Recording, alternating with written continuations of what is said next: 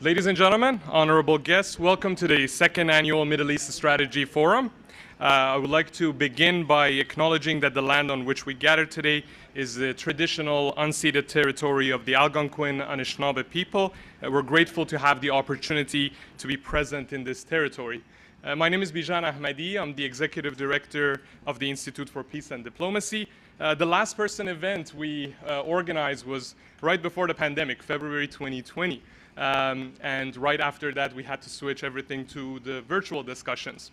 It was a good opportunity because the virtual setting gave us access to the broad range of experts all around the world, but I can't overstate how incredible it is to see all of you in person and to meet once again in person in Ottawa. The good thing about this conference is that it is happening in a hybrid format. So we have all of you in the room here in the conference venue, many of the speakers who could make it to Ottawa, but some of the experts who couldn't make it in person here will join us virtually, and hundreds are watching us now, watching the live broadcast as well. The Institute for Peace and Diplomacy is a nonprofit and nonpartisan international affairs think tank operating in Canada and the United States, dedicating to promoting dialogue, diplomacy, prudent realism, and restraint, principles which we believe can guide us and lead us to sustainable peace in an increasingly complex and challenging international environment. Over the next 2 days, you will hear from over 40 leading scholars, diplomats, foreign policy and defense experts about current and emerging geopolitical trends in the region. We're meeting at a time of uncertainty in the Middle East. The region is undoubtedly in a state of flux. As the international order is moving towards multipolarity, old alliances are shifting, and the regional security architecture is undergoing profound changes.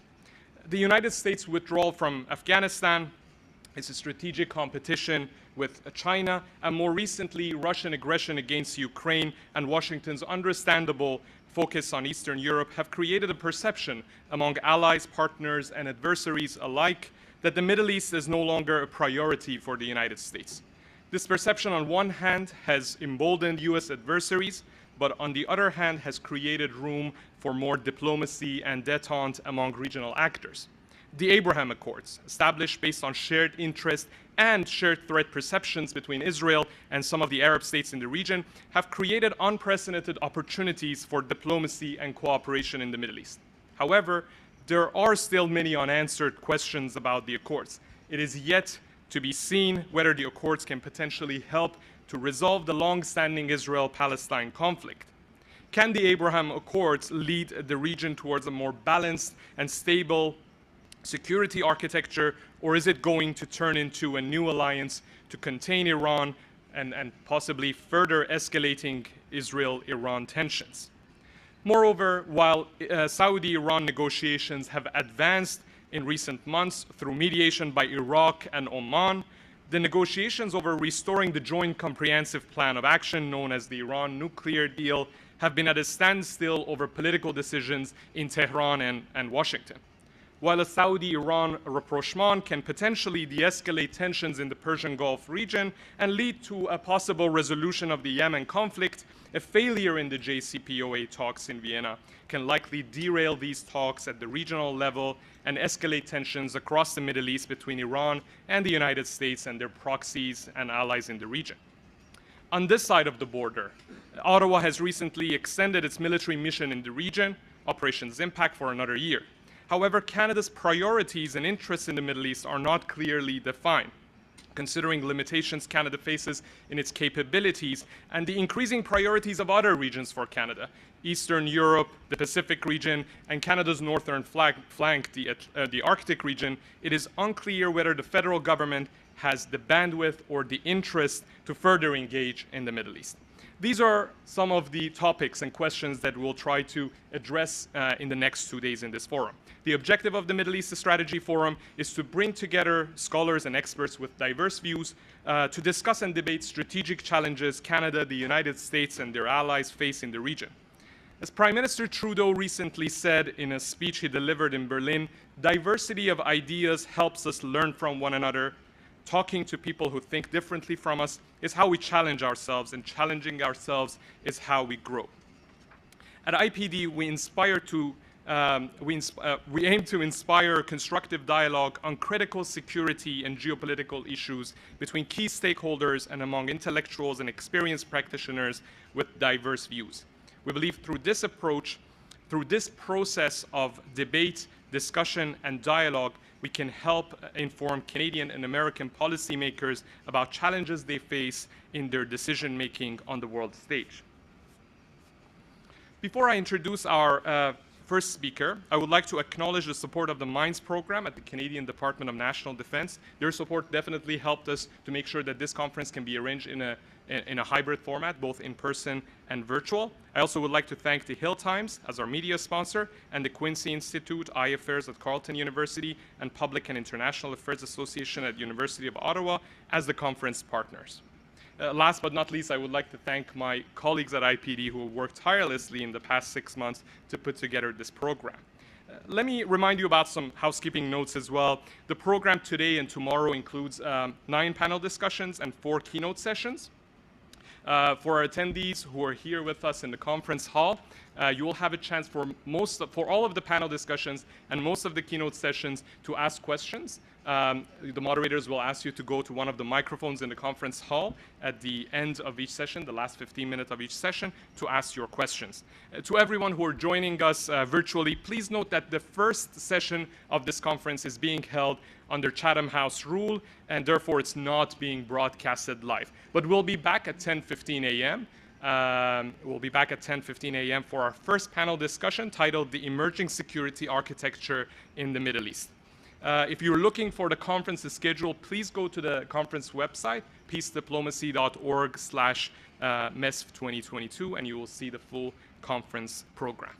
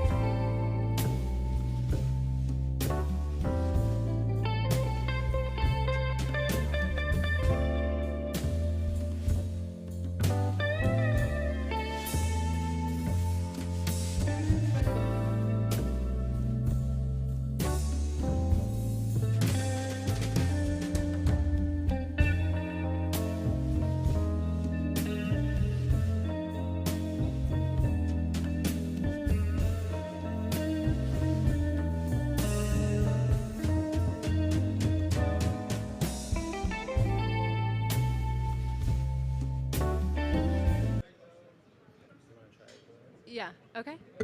Okay. All right. Well, good morning, everyone. We'll go ahead and get started. Thank you so much for joining us. My name is Elizabeth Hagedorn. I am the U.S. State Department reporter at Al Monitor, and I'm really pleased to be here to moderate this discussion on the emerging security architecture in the Middle East.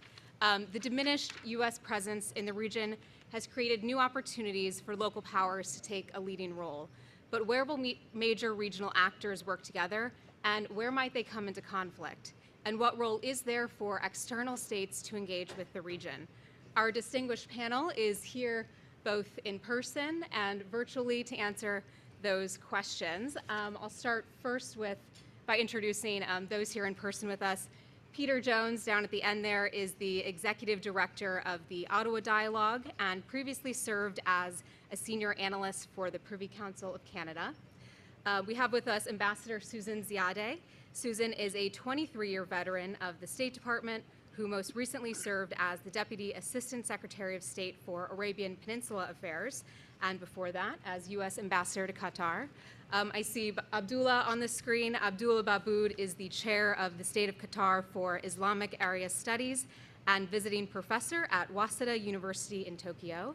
And also joining us virtually is Hassan Ahmadian. He is an assistant professor of Middle East and North Africa Studies at the University of Tehran. Okay, and with that, it's great, everyone, to have you here. I'll have a few rounds of questions, and then we'll be sure to save plenty of time at the end for audience Q&A. I'd like to start first with Afghanistan, the U.S. withdrawal from that country, and the at least perception of a drawdown from the wider region. Peter, what are the areas where a U.S. absence will be most acutely felt, and what do you see as the consequences? Thank you. Is it on? Okay. Well, I think the key word is perception. I'm not sure that it's happening yet, but certainly there is, and as I travel around the region, a widespread perception that the U.S. role in the region is changing. I know we just had a distinguished person from the State Department say it ain't so, but whether it's true or not, there is a perception that it's happening. And I think when I try to explain it to myself and think about this, it really comes down to a sort of a concept of steadfastness. I mean, I think there's a perception in the region that the U.S. is no longer quite the steadfast regional player it was, or may not become the steadfast regional player it was. That may be wrong, but that's the perception. And I think it relates to a couple of things. First of all, of course, there's the so-called pivot to Asia and things like that. But I think it also relates to some extent to American domestic politics and a perception that the body politic has become so fractured in the United States that, you know, now we have President Biden and policy is, I think, what most people would recognize as a sort of a traditional American policy.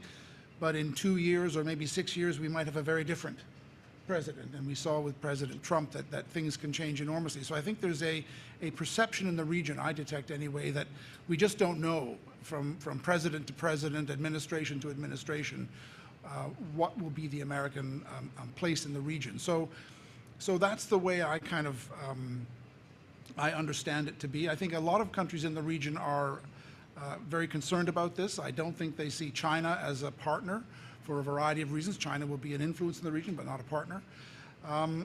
So I think that's how I would describe it. Okay, Hassan, I'd like to go to you next. How will smaller states in the Middle East, such as the Gulf states and Israel, respond to a reality where they cannot as easily free ride on U.S. security guarantees? Well, thank you for having me on this panel. I think, well, there are many things to bring in here. For them, maybe joining hands to elevate their security, position in the region has been a state of basically what they have been doing the past 2-3 years with the Abraham Accords. But that has to do with much of the future of their engagement with Iran as well. I'm talking about the GCC countries.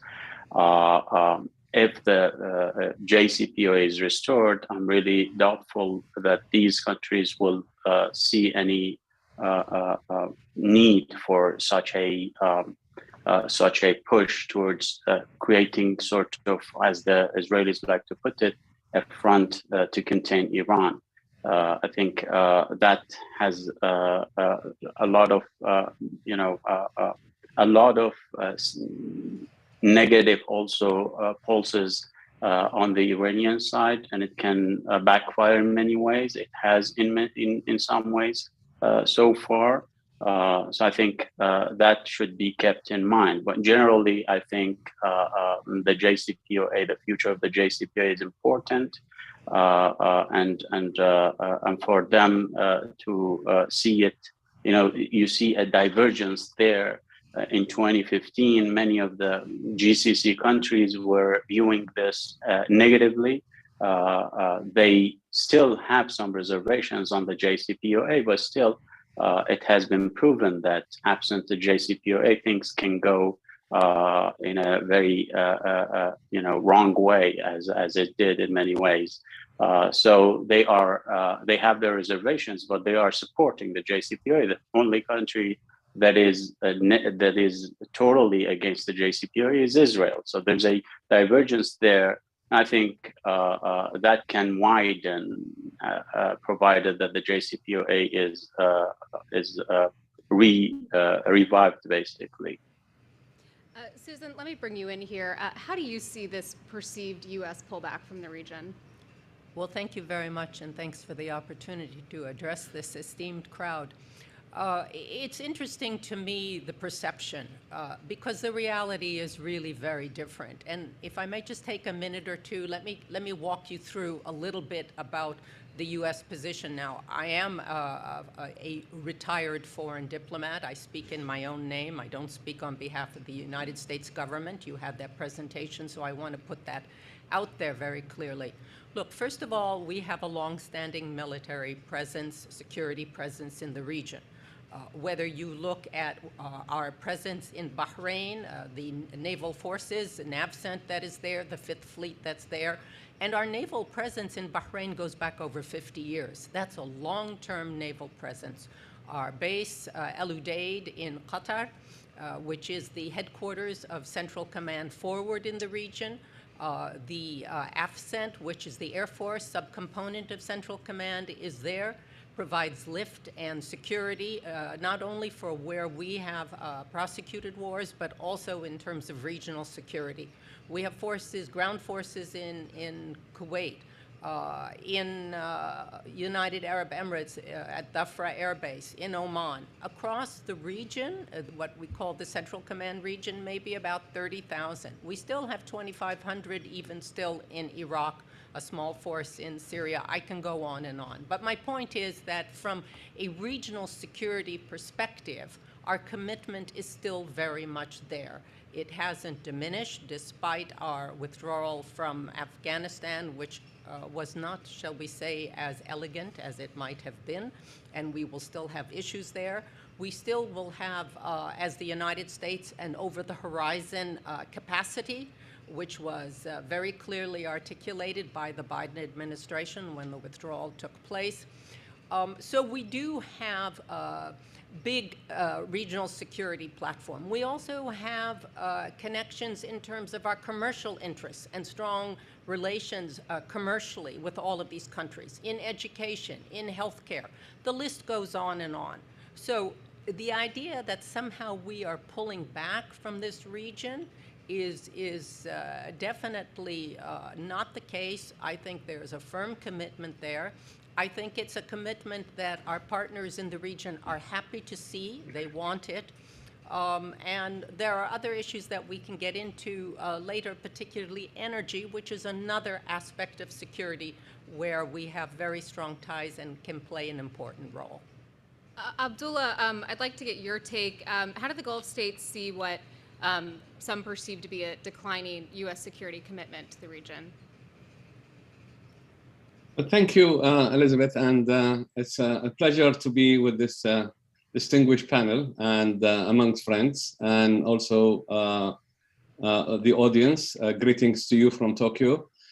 I think what the region is going through at the moment is, despite what we hear about, and it is a reality, of course, that the US hasn't withdrawn, as people say, because, the bases are still there.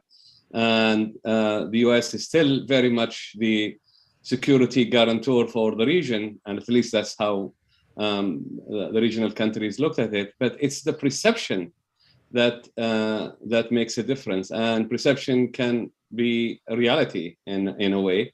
So the region is perceiving that the US is perhaps abandoning them, rightly or wrong, but this is how they are looking at it. And there are, of course, reasons for that. One is the pivot towards Asia, the focus on the Pacific and China, etc. And of course, the fact that the United States hadn't responded to some challenges to the region and attacks on regional facilities, as it were. And of course, there are a lot of other issues that led the regional countries to in the Gulf to think that the United States is not that reliable partner that once was, if it was at all. Then the question is, what are they doing? And you can see that this perception is feeding into the reality in such a way that some of the regional leaders are not dealing with the United States the way that they should do. And in fact, the call for producing more oil, for example, and supplying Europe has not been heeded in the Gulf states. The relationship between the United States and Saudi Arabia is not as good as it was, and this is not, something that unknown for many people, as well as, of course, with the Emirates as well. And of course, we have to also remember that the Gulf states are not united in a way, because there are different perceptions in different countries. And some countries have kept a relationship, like Qatar, for example, had built this very strong relationship with the United States, while we're seeing that the relationship between Saudi Arabia and the Emirates is not as good as it was. So yes, there is that fear of the United States abandoning the region, and they feel that they are going to be entrapped in a way that they see that the Iranian threat, again, whether it's real or perception as well, they see that they're being kept open for this, and their strategic partner is not there at least to help them. And I also just want to end by saying that I do agree with Ambassador Zeid that the United States hasn't withdrawn. The forces are still there. I think the commitment is still there, but the perception is what is really changing, and that is important, because we need to handle that and we need to tackle it, because that is what driving the countries to forge other relationship, whether with Russia or China, in a way to balance out and to get more security guarantees. Peter, I want to touch on the title of this panel and ask, do you believe there is room for the creation of a new regional security architecture that can bring stability and peace to the region? Yes, I do. I think the question is which one. If one looks around the world, the Middle East is really the only region of the world that does not have a kind of an inclusive regional security mechanism. Europe has the OSCE, there's the OAS in the Western Hemisphere, on and on it goes. For a variety of historical reasons, the Middle East is not part of that. So the question in my mind is, in the next 10, 20 years, are we going to see the emergence of some kind of an inclusive regional security framework? Or are we going to see the emergence of a kind of a system of alliances within the region, which are exclusionary and meant to deter certain countries? Or can we find a way to both? And one of the things that strikes one as one looks around the world is that most regions of the world have both.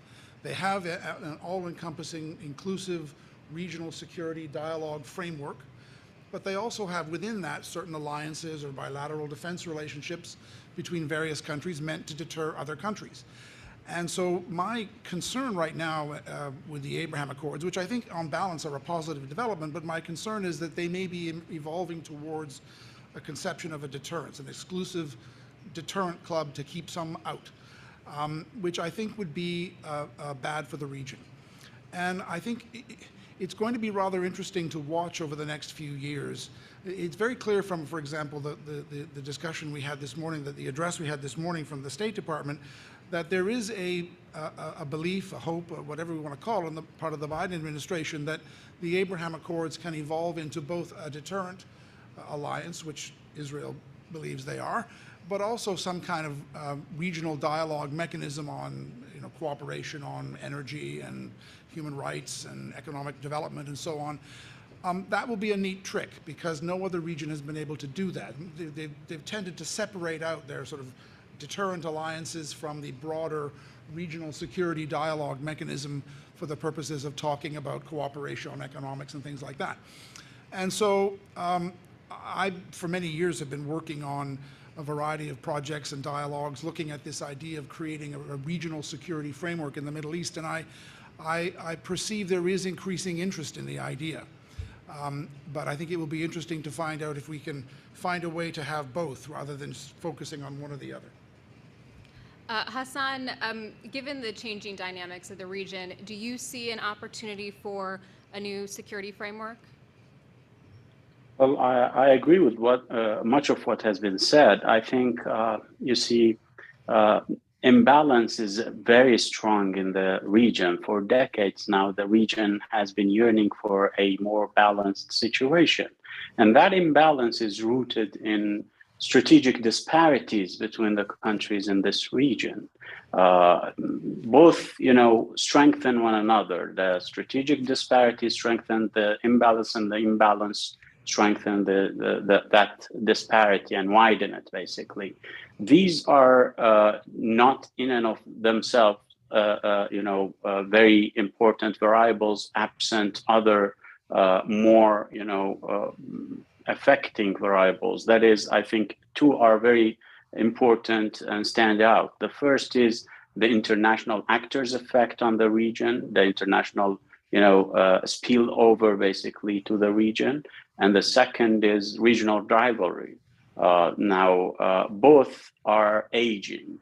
International spillover into the region, be it a perception or reality, the drawdown.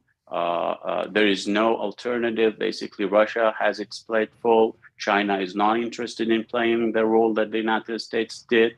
So there's a drawdown or a perception of that. At least from Afghanistan, other places, we can see that by, point to it, to the numbers. And the second, the rivalry has, I think, the rivalry has peaked out to a large extent during the Arab Spring between the regional powers. You see it in the dialogue Iran has with the Saudis now in Baghdad, and it's continuing. I think that has to do with also the negotiations in Vienna. But all in all, the two main variables, the international actors and the regional rivalry, have been weakened. So I think there's a momentum, but how it should be seized is the question. Is it to create blocks and draw lines between those who are with us and those who are against us? That's, I think, what the rationale behind the Abraham Accord. That can create a more, unstable situation that can lead to more tension in the region. So that would be very negative. And I, from my perspective, the Abraham Accord cannot serve as a basis for the regional security because basically it's the rationale behind it is creating a block against the other. That is basically for rivalry, not for security architecture. Whether or not that can be successful, I think that can be dangerous in many ways to the future of the stability in the region. So it can create more sort of imbalance rather than a more balanced security architecture, as you mentioned. Okay, well, let's talk more about the Abraham Accords then, which are shaping relations between Israel and some of its Arab neighbors.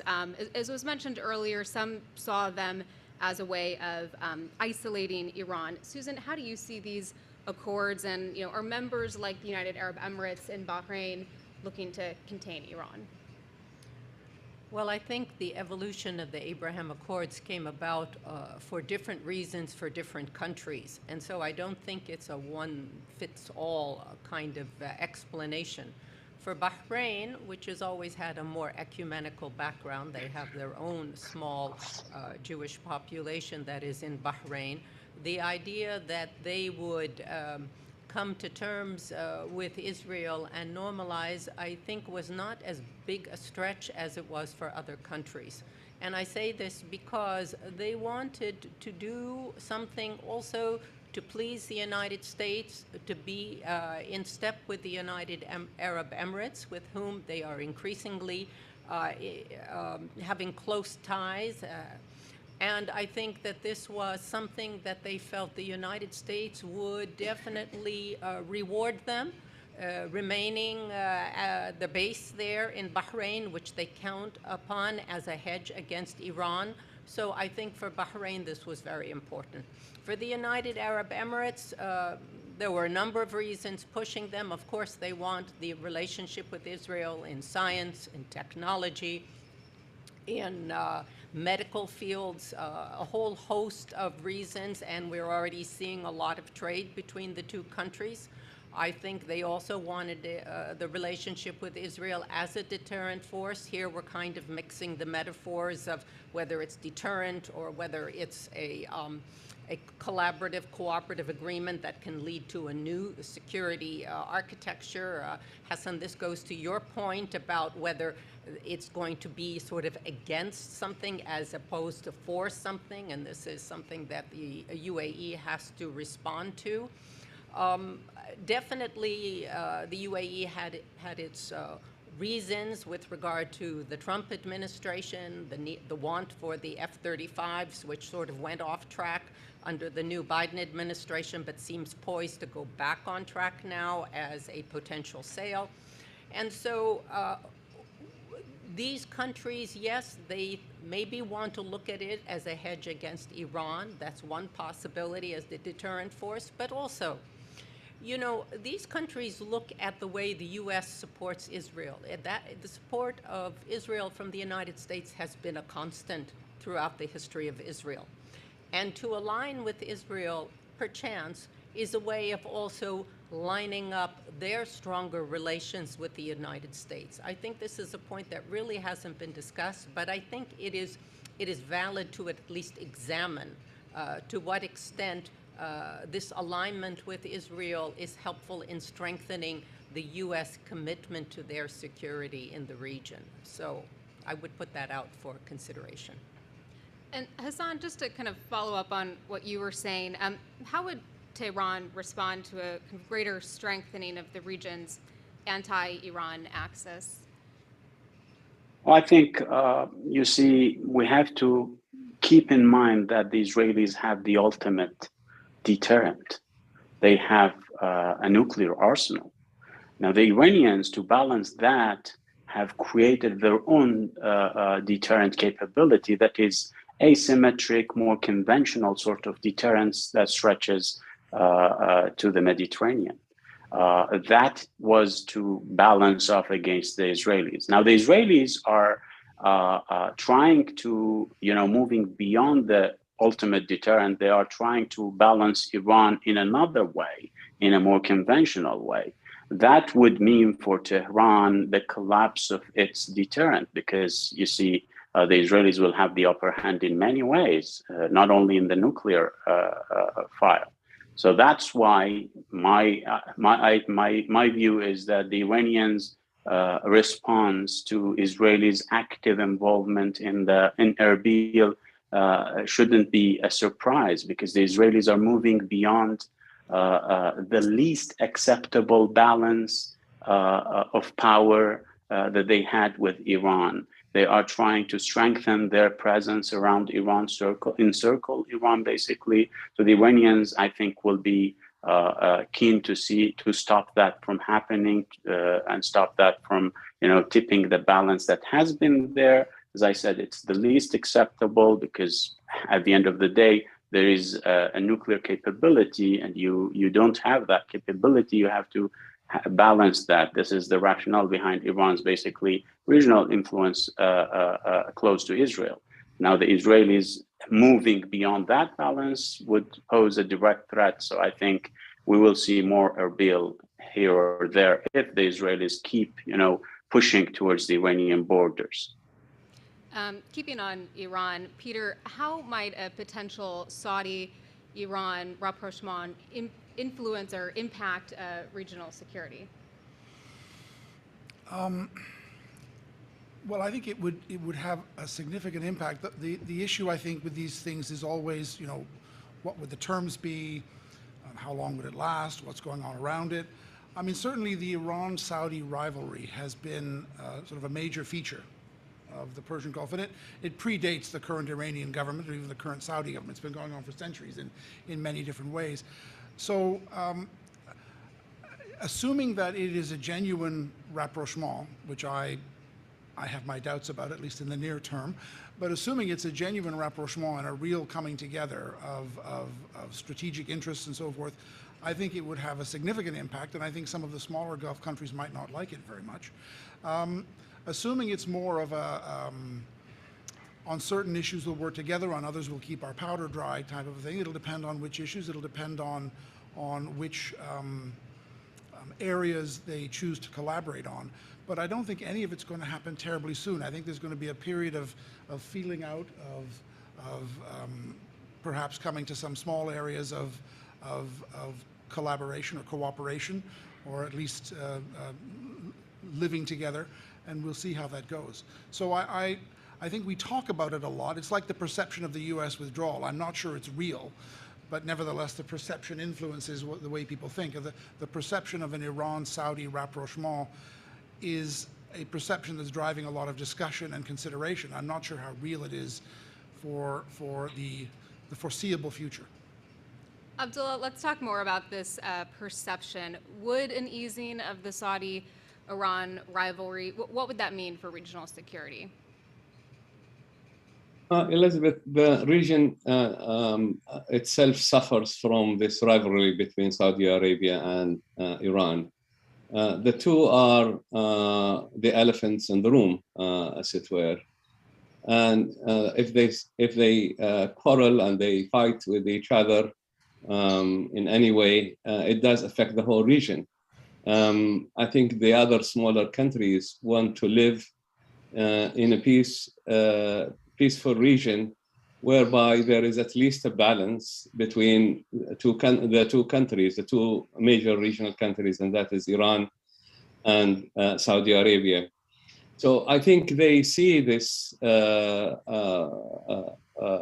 rapprochement, as it were, or dialogue, as a way to ease tension in the region.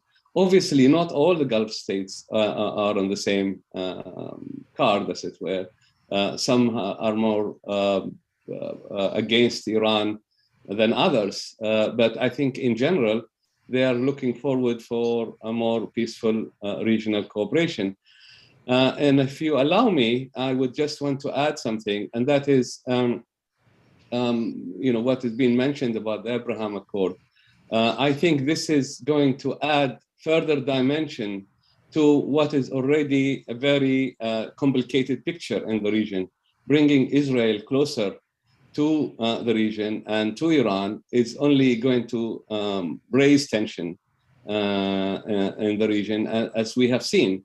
And obviously, Iran will have to respond, and in one kind or the other. And I think that is, that is going to be more harmful. I mean, I'm sure any rapprochement with Israel or any dialogue with Israel, with the Arab country, is useful, and I think it's welcome.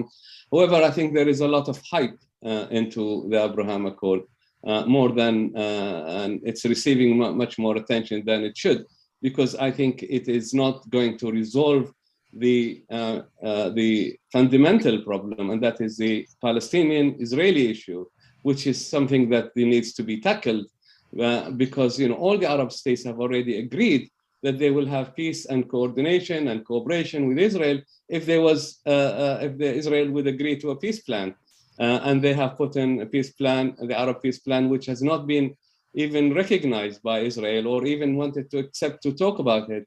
And to bring Israel into the region now, while there is no peace with the Palestinians and no peace with its neighbors as well, is only going to muddy the picture a bit more. And it will lead to more frictions, and it will lead to more, to Iran being even much more aggressive in confronting what it sees as Israeli intention to destabilize the regime in Iran and the Iranian government. And we have to also take into consideration that the Gulf states, what they care most about is their regime security. Regime security is the most important thing. And that also goes for Iran as well.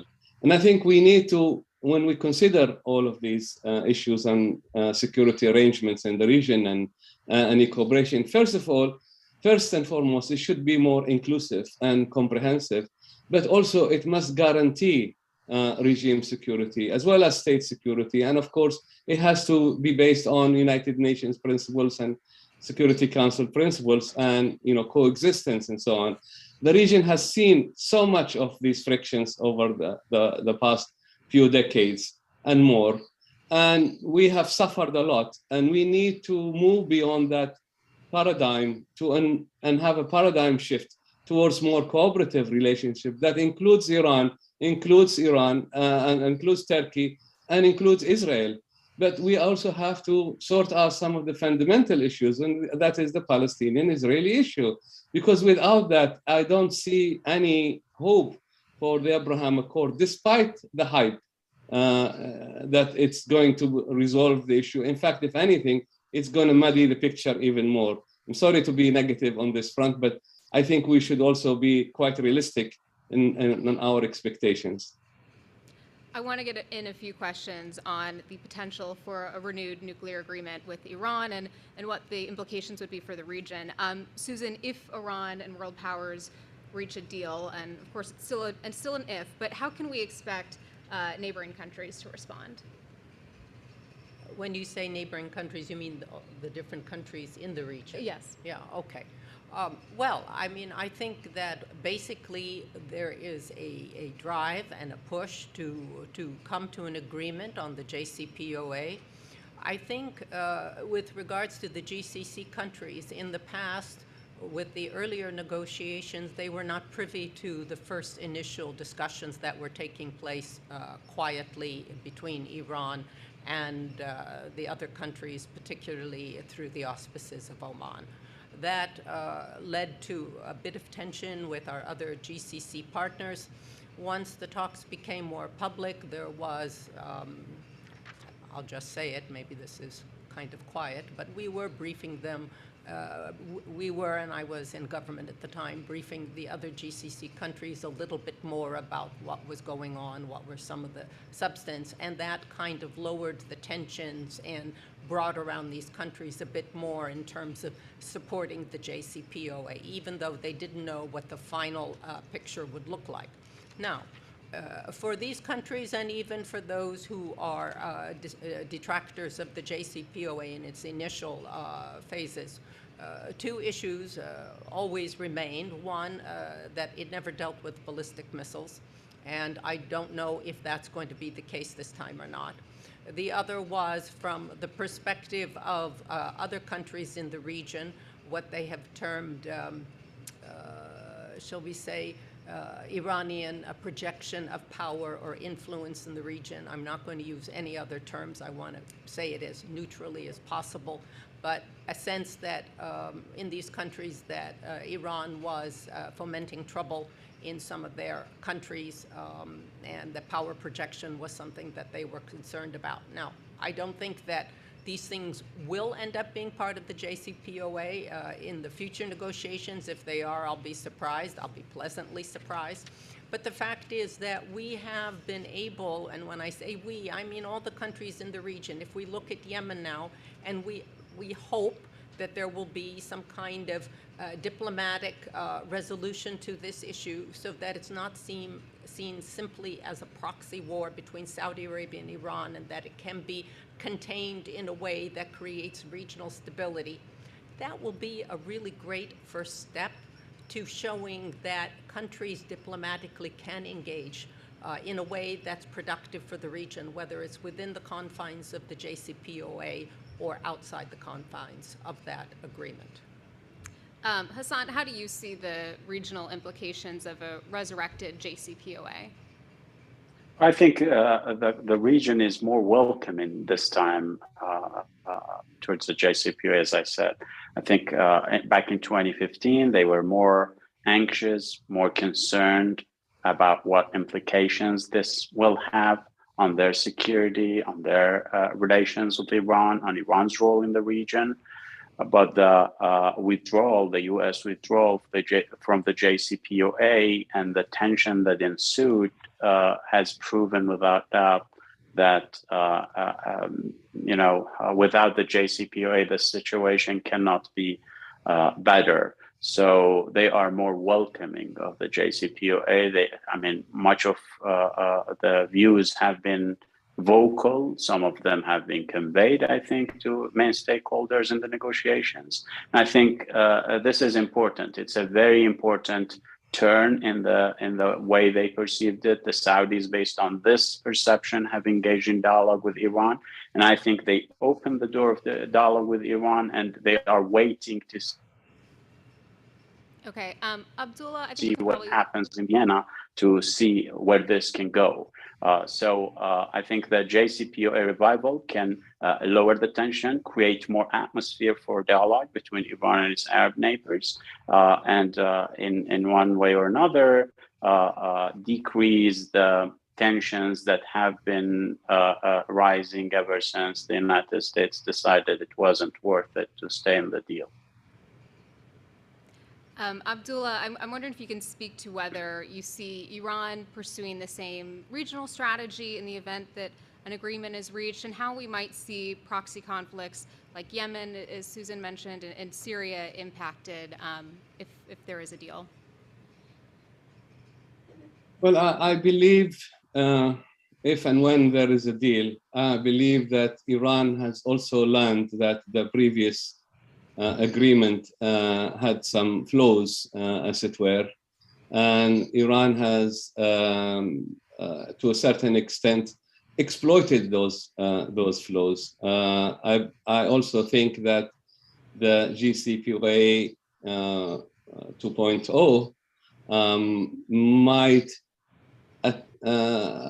make some attention to some of these issues, which is first and foremost, I think, the ballistic missiles that was neglected, as Ambassador Zeid had mentioned, and also Iran's role in the region.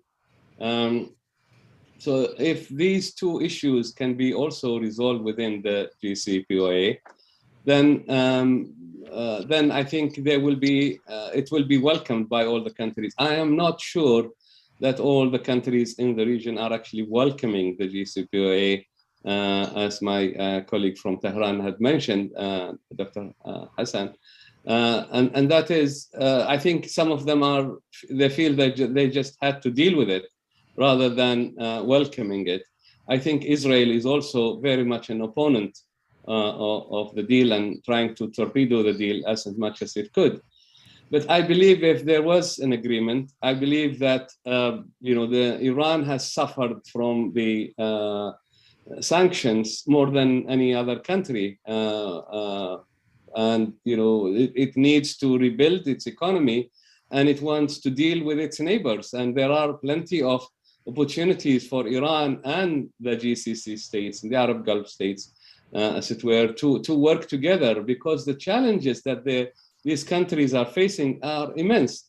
it's not just the military and security, traditional security challenges, which is, of course, as important as it may be, but also there is the other unconventional and soft security, whether it's economic development, whether it's employment, whether it's climate change that the whole region is facing.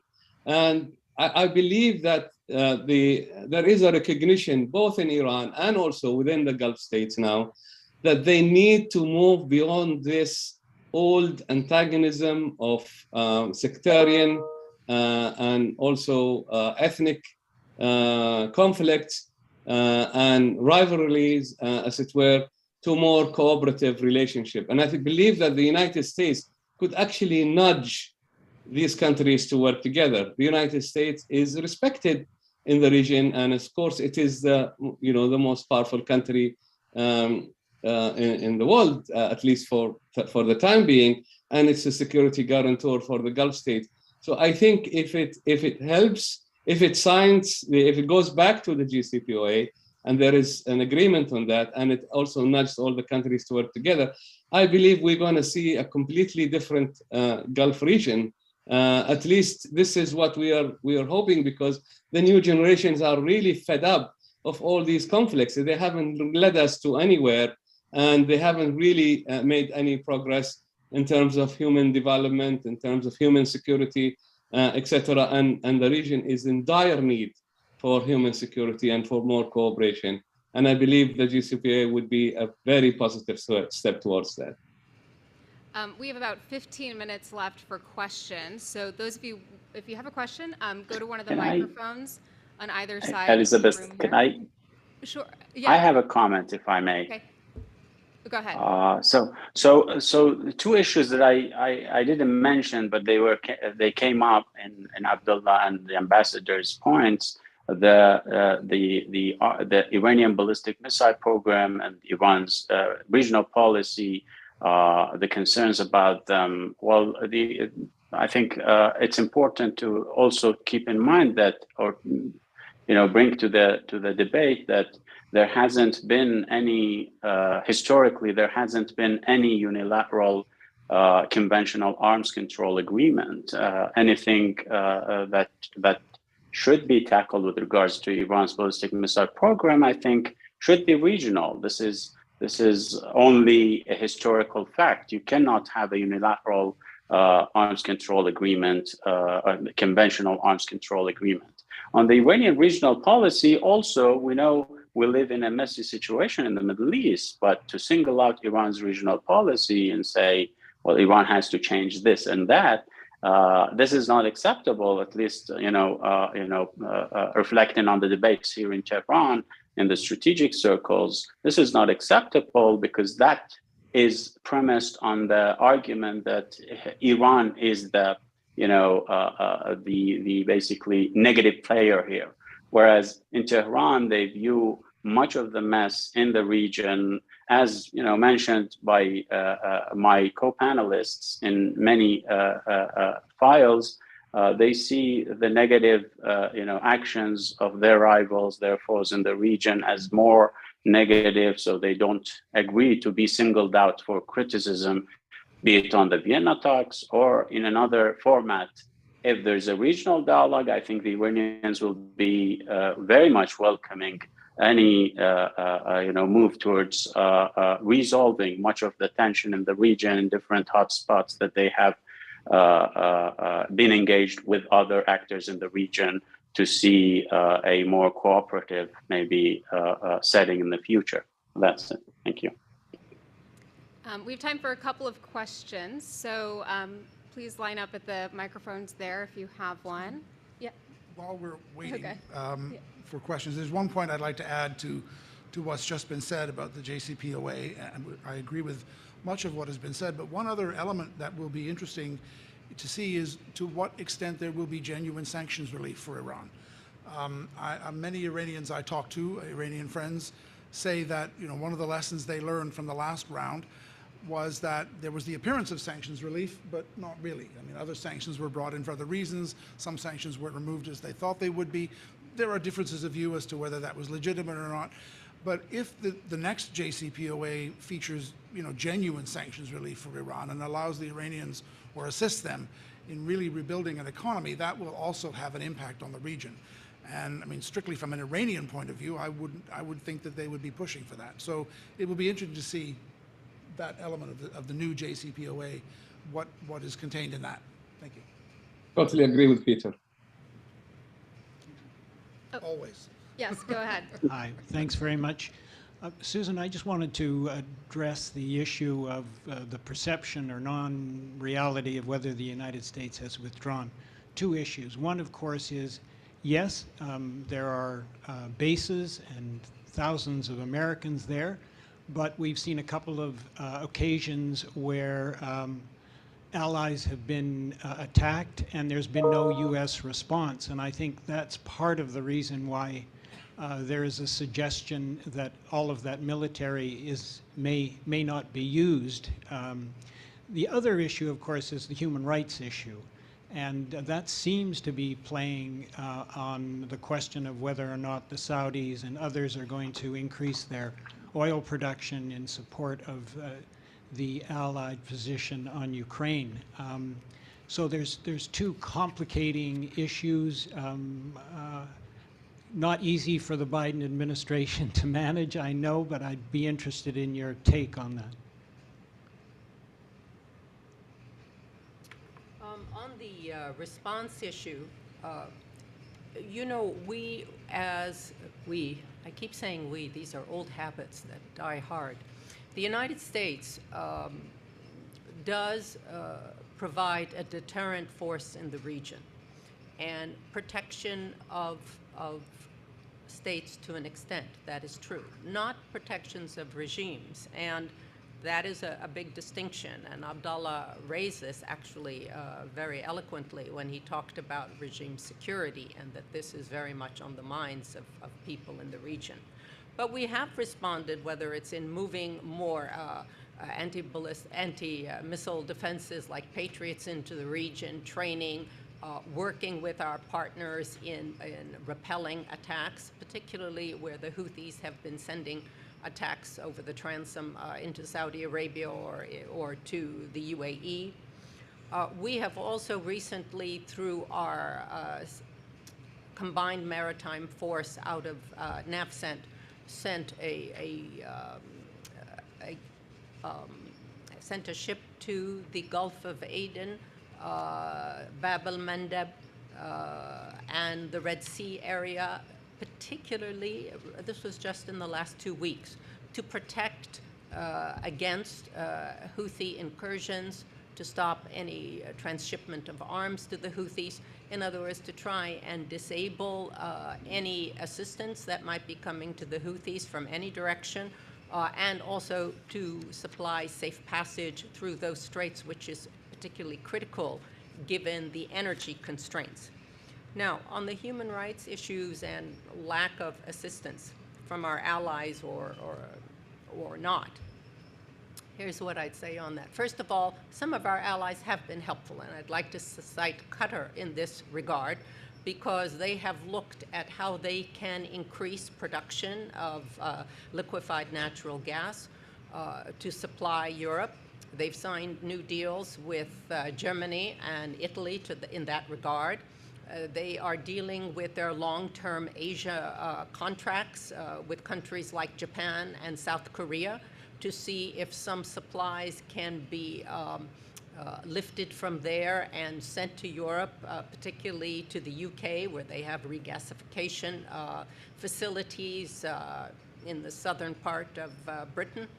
And they have worked with us as well, looking at how we can, the U.S., start to export more LNG out of our facilities along the Louisiana and Texas coast, and in some cases where the Qataris have joint investments with a company like ExxonMobil, for example, to sell LNG. Now, where UAE and that would go for Oman, would go okay for Kuwait, we have no problems there. With the UAE and Saudi Arabia, it's a slightly different dynamic. There's no question. Secretary Blinken went to meet with MBZ, Mohammed bin Zayed, to try and sort of smooth the ruffled feathers, see what the real issues were. More critically, and I think very interestingly, our head of the CIA, William Burns, was recently in Jeddah a week ago, meeting with Mohammed bin Salman to try and also clarify the situation, see what's going on. Bill Burns is our former Deputy Secretary of State, a longtime Near East hand, knows the region very, very well. And reports from the Saudis after that meeting was cordial and positive, which is pretty good coming from the Saudis. So, where I also served, I might add. So I think that there is an attempt to kind of soothe things over. Interestingly, on the human rights file, yes, we will continue, the US will continue to raise this, but they have pulled their punch a little bit on that. There's no question. Certainly once the president of Turkey, Erdogan, decided to go to the UAE and to Saudi Arabia, most critically, to meet with Mohammed bin Salman, was received and moved the file of the Khashoggi case from Istanbul to Riyadh, or from Ankara to Riyadh, wherever it was. These were important signs that there is a bigger issue at hand, and we have to deal with the bigger issue and sort of try and figure out how we're going to smooth over these other issues. We haven't talked about Turkey, and perhaps that's something we should, because I think the Turkey dynamic and their rapprochement with certain countries in the region where they've had tensions, particularly the UAE and Saudi Arabia, are worth noting and have created another layer of either complication or opportunity, I think, to this equation. I hope that answers your question. Would anyone else on the panel want to speak on Turkey's attempted fence mending or the state of relations with the UAE and Saudi Arabia? Okay, we'll go to the next question then. Yeah, my question's also related to perception versus reality. And the withdrawal from Afghanistan, yes, CENTCOM is still there. General McKenzie's doing a great job. But we have, the Taliban have inherited a mass amount of weapons from the Afghan government, and what is being done to locate those weapons? You have 350,000 automatic rifles, so now the Taliban, instead of using AK-47s from 1948, they have night scope vision. They can reach out to much farther capabilities, much better capabilities, and at night. So I think that's, for an 8-year-old Taliban soldier who's receiving that kind of weapon, that's quite a bit different from an AK-47. And now that we're seeing how important guerrilla warfare is with the war situation in Ukraine, the weapons are, I think, a critical key in determining the future security of the Middle East. Would you not agree with that? Susan, Peter, Yeah, either of you? I'll try to take that one on. Yes, we did not get everything out we should have.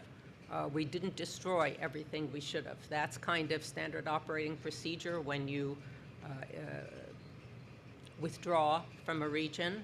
By the way, General McKenzie is retired. There's a new general in charge of CENTCOM, just for the record.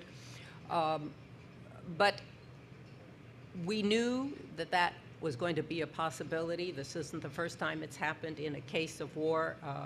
We've seen weapons that were intended for one place to end up going to another.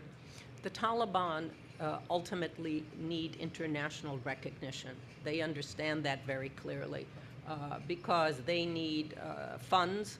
They need to be able to operate on an international sphere in order to have international recognitions and, most importantly, international assistance in order to develop their country. So while they are sort of sorting out now their leadership, their strategy, how they're going to go forward, where their competitions are, and make no mistake, there are different factions within the Taliban. The Taliban who negotiated some of the withdrawals or which had the political office in Qatar, and we dealt with them. I actually did when I was ambassador at the time, are, shall we say, more forward-leaning. than some of the more traditional elements that are on the ground in Kabul now. So even the intra-Taliban dynamics are still playing out.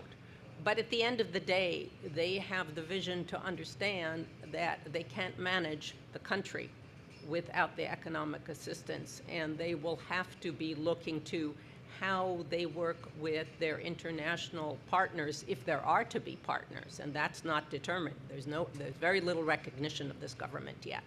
And part of that will be how they conduct themselves in the country, and dealing with arms is going to be just one small aspect of that. We have a question over here. When we talk about the regional security, let's say review what's happening in the region. The NATO was going to be closer to the Russia by Ukraine, and Russia started the operation in Ukraine. And now the Israel is getting more closer to the Iran by UAE. And what is the sense that the Iran should not develop the nuclear bomb? And what is the guarantee in international law or by the US or by any other country that nobody is going to attack to Iran similar to Iraq and Afghanistan? Because the US, they attacked to Iraq for like the chemical weapon. But after 20 years, they said, oh, the world, I'm really sorry because it was my mistake. There was no chemical weapon in Iraq. So we are going to withdraw. Or they attacked to Afghanistan to bring the democracy.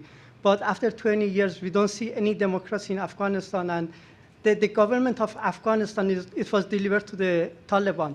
So what is the guarantee that Iran should not develop the nuclear bomb? And what is the guarantee that, for example, the USA is not going to attack to Iran similar to other countries? So this is my question. Thank you. Hassan, maybe, do you want to take that one? Excuse me. I think that's reflecting.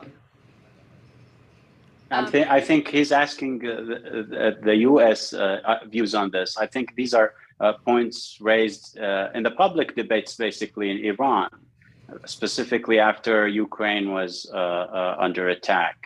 That, well, what guarantees if the Iranians go back to the JCPOA, they won't be in the future subject to an attack, a occupation maybe. They had that previously in the First and Second World War when they were weak. So these are, I think, public debates that the gentleman has been reflecting to. I think he's asking the American view on this.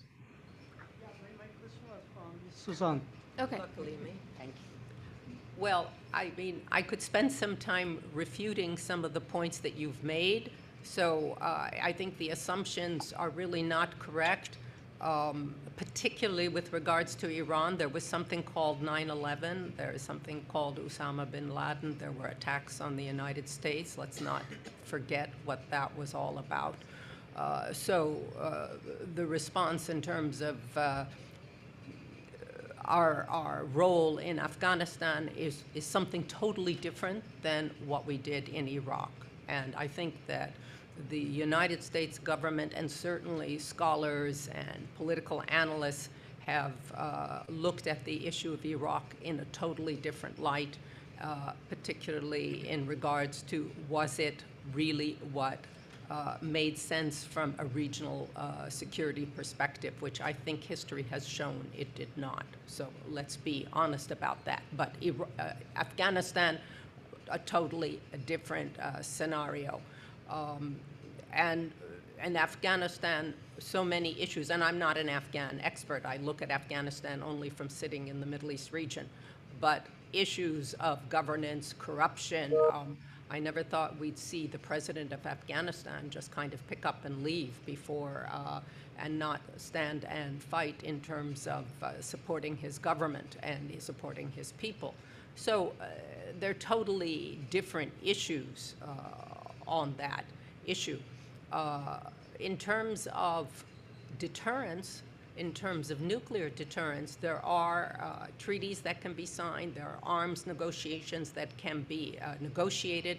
Even in the height of the Cold War, the United States and the Soviet Union negotiated arms control agreements that were very, very clear in terms of how to protect against any use of nuclear weapons. So I think that is certainly a path that can be taken. Some countries in the region have not, shall we say, acknowledged having nuclear capabilities, let alone signed on. Israel comes to mind. The NPT, if I'm not mistaken, Iran was a signatory. Is that correct, Hassan? I believe so. Sure. So there are mechanisms that can be used to guarantee security in these regions, and it's happened if it can happen between the United States and the Soviet Union at the height of the Cold War, it can certainly happen in the region. Go ahead. My question pertains to the role of Russia in the Middle Eastern security. It is still involved in JCPOA negotiations. It is involved still in Syria, though they have reportedly withdrawn some troops from Syria to fight in Ukraine. And Russia is one of the most sanctioned countries in the world at the moment that uses hard power as a primary tool of foreign policy. In what way do you envision Russia as having continuous involvement in Middle Eastern security, also take into account its very complex relationship with Israel and its propensity to behave in a very unstable fashion on the global arena? Who on our panel would like to take this one? Peter? I'll have a go, but I can't promise much. But I mean, I think so much depends on how the situation in Ukraine resolves itself. If Russia comes out of this in a strengthened position, and Putin in particular, I don't think that's likely, but if that happens, then I think we will see Russian activity around the world, including the Middle East, in a different way. My sense is much more likely Russia is going to be given a very bad bloody nose in Ukraine, at the very least. If, and I speak personally here, the Putin regime at some point in the next several months, I don't think it'll be immediate, but declines and is perhaps replaced, then we may see a very different Russian approach to the Middle East. Again, I'm not sure how likely that is, but those are the two poles. You know, somewhere between that is what's most likely. I cast my mind back many years ago when I was in the Foreign Affairs Department. I was involved in the Middle East peace process, and specifically the multilateral track. And the Russian delegations to those multilaterals played a tremendously positive role, and were very creative and thoughtful, and were very good colleagues to work with. And so, you know, we shouldn't turn our backs on the possibility. It's not very likely right now, and it may not happen for some time, but the possibility that if the Putin regime is ousted from power and a new regime comes to power, that could happen as well. But I mean, so much is in flux right now with the situation in Ukraine. It's very hard to give you a definite answer. I'm very sorry about that. Susan, how do you see Russia expanding or adjusting its presence in the region? There are a couple of things I would point to, and I'll do them separately. Of course, on energy and oil, Russia will always want to play a role, and the OPEC Plus forum is the way that Russia will continue to make sure its voice is heard, particularly in terms of supply, demand, and most importantly, pricing. But if I draw it down on a more micro level, you know, Russian influence in the Middle East, we sort of forget from the period of the 70s and before, particularly in Egypt and in Syria. It's interesting that Bashar al-Assad is going to Tehran to meet with the Iranians. Is it because Russia pulled out some of its troops to go fight in Ukraine? I don't know. But the fact is that the Russian base in Tartus has been there for a long, long time. Before it was a Russian presence in Tartus, now it's a Russian base. Now they have an air base in Hammamet, which is near Tartus. So they have a presence there historically that even predates Putin, which I think is symbolic of their focus on having warm water port in the Mediterranean. And that's not going to change. And they're going to try and maintain that presence in Syria. But whether it means that they'll expand into the Gulf, that they're going to, I don't see that, at least militarily at all. but I do see it in terms of energy and using that lever as a way of having a presence. We should probably also mention China here. Abdul, if I could bring you in, do you see America's strategic rivals becoming more entangled in the region? I think with what is going on with the fluidity that is taking place at both the global level and also the international level, and the involvement of all the actors in the region, we are seeing a space being created there. And again, that goes back to the perception that my colleagues have talked about US withdrawal or abandoning the region. We're seeing some of the regional countries becoming more assertive on their own. But beyond that, they are also, international global powers are also seeing a void there, and they're trying to take advantage of it. So not only the Russians are trying to find a space, not necessarily a military presence, but also, to develop relations with the regional countries. But we're also seeing the Chinese moving in quite a big way. Obviously, the Chinese are very careful and not, coming in any military fashion, but they are mainly focusing on trade and economics, and the part of the Belt and Road Initiative that they are doing, and there is a lot of investments that is taking place between them and the Gulf states. We are also seeing much of the trade of the Gulf states, oil and gas export, as well as other technology-related issues like the 5G, etc., are also being sought from China. We are seeing a lot of investment going both ways between them. The Chinese are very calculating, very careful. They are not establishing yet military presence in the region, but they are not close from the region. They're not far away from the region. They're in fact very close. They're in Pakistan, they're in East Africa, in the Horn of Africa. So I think they are trying slowly, carefully to build some presence and to take advantage of the situation, even if it is at the moment just focusing on economic related issues. If you allow me, just very quickly, Elizabeth, and I just want to say something very quick about Turkey, if I may. I believe, again, any rapprochement with any regional country is very important and, of course, should be welcomed. But I think also we have to consider that what's happening is that, Erdogan is facing his own domestic issues that pushed him towards the Gulf states, for financial and economic reasons. And basically, he did see that perhaps, the Khashoggi file and other issues that he had with the Gulf states are not benefiting his country. But also the Gulf states wanted to balance off Turkey with Iran. And I think this is what is also dangerous in a way. Again, like the Abraham Accord, I just have this question mark about, are they trying to build a Sunni bloc vis-a-vis a Shia bloc?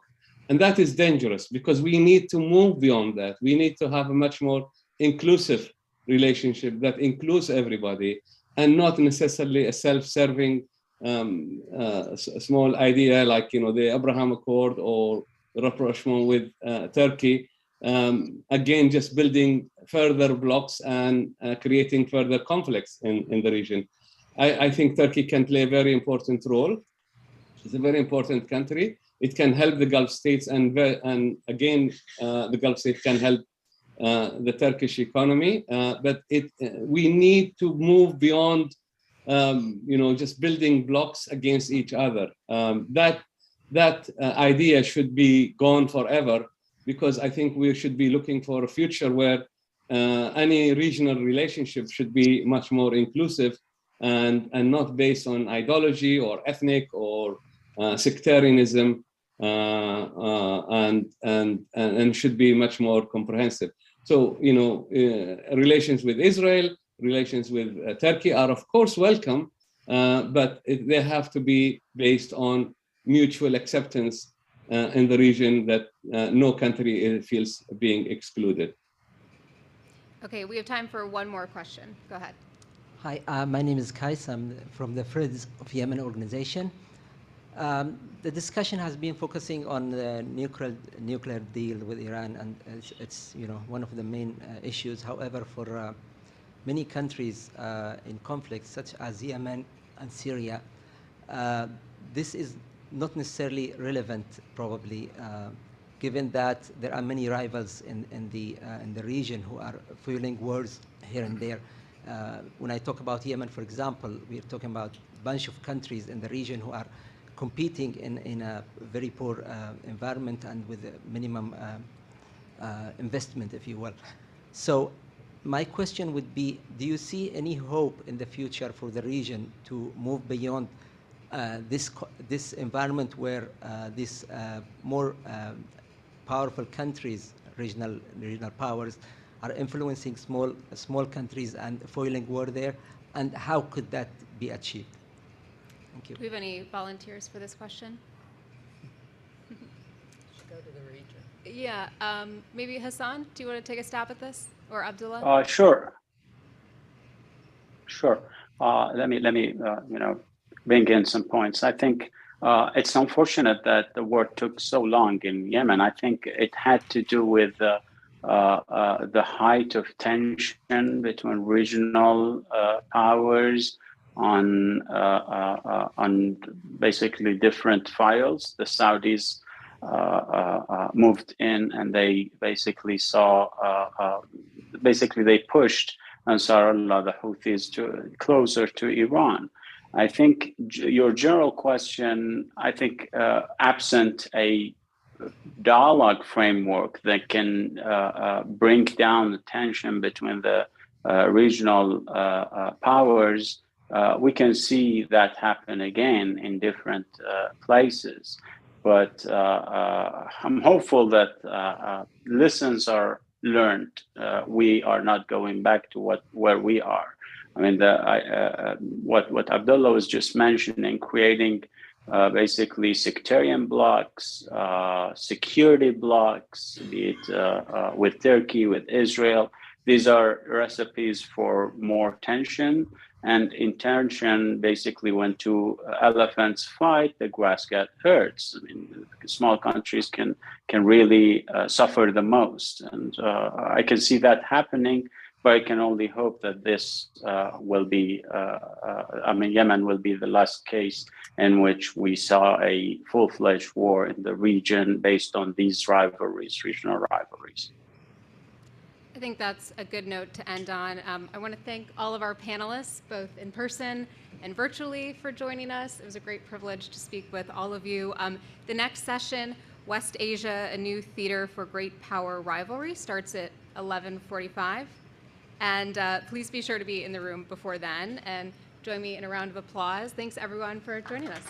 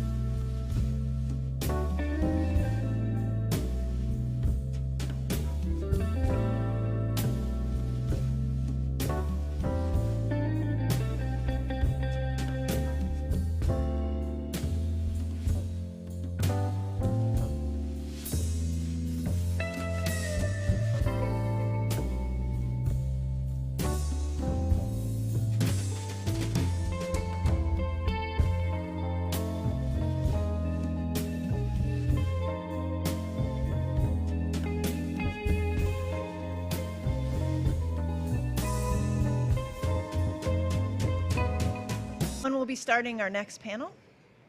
Everyone could have a seat.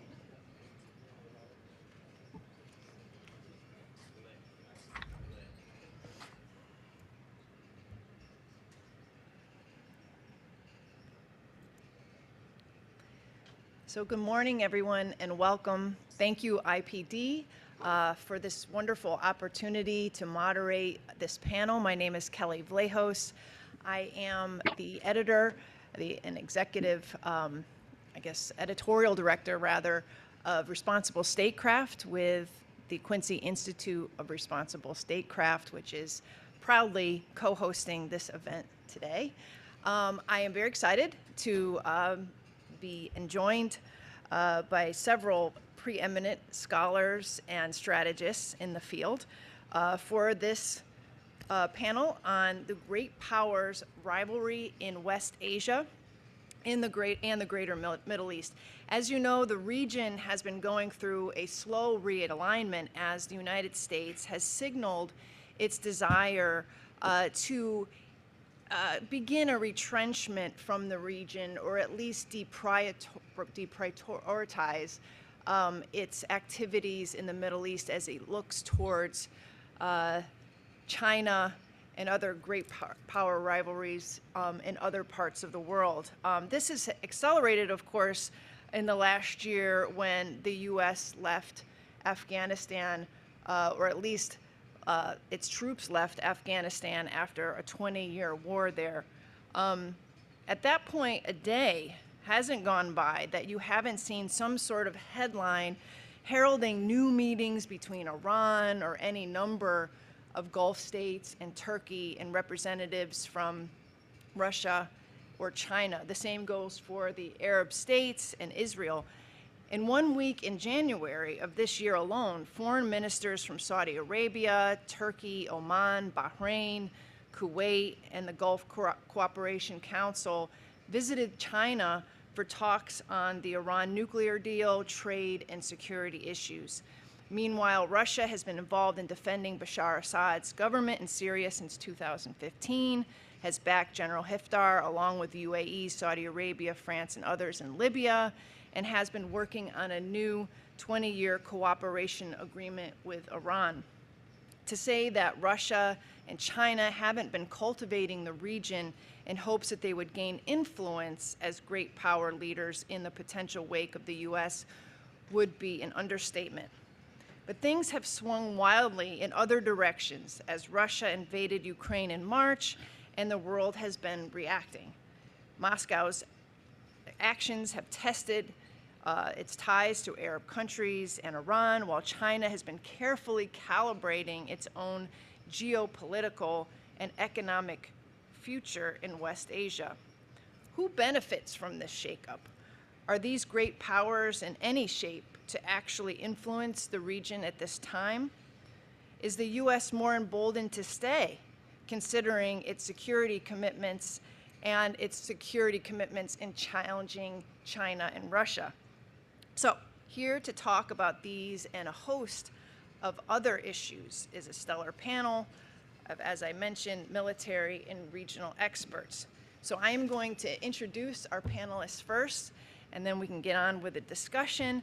To my far left, Wenran Jiang is a tenured professor in the Department of Political Science at the University of Alberta. Before he took early retirement, Dr. Jiang was a Japan Foundation Fellow, a Resident Fellow, and a Global Fellow at the Woodrow Wilson International Center for Scholars, Special Advisor to Alberta Department of Energy on Asian market diversification as well. He also served as Special Advisor on China to the U.S. and Canada-based Energy Council, a visiting professor at the School of Public Policy and Global Affairs, University of British Columbia, and a visiting professor at the School of Business, China University of Petroleum in Beijing. And joining us virtually is Mohsen Milani, who is the Executive Director of the Center for Strategic and Diplomatic Studies and Professor of Politics at the University of South Florida. He has served as a department chairman at that university from 1998 to 2012, and as a fellow at Harvard, Oxford, and Foscari University in Italy. The professor has authored more than 60 publications, including his book, The Making of Iran's Islamic Revolution, and has been published in the Washington Quarterly, Foreign Affairs, the Middle East Journal, The Atlantic, has also appeared across media, including National Public Radio, PBS, Al Jazeera, Fox News, and many outlets. To my immediate left, Asaf Orion is a retired Israeli brigadier general and defense strategist and the Liz and Moni Reuven International Fellow with the Washington Institute. During his career in the Israel Defense Forces, General Orion was responsible for strategic policy formulation, international cooperation, and military diplomacy. He also served as a liaison to neighboring militaries and peacekeeping forces in the region.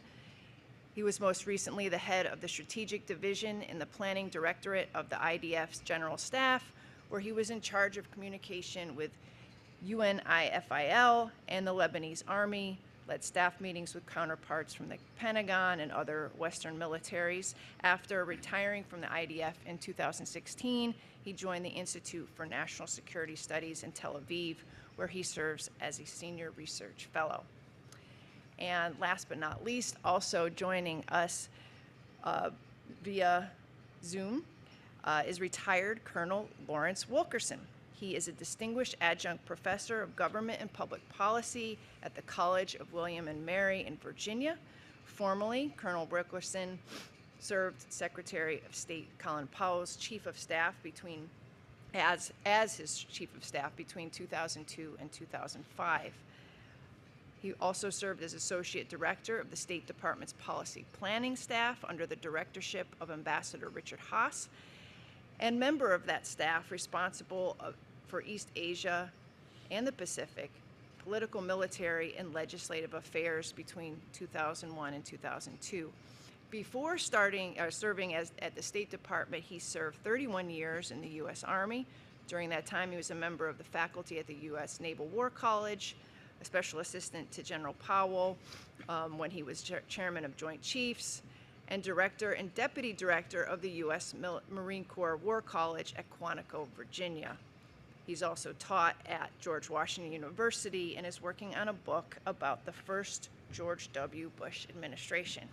So we got some great panelists teed up here. I wanted to remind everybody who are watching us on YouTube that I will be watching the chat. So if you have questions, please feel free to log in and register them, and then we will save the last 15 minutes for Q&A from this audience here at the microphones to left and right. We've foregone, the opening statements for our panelists. We've decided to get right into the questions. I am also going to encourage my fellow panelists here, if you would like to follow up on anything that your co-panelists are saying, please raise your two fingers. I want to keep the conversation a little jaunty and flowing and interesting for everybody. So please feel free to signal me if you want to follow up or give a two-finger. So I guess with all of that aside, I will start the questions, and I'm going to start with Colonel Wilkerson. Do Russia and China actually believe that the U.S. is on its way out of the Middle East, or at the very least deprioritizing the region from a direct priority presence to offshore balancing?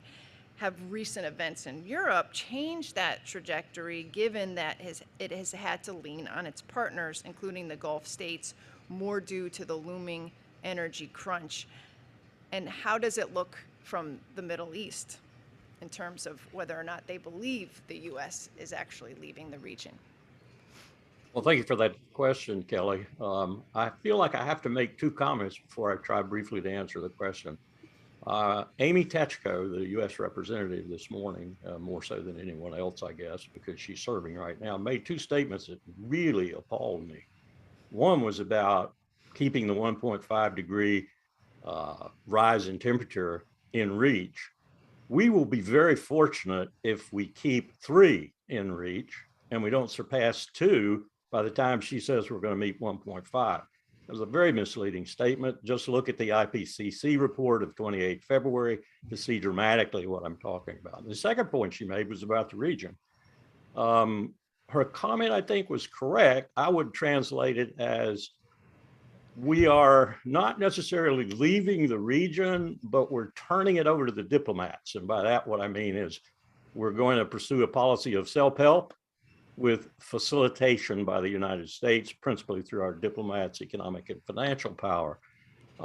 We're sick and tired of endless stupid wars. When I say we, the American people, I make no such comment about the United States government. And so that's probably what it's done. But at the same time, and here's my point with regard to her point, while that point is relatively accurate, I think, however she tried to obfuscate it, as the other ambassador pointed out, and I'm sorry, I forget her name, former ambassador, we have the most formidable laydown of military power in that region as in any region in the world, including NATO. And that's because the military has grown massively. When I was in the Pacific Command, for example, in the 80s, we were the force provider for that command. We gave them their forces through the JSCAP, the Joint Strategic Capabilities Plan. They didn't have any forces. Now they are massive. They even put PACOM to shame. So that's a disconnect. Turn it over to the diplomats, turn it over to diplomacy, economic and financial policy, and leave the military in such massive form in the region. That's a recipe for more and more aggrandizement and more movement by the military to make sure its budget stays as skyrocket levels it is right now, and to foment things on its own behalf in the region. So that's a troubling development in many respects. To your specific question, I'll just say that I think we are at a time when Russia and China, Russia's preoccupied right now to the maximum. So I don't even think it's worth commenting on what Russia might be doing. She has diplomats afield and she has interest in Syria and so forth. But right now they're so preoccupied with not collapsing, because that is principally what the geopolitical strategy of many around Biden is. It's not his strategy, but it's their strategy to clear the decks, as it were, so we can go after China. And I think Xi Jinping senses that to a certain extent too. And while he's reluctant to be too close to Russia during this time of pariahship, he nonetheless is going to keep that warm because he sees us ultimately pointed at him. And so that's the dynamic, I think, that's taking place. And the Middle East is just an ancillary theater to that dynamic. Oh, thank you. Any comments? And Mohsen, I know you're not on camera every time, but if you do want to jump in, just, interrupt. I give you the liberty to do that. All right. Okay, so I'm going to go to Professor Zhang. In recent years, Russia has been seeking stronger ties with West Asian countries, including Iran and the Gulf states, through trade and military cooperation, and it has been an active participant in the Syrian and Libyan civil wars. These relations have been transactional in nature, but also geopolitical, as Moscow has sought to challenge the West's influence in the region through these economic and military partnerships. How might this have changed with Russia's invasion of Ukraine and its likely prolonged war there? Well, thank you, Kelly. These are quite interesting questions. Good to see you in person finally after watching your monitoring and speaking at different panels. And thanks for IPD to put together this very timely conference. The issue now at hand, the Middle Eastern Strategy Forum will do it basically here, I guess, once a year.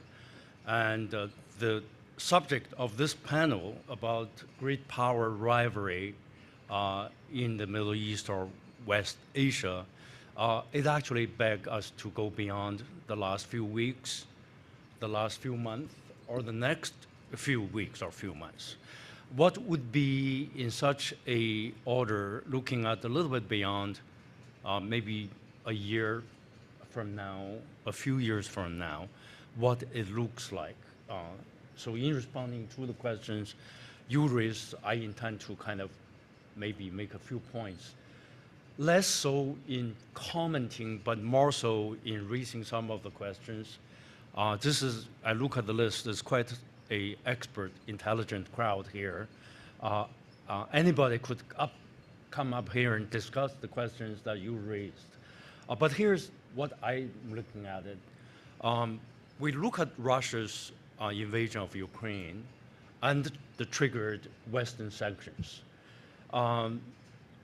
We kind of, in the West, the coverage goes saying Russia cannot sustain this.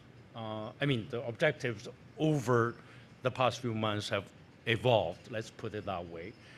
Openly stated not only by the United States, but also by Canada and other NATO allies, probably less so by EU countries, such as Germany or France. But the major objectives on US, stated by our Canadian Minister of Foreign Affairs, is to weaken and if not to totally destroy Russia, at least to destroy Russia's potential military capabilities of doing the similar things on what it did to Ukraine in the future. So if this is the situation, then assessment of the great power rivalries in the rest part of Asia, rest part of the world, need to be reassessed, right? And so people say Russia has a GDP of Italy, not much more than less than South Korea. I read from social media comments in China that Russia's GDP is smaller than China's Guangdong province. But people tend to forget Russia is a huge country. Other than the military, obviously the military strength, it has many asymmetrical powers and influences when it comes to energy, food supply. And it's clear now, the initial sanctions, we have not, at least not seen in the short period of time, of any impact on the resolve of Russians' will to fight the war in Ukraine. And so the first point we need to consider is what would be the Russian resolve given the sanctions, unprecedented in history, not only against the Russian government, the military, but literally everything Russian, including the Russian dogs and cats, and athletes, not to mention. So this is actually the Russian perspective looking at this in their diplomatic response geopolitically would be in a different scale. So let's say the sanctions will stay. Not in the foreseeable future we'll see those being removed by the US and NATO and Western allies. Then they will look at probably a new Iron Curtain of some sort, cut right down from, I don't know if Finland, Sweden joining the NATO, and then Baltic states down to Poland, all the way down to Hungary, to Ukraine. We have an Iron Curtain on the east side. It would be Russia and Belarus.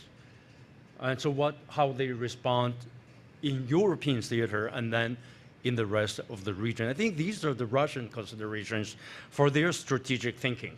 So priorities for Russia in the foreseeable future with the deteriorating and extremely hostile and dangerous relations with US, NATO, and Western allies, the foreign policy priorities will change.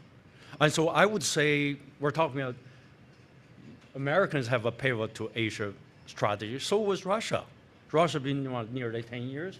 Around 2013, 2014, they were pivoting to Asia as well. China, number one, right, on many aspects, comprehensive, that we all know well. But Russia is also probably, with this war, with the sanctions in place, with potentially not repairing or being excluded from the Western European or American potential accepting post-Cold War Russia as a member of the West, they will have to look at somewhere else. And this is the new turning point for Russia's pivot to Asia strategy. So therefore, you then look at where they look for, if that's been cut off. clearly Asian, Euro-Asia continental stretch.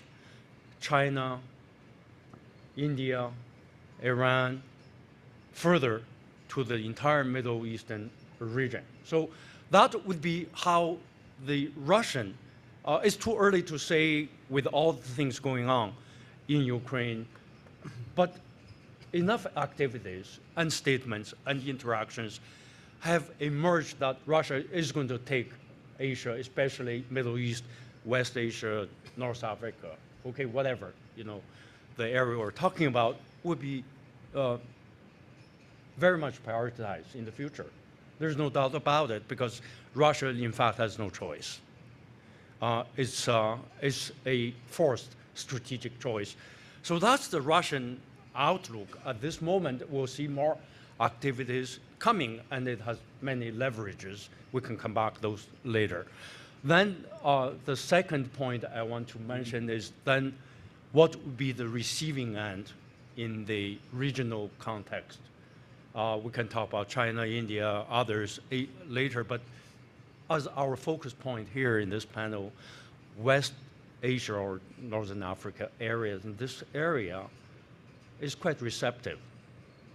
Yes, many countries in the region willingly or maybe pressured to vote in the March 2nd, March 24th UN resolutions condemning Russia or proposing to aid Ukraine, but none of them, almost none of them, participated in the sanctions. In fact, the close allies of the United States, Israel, is refusing to send anything other than humanitarian aid to Ukraine. We know that, and is playing a mediating role. The NATO ally Turkey in the region does exactly the same, and probably pushing for more. There's Bayraktar UAVs attacking Russian forces quite lethally. Yes.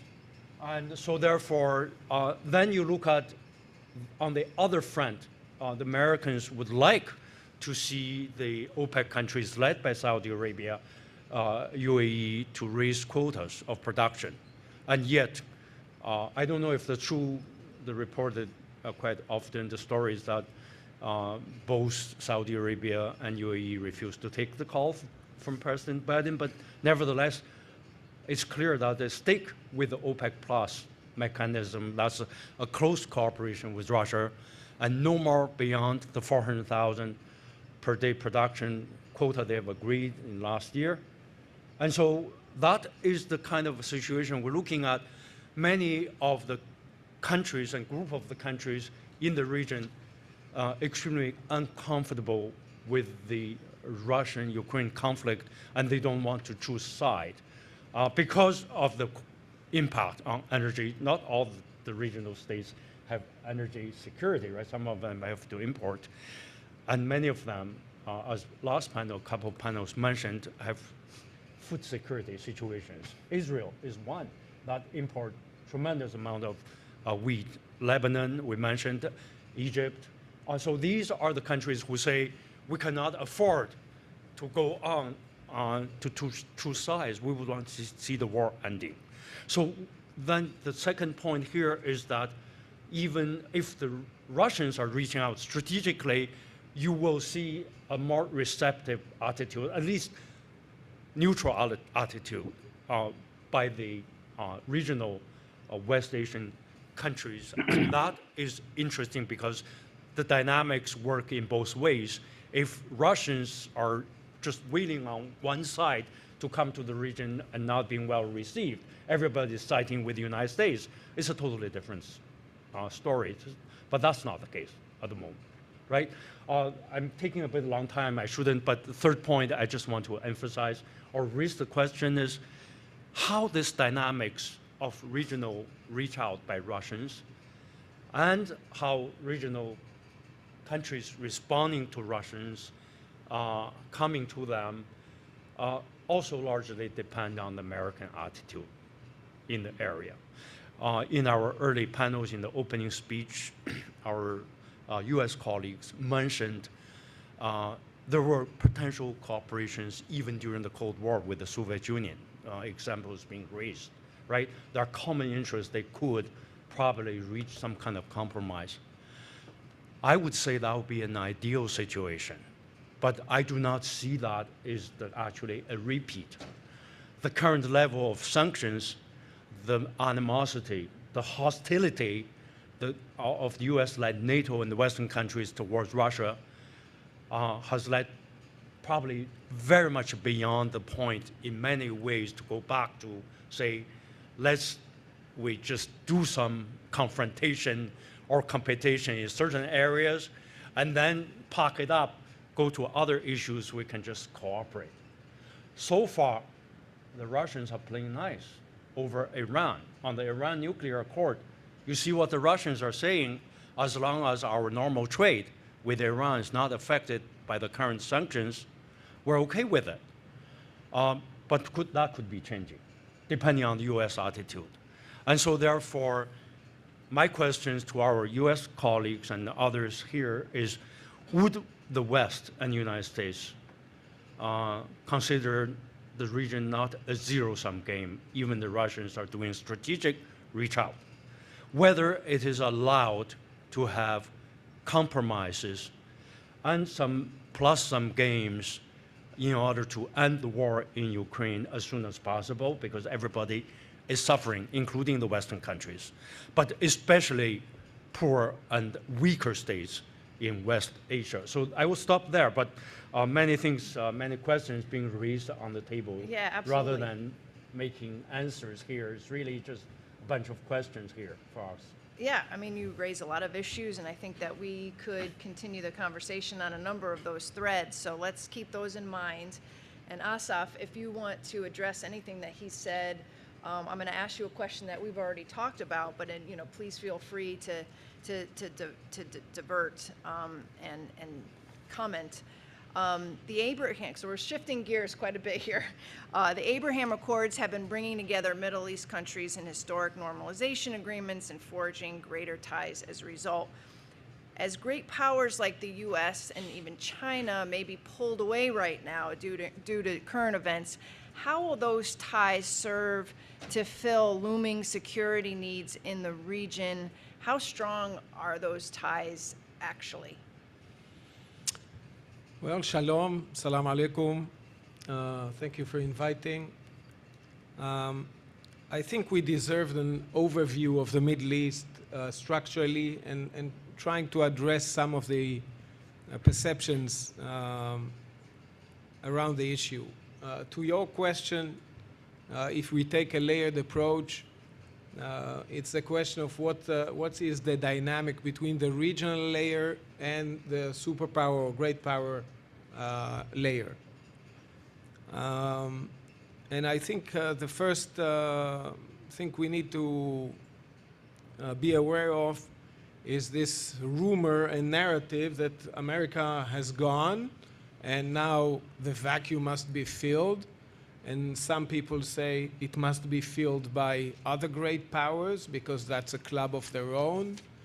And I would start with the premise that not all great powers are born equal.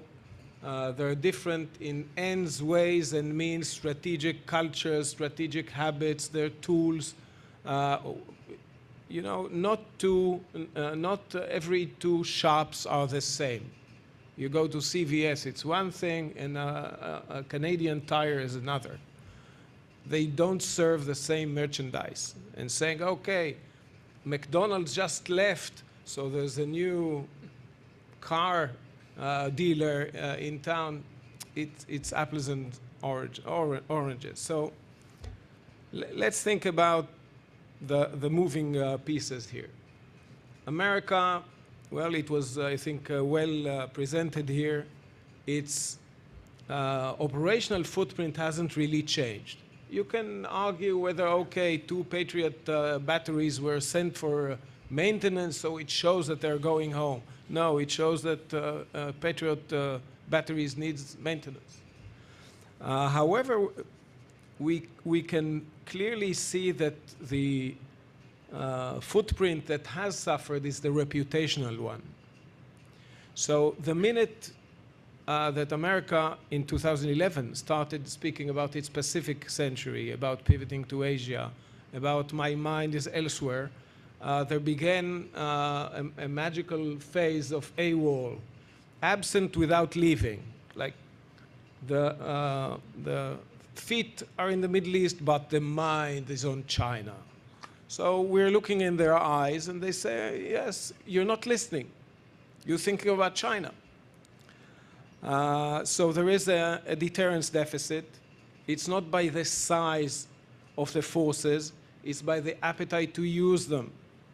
Now, I'm not among those who fall into the false choice of war or nothing, because that's not how life works.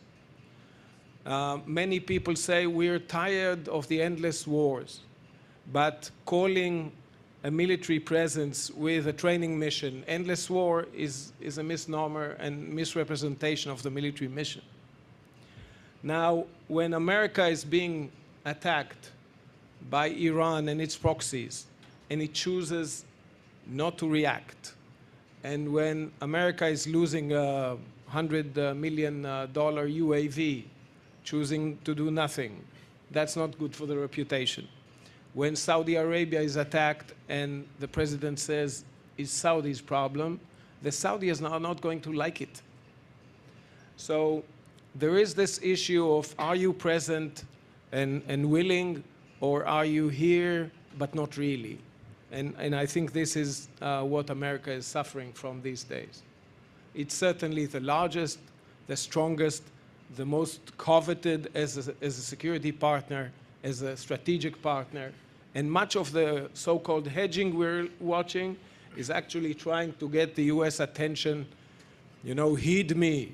I'm here. I want your recognition. I want to be in the White House. I want to be addressed by the president and not by the Secretary of Defense. I want to be over Khashoggi, although it might have been better not to do it, perhaps, but that's hindsight. So I think that's the US thing. Plus, reality is a parallel phenomenon. And the US administration tends to be a little serial, one problem at a time. So I can't do anything now in the Middle East because I'm doing China. No, China is also in the Middle East. On Russia, I think there's no way how this war is going to play out well for Russia. And if Russia comes to the Middle East with several pieces of power, one is arms. Russian arms are not going to be as highly esteemed as in the past because they're being slaughtered in the battlefield. And the battles are promoting sales. On energy, well, we'll see. I guess China will pocket the difference and take the vast amount of what the Europe is leaving for slack. And for nuclear energy, we'll need to see. There are some projects going on in Egypt and in other places. But I would also pay attention to the rumors that Russia is leaving Syria. I don't see it happening, but look at the rumors. Everybody is saying, yes, they're leaving it to Iran and so on. Russia will need to continue and make efforts to stay relevant, and it has many ways of doing it. We seldom mention Europe, but Europe is still very active in the Middle East. It wanted to forget it, but, well, the Middle East is not Las Vegas, and it sends things to your door, terror, refugees, and other shock waves. And Europe is still very much engaged, not the least because Turkey and Greece are an interesting tension partners.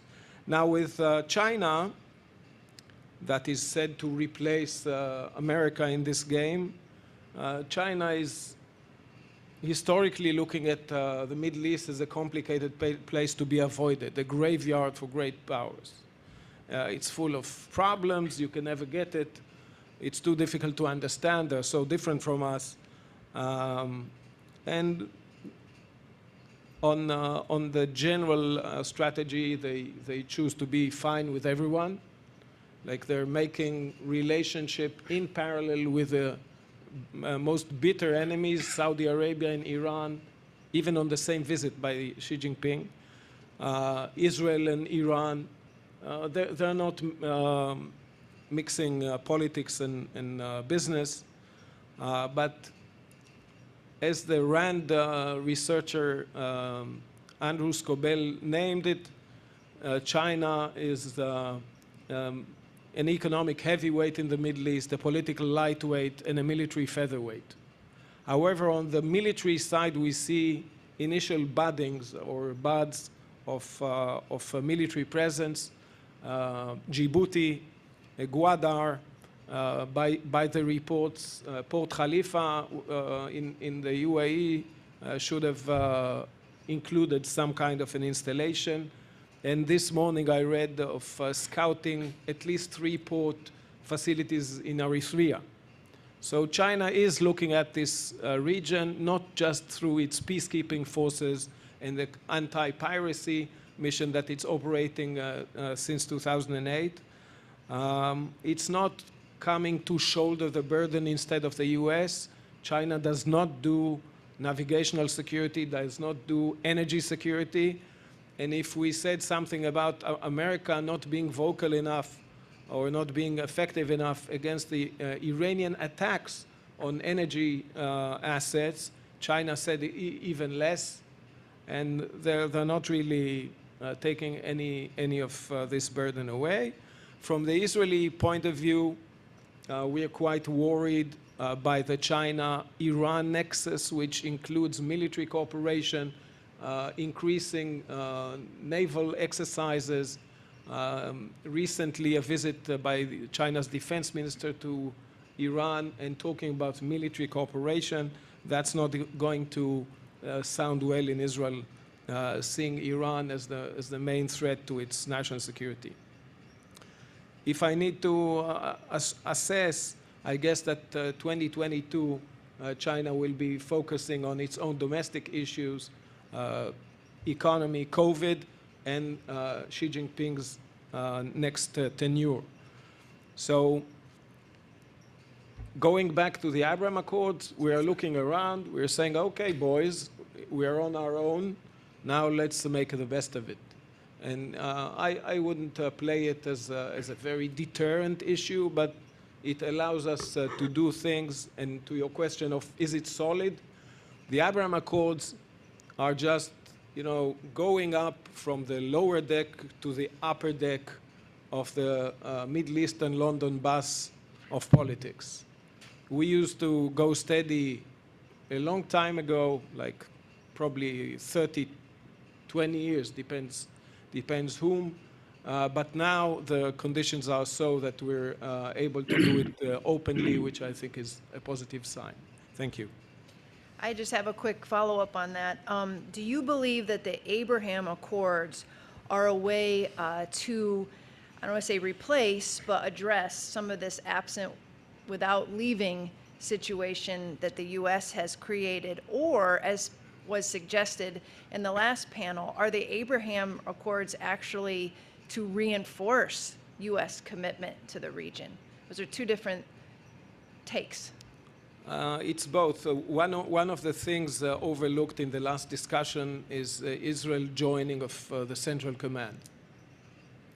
When you have CENTCOM as the convener, as the umbrella, and people don't need to apologize that they're going to meet their Israeli partner or hide away in some place, they just go to Tampa, and what do you know? Here's the guy. Or you go to Manama, and there's an Israeli Navy liaison officer with the Fifth Fleet, and whoever's there in the maritime club can meet them, can join the meeting.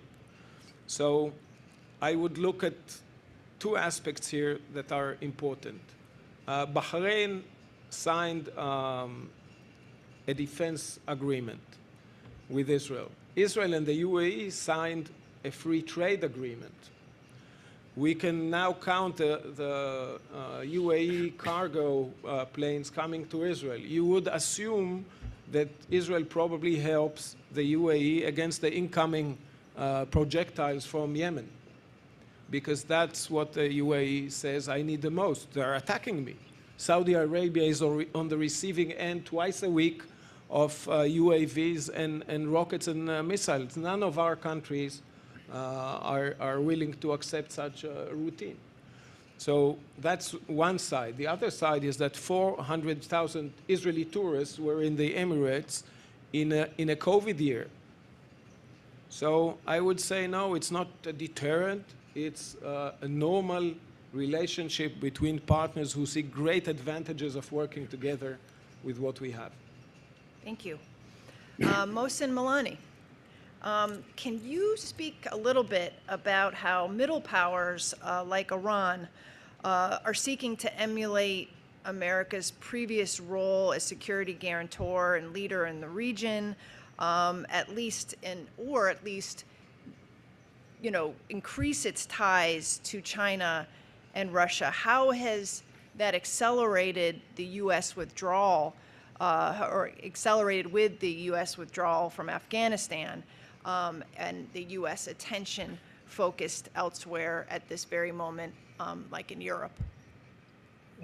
Thank you very much. And before I begin, I would like to express my gratitude to Institute for Peace and Diplomacy and the Wednesday Institute for inviting me. It is a great honor to be with a few distinguished colleagues here on the panel. Before I answer your question, if I may, let me add a few points about this key issue of whether the US is leaving the Middle East, because we have been bombarded with this idea that either the US is leaving the Middle East or is pivoting toward China.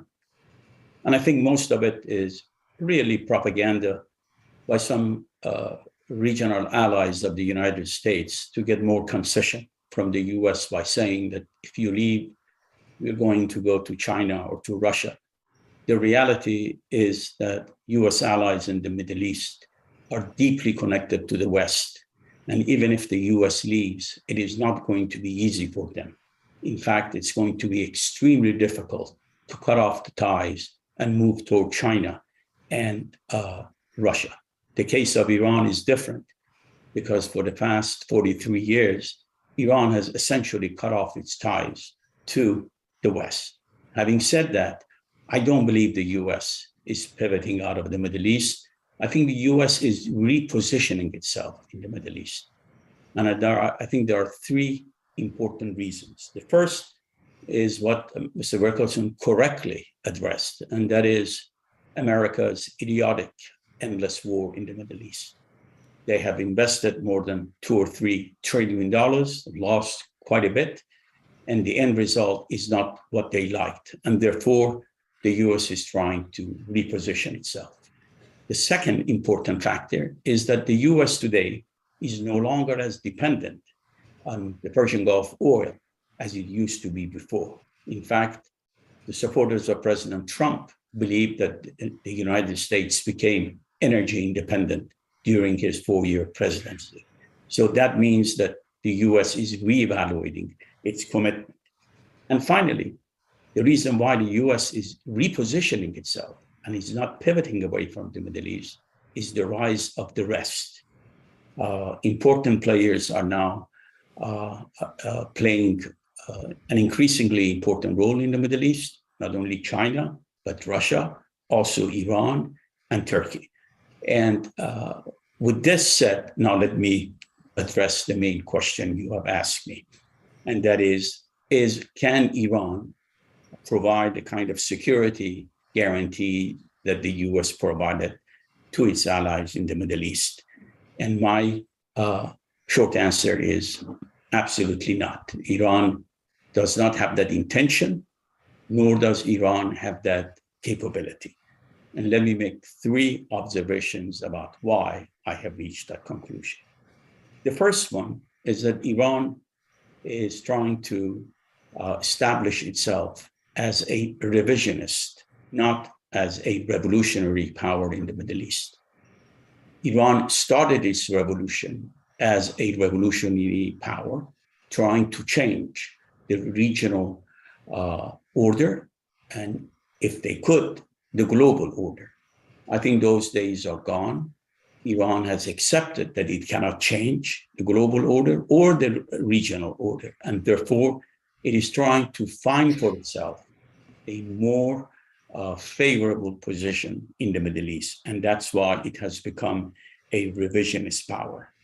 And its key concern in the Middle East today is to be recognized by the West, particularly by the United States, as an important player that has its own security interests. It has its own economic and political and strategic interests, and those interests must be recognized by the West. The second observation I have is that there has been a deliberate and I believe destructive strategy by the US and by its allies to contain the Islamic Republic and to contain Iran from the Middle East. I think much of the fear about the possibility of a nuclear deal with Iran is not that if we have this nuclear deal, Iran is going to become a nuclear power the day after this deal. I think the reality is that some countries are very concerned about the ramifications of a normalized relations between Iran and the West. Not friendly relations, but normal relations. And as a result of this strategy of containment, Iran is trying to break the wall of containment. And that is why Iran's major concern right now is to create an axis of resistance. And that axis of resistance is exactly where Iran is going to play an important role as a guarantor for those non-state actors as well as state actors that are either part of this axis of resistance or are thinking of joining it. We all know about Hezbollah. We all know about Bashar al-Assad, who has joined this axis as a state.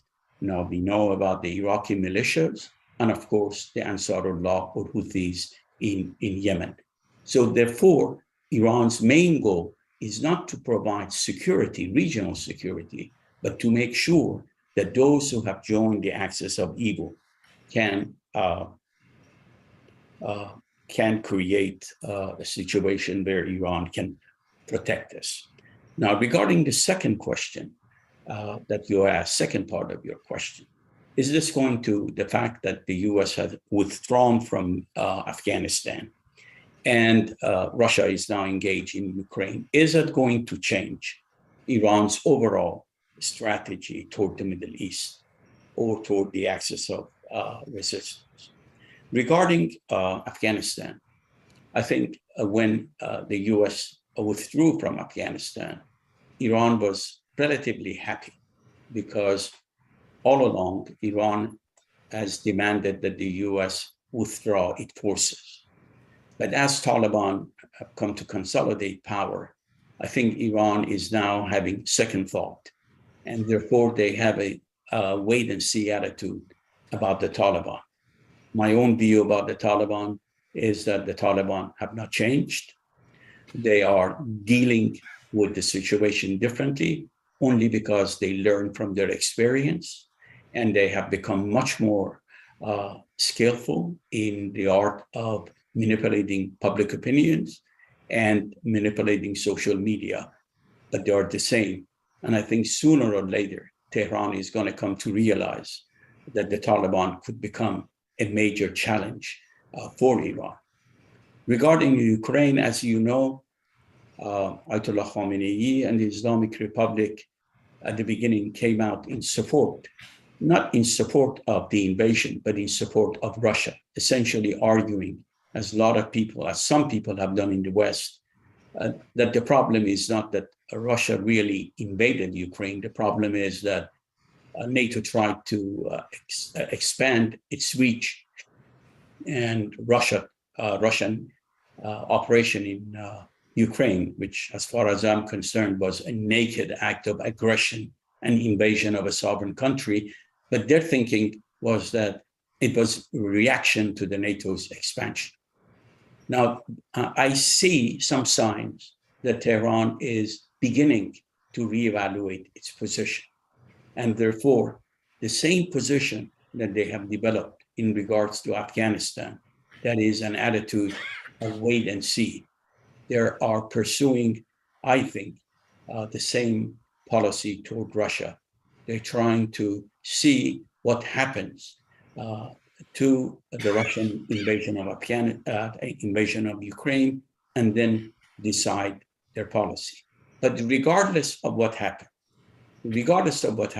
in Ukraine, I believe Ayatollah Khamenei has already decided, long before the invasion, to make a partial pivot toward China and toward Russia. And if you know anything about Ayatollah Khamenei, one thing you should know is that he does not change his views easily, especially when it comes to strategy. He is quite consistent. Please remember that during the time that everybody was talking about Assad being a dead man walking, when everybody was talking about Assad must go, and nobody believed at the beginning of the uprising in Syria in 2011 and 12, nobody really believed that Assad could survive. The question was, how long is he going to stay in power? Ayatollah Khomeini stuck to his strategy. He said, we're going to support Assad, we're going to win. And he kept it that way. Now he has made another decision. This decision was made, I believe, after President Trump's withdrawal from the nuclear deal, and especially after the killing of General Qasem Soleimani. I think at that time, the leadership in Iran decided it is time for us to gradually pivot toward Russia and toward China. And I believe the situation in Ukraine, regardless of its outcome, is not going to fundamentally change the orientation of Iran in terms of pivoting toward the east, or partial pivoting toward Russia and China. That does not mean that we are not going to have a nuclear deal. That does not mean that Iran might not even improve its relations with the West. What it does mean is that Iran is not going to, as long as Ayatollah Khamenei is in power, is not going to reverse its strategy of partial pivoting toward China and Russia. Thank you. Excellent. Thank you so much. We have about 15 minutes left of my questions, and I want to make sure that I leave 15 minutes for audience questions as well. So I'm going to go back to Larry. And, you know, what I've been hearing this morning, a lot of back and forth about whether the United States is leaving or is not leaving. Is it just perception? I would like to ask you, Larry, should the U.S. leave the Middle East? And I don't mean just lock, stock, and barrel, isolationist, let's get out of there.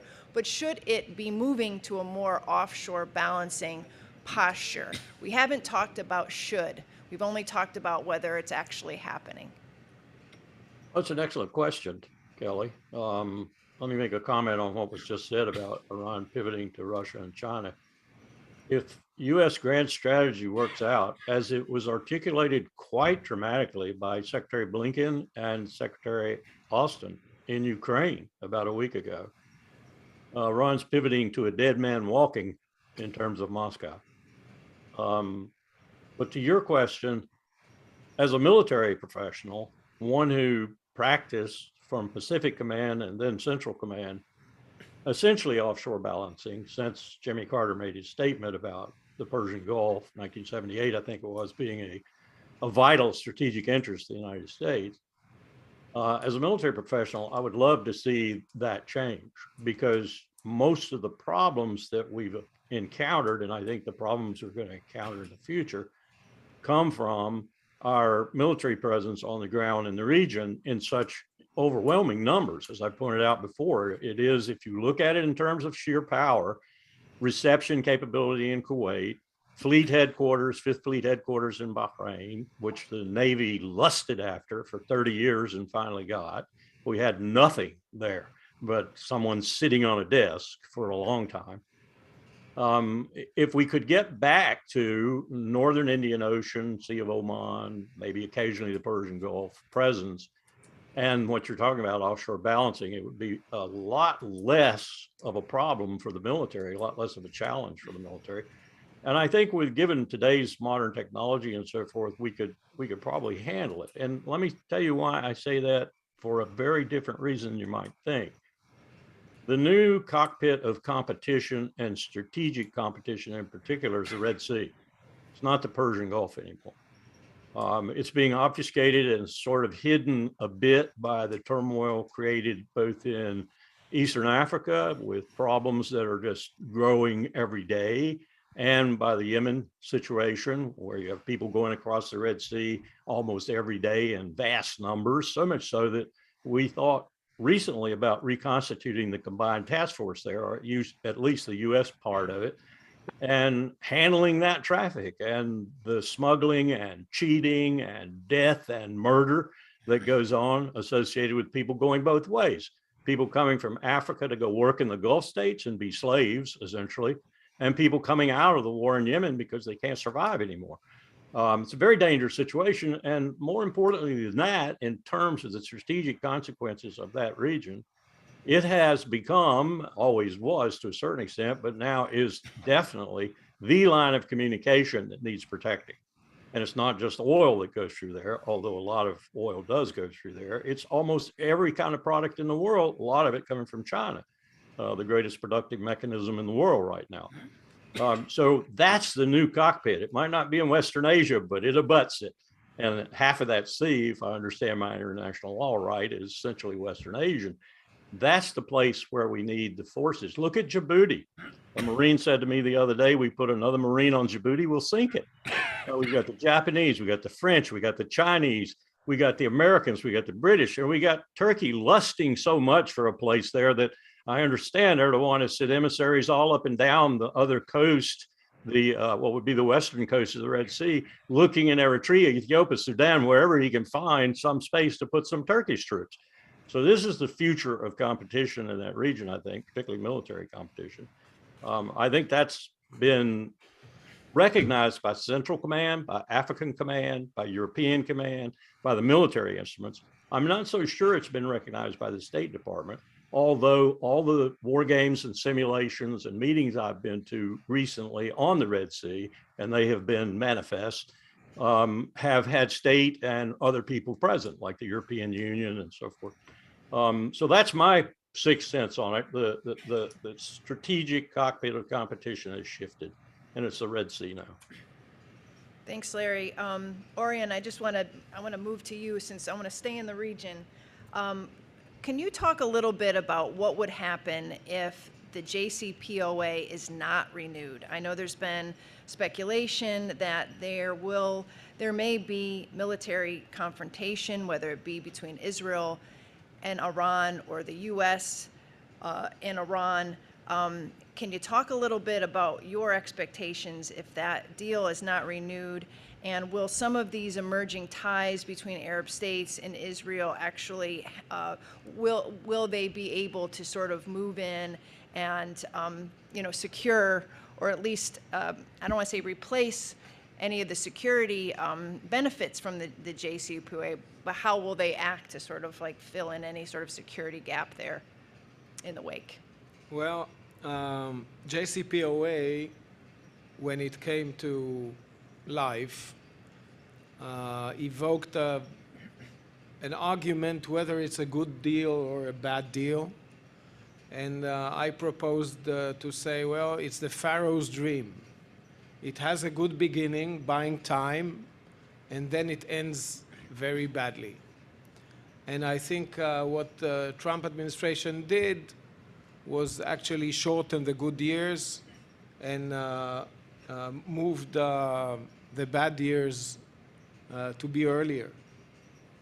And the JCPOA, which is supposed to be re-signed if so, is actually the same timeline. So along the logic of George Bernard Shaw, we already understand where Iran is going. We're now arguing about the time.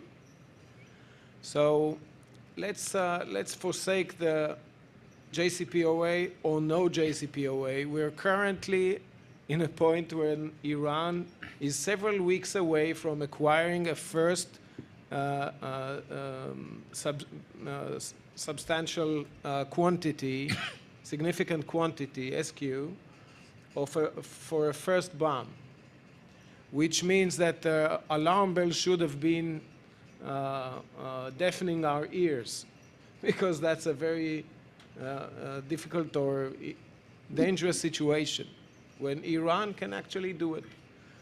If we have JCPOA, it will rewind it for 6 months and then start setting by the sunset clauses with the years. So within 9 years, we're back in the situation, only it will be totally legitimate for Iran to acquire, enrich, and so on. So what will be the implications? First of all, with or without the JCPOA, we heard that Iran is going to use the axis of resistance, and that means that all the Gulf countries and the rest of them will be under attack. The axis of resistance has magnificently created miserable states.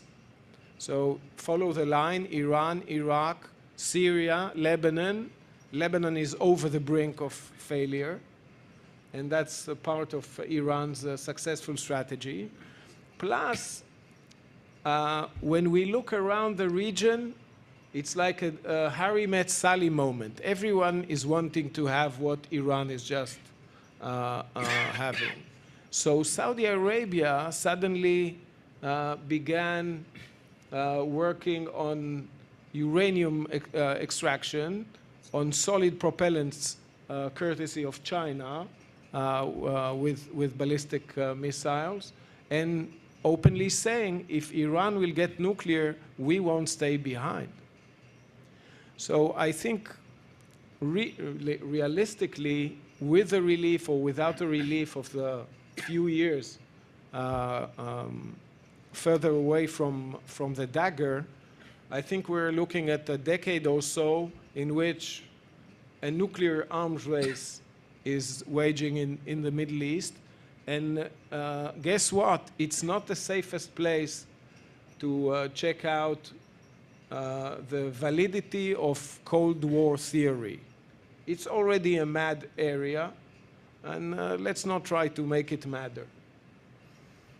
Thanks. I have a ton of more questions, but I just realized that we are running out of time, so I'll just get to the ones that I want to give a second question to Professor Zhang. I know we can't crawl into the head of Xi Jinping, but what do you think China is thinking right now? You know, they had been laying the groundwork in the Middle East for all of these new relationships economically, in even, you know, strategically. But then pandemic comes. They're still dealing with death and lockdowns there, hospitalizations, you know, economic contraction. Are they still in a position to continue to forge these ties in the Middle East? Must they, or have you seen any sense of maybe a little bit of a drawing back? Or are they more emboldened now than ever? It's a very good question because, as we know, it's quite a guess game to try to figure out what Xi Jinping and this core leadership is thinking at any moment. But I've looked and followed this closely in the past few months with China's second lockdown, so to speak, Shanghai, Beijing, and many other places. So there's a sense of domestic insecurity, right? They kind of thought they won the war on COVID with a successful V-turn on economy, lockdown, and then rebounds and manage to do the best among all the countries, all the major economies. Now they're not certain. So that's the domestic worry. And the Chinese are always, as we know, despite we talk much about China's rise and its expansion or trade on other things around the world, the Xi government or the regime derives its legitimacy from managing economic growth and domestic stability, and that's always the priority. But China has risen so much. Now it has become a global player, 130 countries, most of the countries in the world, call China as its largest trading partner, including both Russia and Ukraine. We're talking about the war. And China lost heavily in the heavily invested east and south regions of Ukraine. That's where the industrial manufacturing and many capacities, including the port of Mariupol, was under Chinese management. Those many destroyed, and they're still counting on the Chinese side on how much they lost. There are potentially gained opportunities because of sanctions against Russia. Russia would turn to China, but Ukraine has been a very good partner for China. So China didn't like to see what's happening in Ukraine. So back in the international scene, other than domestic concerns of COVID, now is a very uncertain period of time. I think the Chinese government has now concluded a year and a half into the Biden administration that the US-China conflict, trade war, and the other hostilities they perceive to be coming from the American side would not change under the management of the Biden administration. So there's a saying, they're looking at either, the trade war is still ongoing, right, in the terms of tariffs. And we know all the studies show the tariffs imposed by Trump on China's imports are 90%, 96% up to more paid by the US importers and consumers. And yet Biden administration has refused to lift it. I guess primarily it's become a tax it's been collecting. Once you collect tax as revenue, it's difficult to give up whomever is paying it. But the rhetoric is there. So Chinese are saying Biden is turning into Trump 2.0 in that sense when it comes to confronting China. Or then the worry, the 2.0 of the real Trump is coming back in 2024. So there's a lot of uncertainty in managing probably the most difficult and the most important relationship in the world today, given what's going on in Europe. We all know the big ones are between, the big rivalries are between United States and China on the global stage. When it comes to the Ukraine war, Xi Jinping has clearly concluded by multiple sources, open and internal, that the Western sanctions led by the United States against Russia has gone beyond their expectations. Their conclusion is that all the rule books are out of the window, thrown away. Respect to private property, any rules. If the West decide the Russians are aggressor, anything is on the table. And so this might still change, but for now, my reading is that conspiracy or not, but you do have former Secretary of State Mike Pompeo went to Taiwan, openly calling for the United States to recognize Taiwan as a sovereign state. John Bolton wanted U.S. to station troops right now in Taiwan. So the perception that everybody's talking about, or everybody is not talking about, is that whether Americans are using Ukraine to weaken Russia, as former Assistant Secretary of Defense Chas Freeman, critical of U.S. foreign policy, mentioned, the U.S. is very willing to fight the Russians until the last Ukraine. So the Chinese perception that they're reading is Americans are probably trying to create Taiwan as a version of the Asian Ukraine to drop down on China because the US has run out of tools. Trade war, they can't win. Tech war, they can't win. And there's a limited window on the military conflict. The US still has superiority, even if it doesn't win. But if through proxy that to drop China into sanctions, will that come? I don't know. But the Chinese prevailed opinion and reading is such, very pessimistic. And so therefore, the reported stress test about China now looking at future scenarios under a similar sanctions by the West on China is not something that's hypothetical. It's actually seriously being considered. Many would be probably soon implemented. So under this background, you can see that where China is heading. China does not like what Russians did to the Ukraine. When it comes to Russia, Ukraine, the Chinese sees Ukraine as being invaded as a sovereign country. But as our previous speakers mentioned, when it comes to Russia versus NATO, the Chinese are siding with the Russian security concerns. The well-known phrase now being shared and talked by Russians and the Chinese are you cannot build security at the expense of another country's security, and that's China's position. And so therefore, they're reaching out. And the reach out, in a sense, in the Middle East, you just look at the reality. They don't need to do a lot of strategizing here. As Russians' efforts, China is well received by all the countries, including Israel in the Middle East, okay? And these are the countries, it's not Tony Blinken was invited to the Organization of Islamic Cooperation Organization in March to do all the talk. And they are saying they have 600 billion, 600 projects, $400 billion with 54 Islamic states on their Belt and Road Initiative. So the Chinese does strategically think strategically, but it's different than, say, Russians and Americans. They do the trade route. They're thinking not naturally reaching out militarily, but you see the trade routes in Africa and Latin America, in Asia, in the Middle East. So I finally just responding to the question on the strategic note, and again, ask questions for our audience to consider.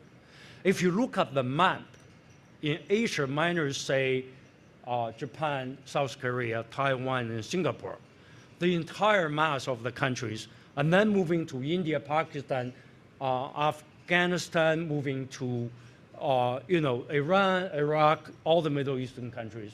The entire continental landmass is remaining very much either against the sanctions on Russia or remaining neutral.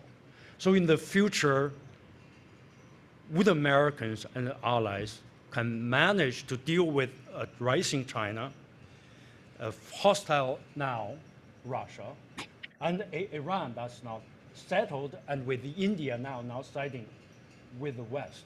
So let's think about back even in the Cold War. You have to have Henry Kissinger to pick the two between Moscow and Beijing in order to survive or keep its balance of power. And now either we have a reverse Kissinger or a Kissinger, none of them seem to be in the talk. They will do everything, take on China, take on Russia, take on Iran, if necessary, somebody else too. I think that is not going to be successful as strategy, and there's room, the Chinese see this as opportunities, and they will move steadily in that direction. Thank you.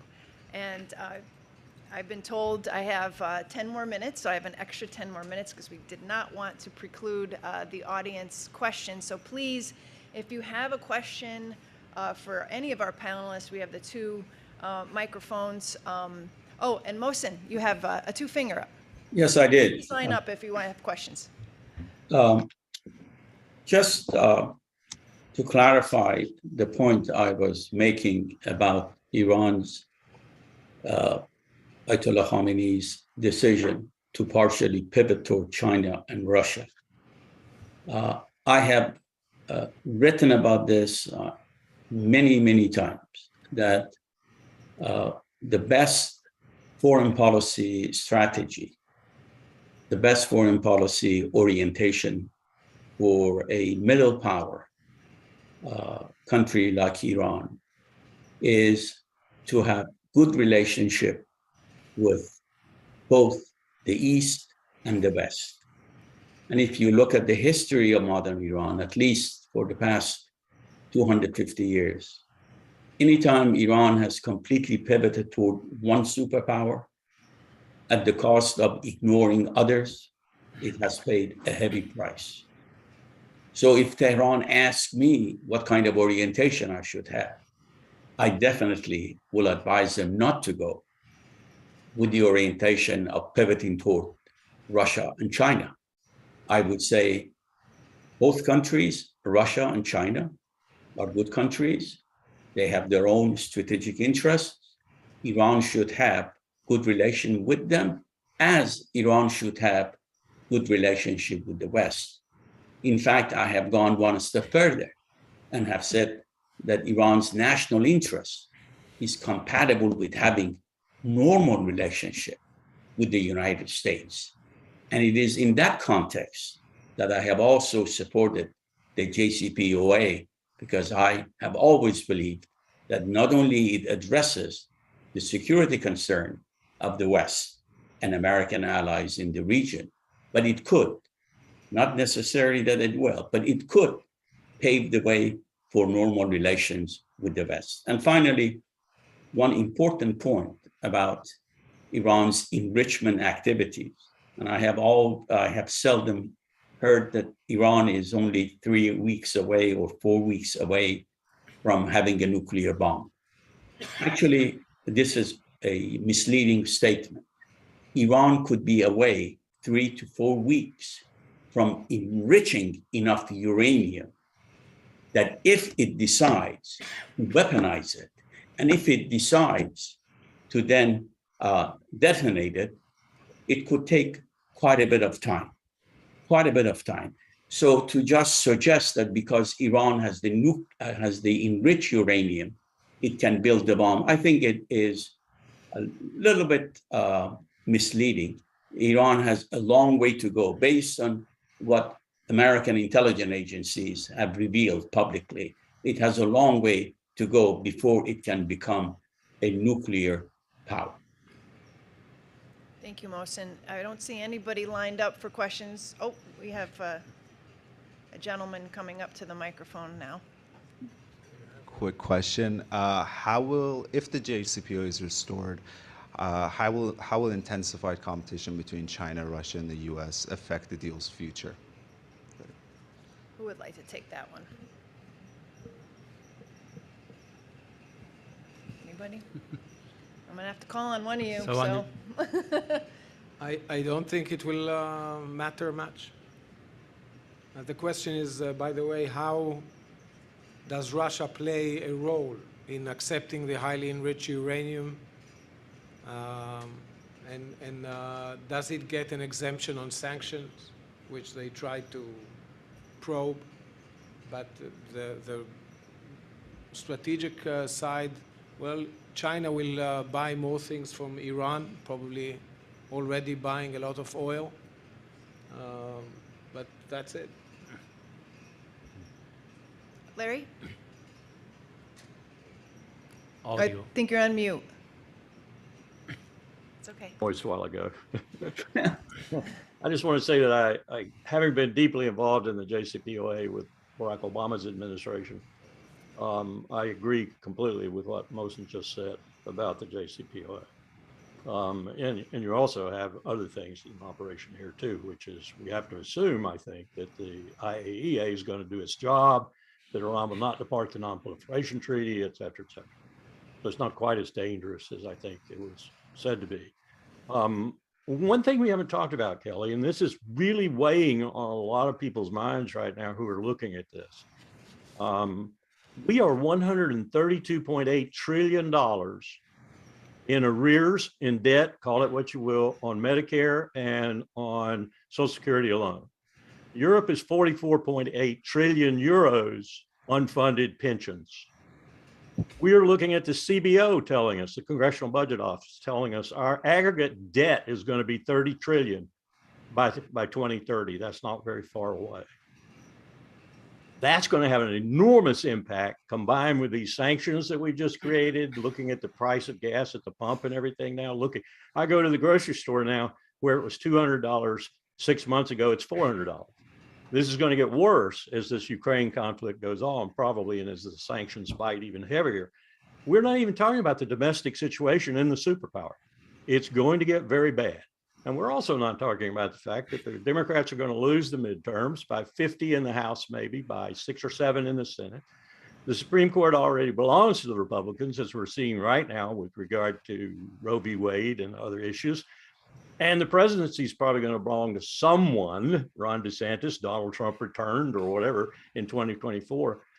What is this all going to do to what we're talking about? And I would say the economic situation is going to perturbate it majorly. Thank you, Larry. Next. Oh, Mohsen, did you have a 2-finger on that? Did you want to? No, Okay, I saw you pop up on the screen, so. I just. Okay. First of all, I would like to appreciate the panel for the valuable comments and presentation. Second, I raised a question in the previous session, but I didn't receive the accurate answer for my question. And in this session, there was some more items added to the previous discussion that it can raise the same question, but from different perspective. The first of all is, as Mr. Asif mentioned, the absent but not leaving the region by the United States. And the second is the reputation of the United States in the world. The third one is military presence by China in the region.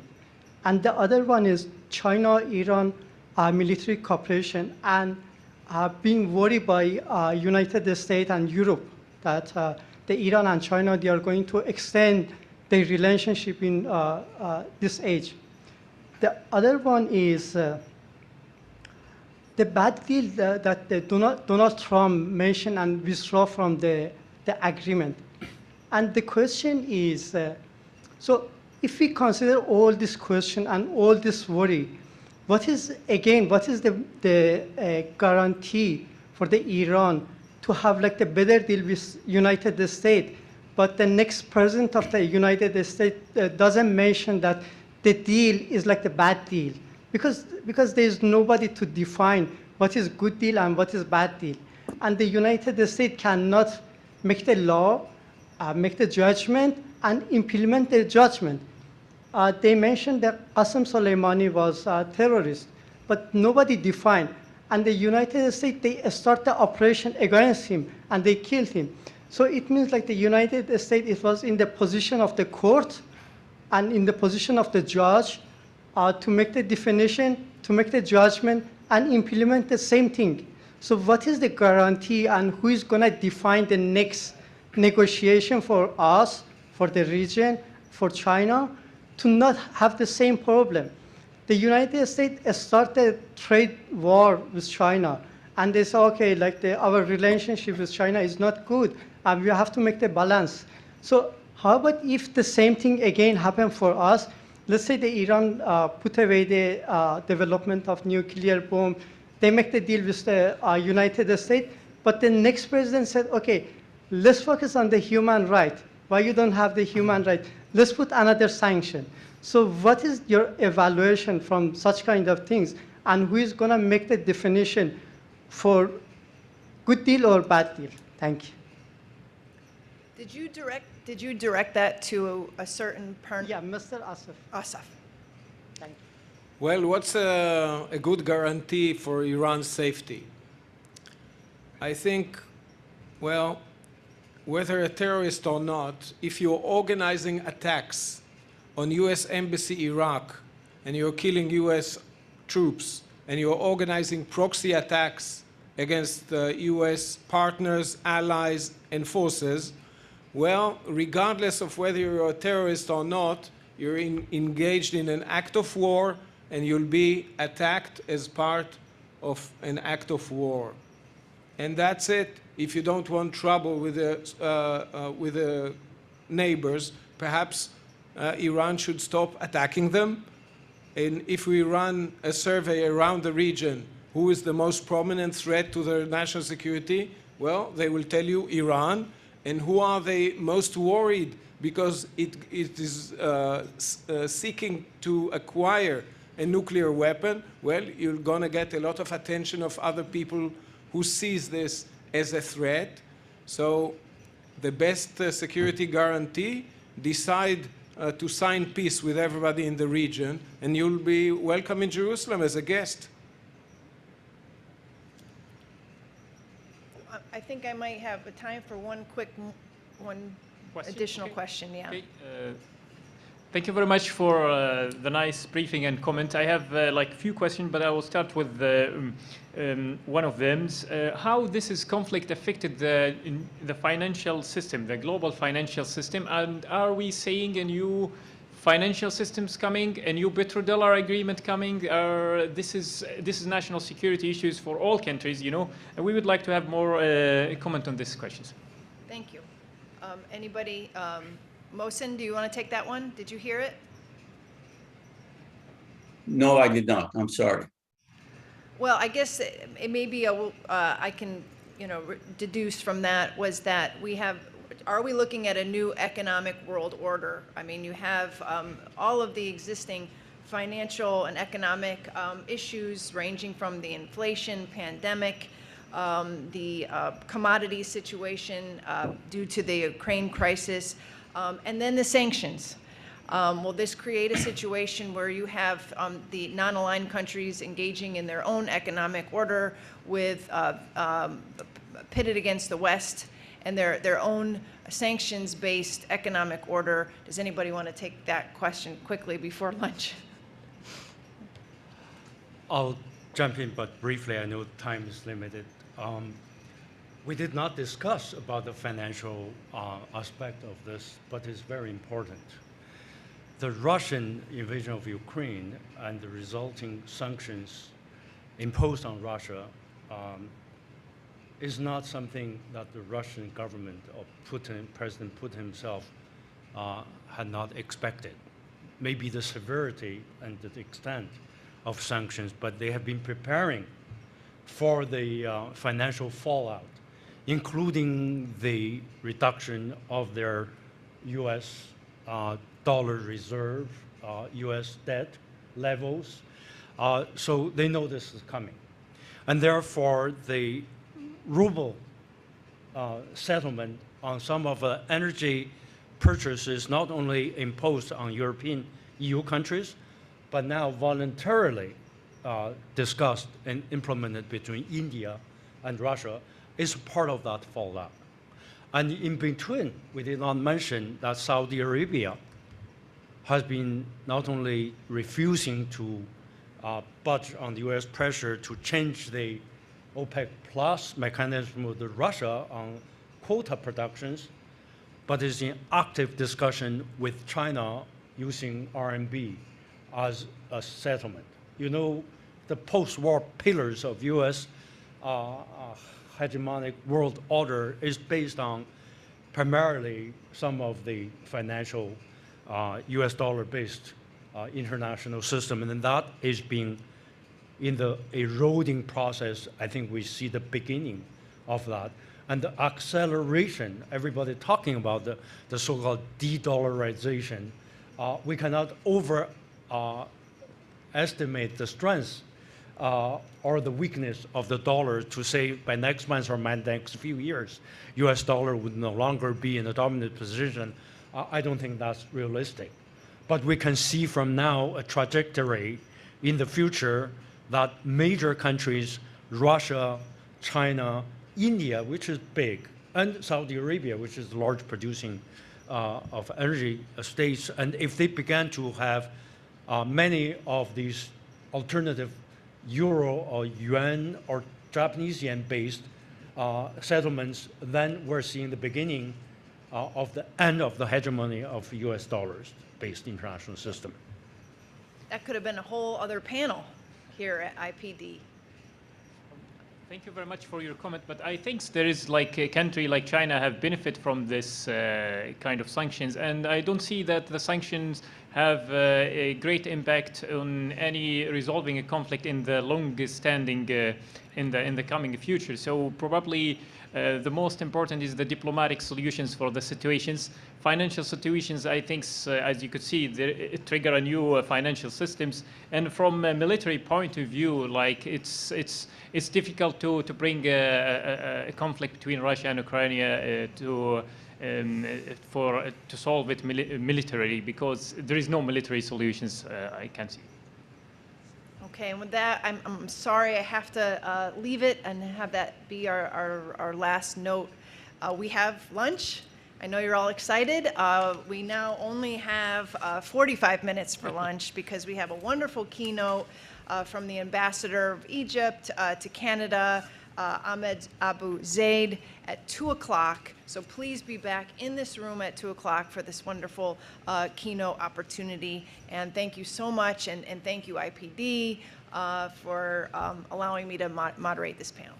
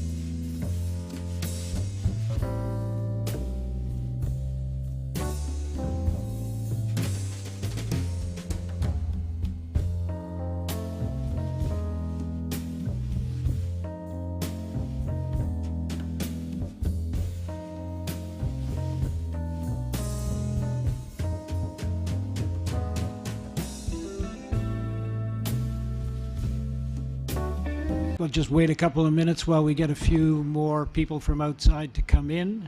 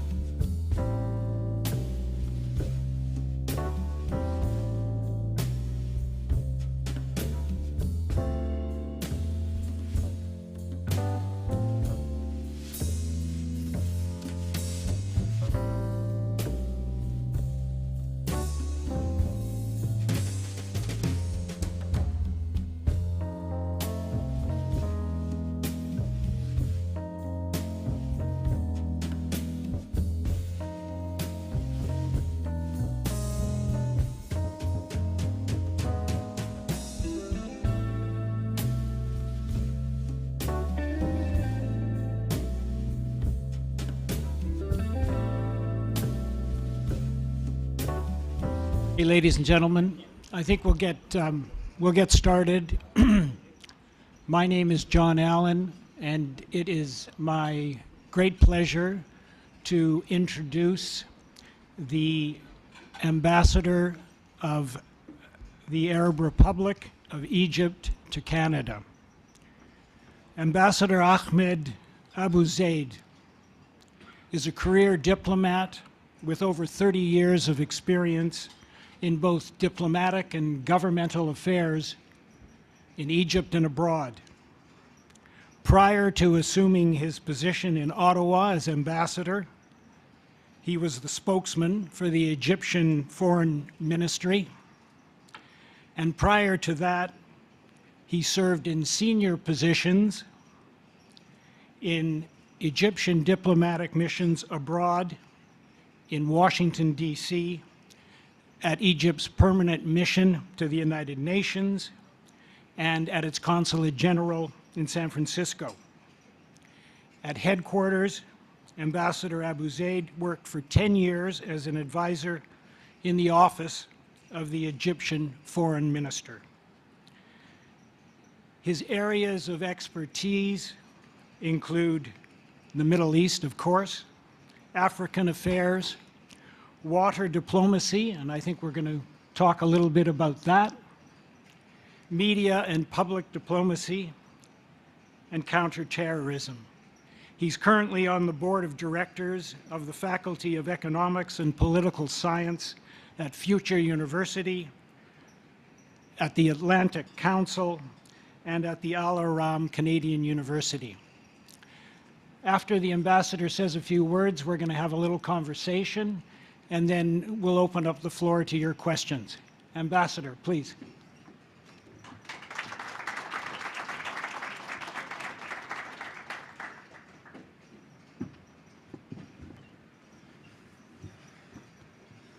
Good afternoon. Thank you very much, Ambassador Allen. Ladies and gentlemen, it gives me a great pleasure to take part in the second edition of the annual Middle East Strategy Forum organized by the Institute for Peace and Diplomacy. It's an honor to be among this esteemed group of officials and experts to share with you Egypt's vision and perspective on the core questions that face today's Middle East, as well as the guiding principles that govern Egypt's strategic response to our region's historic and current challenges. We live in interesting and unprecedented times. For the Middle East, the second decade of the 21st century brought forth as profound major challenges and major changes to the regional dynamics, power structures, and policy options. And today, the Middle East has historically been an arena of fierce geopolitical competition, a variety of factors elucidated the region's current seemingly instability, exceeding the normal security and political scope and reflecting on more geostrategic, economic, humanitarian, and existential threats. To date, the Palestinian-Israeli conflict continues to be the central cause of instability in our region for more than 70 years. This conflict is essentially about the legitimate quest of an entire people for nation statehood and self-determination from foreign occupation. There is no escape from that, and there can be no alternative to the realization of the two-state solution, whose parameters and structures are by now quite self-evident. However, to this day, there is no clear path or appetite to how this vision can be realized. Furthermore, there is no doubt that the instability overshadowing the Middle East today is the result of many other conflicts and reasons, some of which are homegrown and many others are due to the lack of interest or political will of our international partners to resolve. From Syria to Libya to Iraq to Lebanon to Yemen to Sudan, examples abound. The failure to reach a comprehensive political package that address the root causes of these crises continues to fuel the region's grievances. These prolonged conflicts continue to cause crippled humanitarian consequences in our region. Vulnerable people's ability to cope and meet their basic needs is hampered by macroeconomic decline. It has placed frontline countries under considerable duress as they struggle to care for vulnerable and destitute populations, while facing the rising tide of terrorism and rising security threats. Furthermore, the pandemic complicated an already economically depleted Middle East and exposed its vulnerability.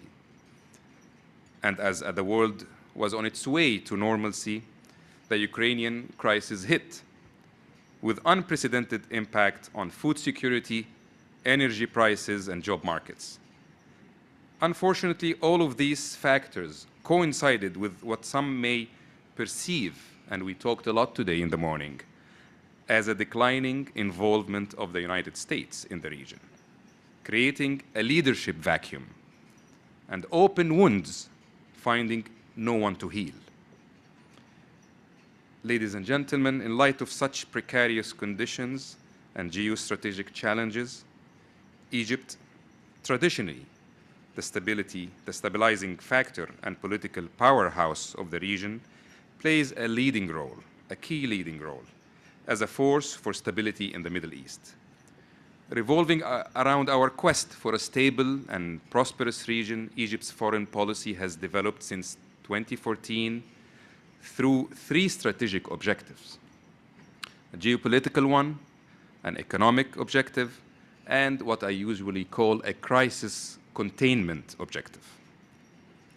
Regarding the geopolitical objective, it basically revolves on the premise of enforcing Egypt's political engagement to reinforce regional coordination and solidarity, as well as building partnerships with international stakeholders.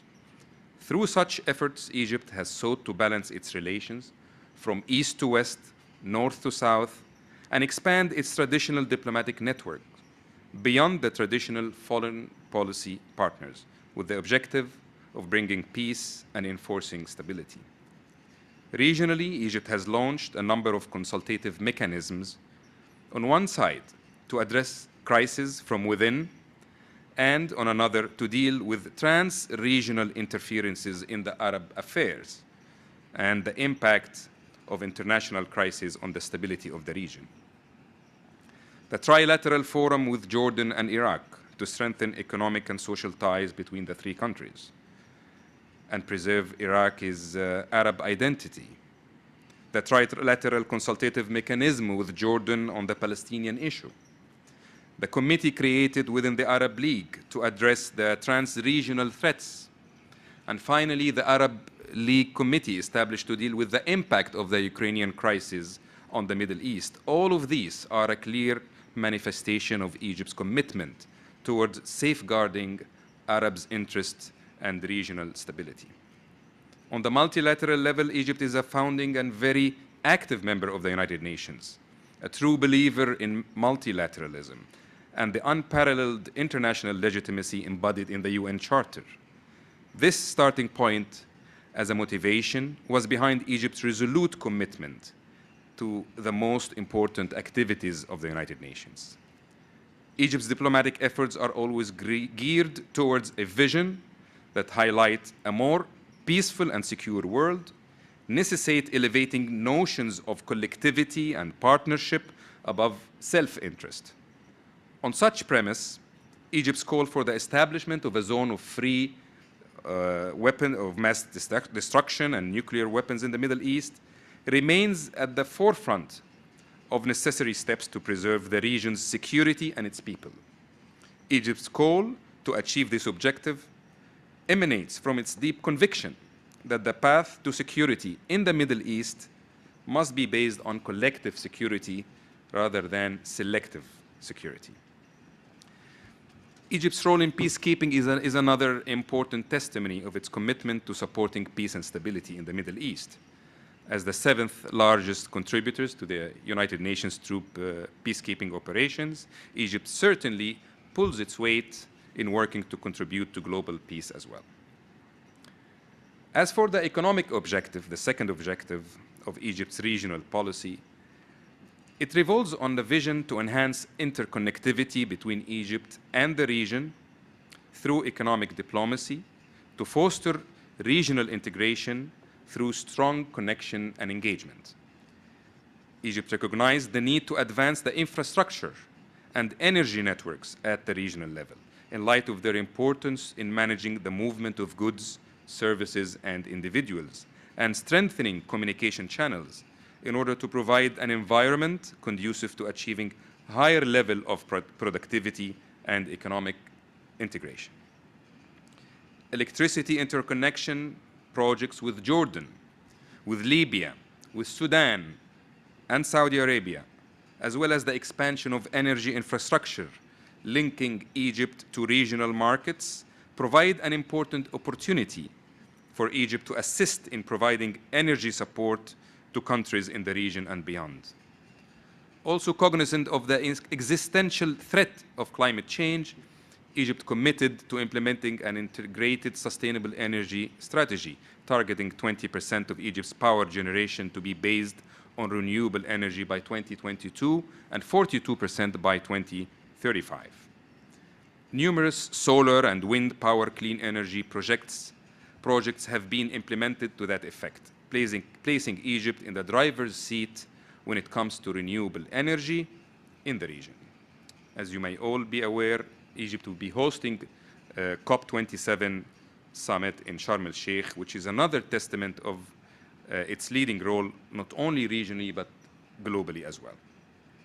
In the context of economic approach, and notwithstanding the non-abundance of its resources, Egypt's humanitarian program has responded to several crises in the region in recent years, including Lebanon, following the Beirut port explosion, and through providing essential support to reproductive health and protection services for Syrian refugees, in addition to the continuous assistance Egypt provides to our brothers in Sudan in various occasions.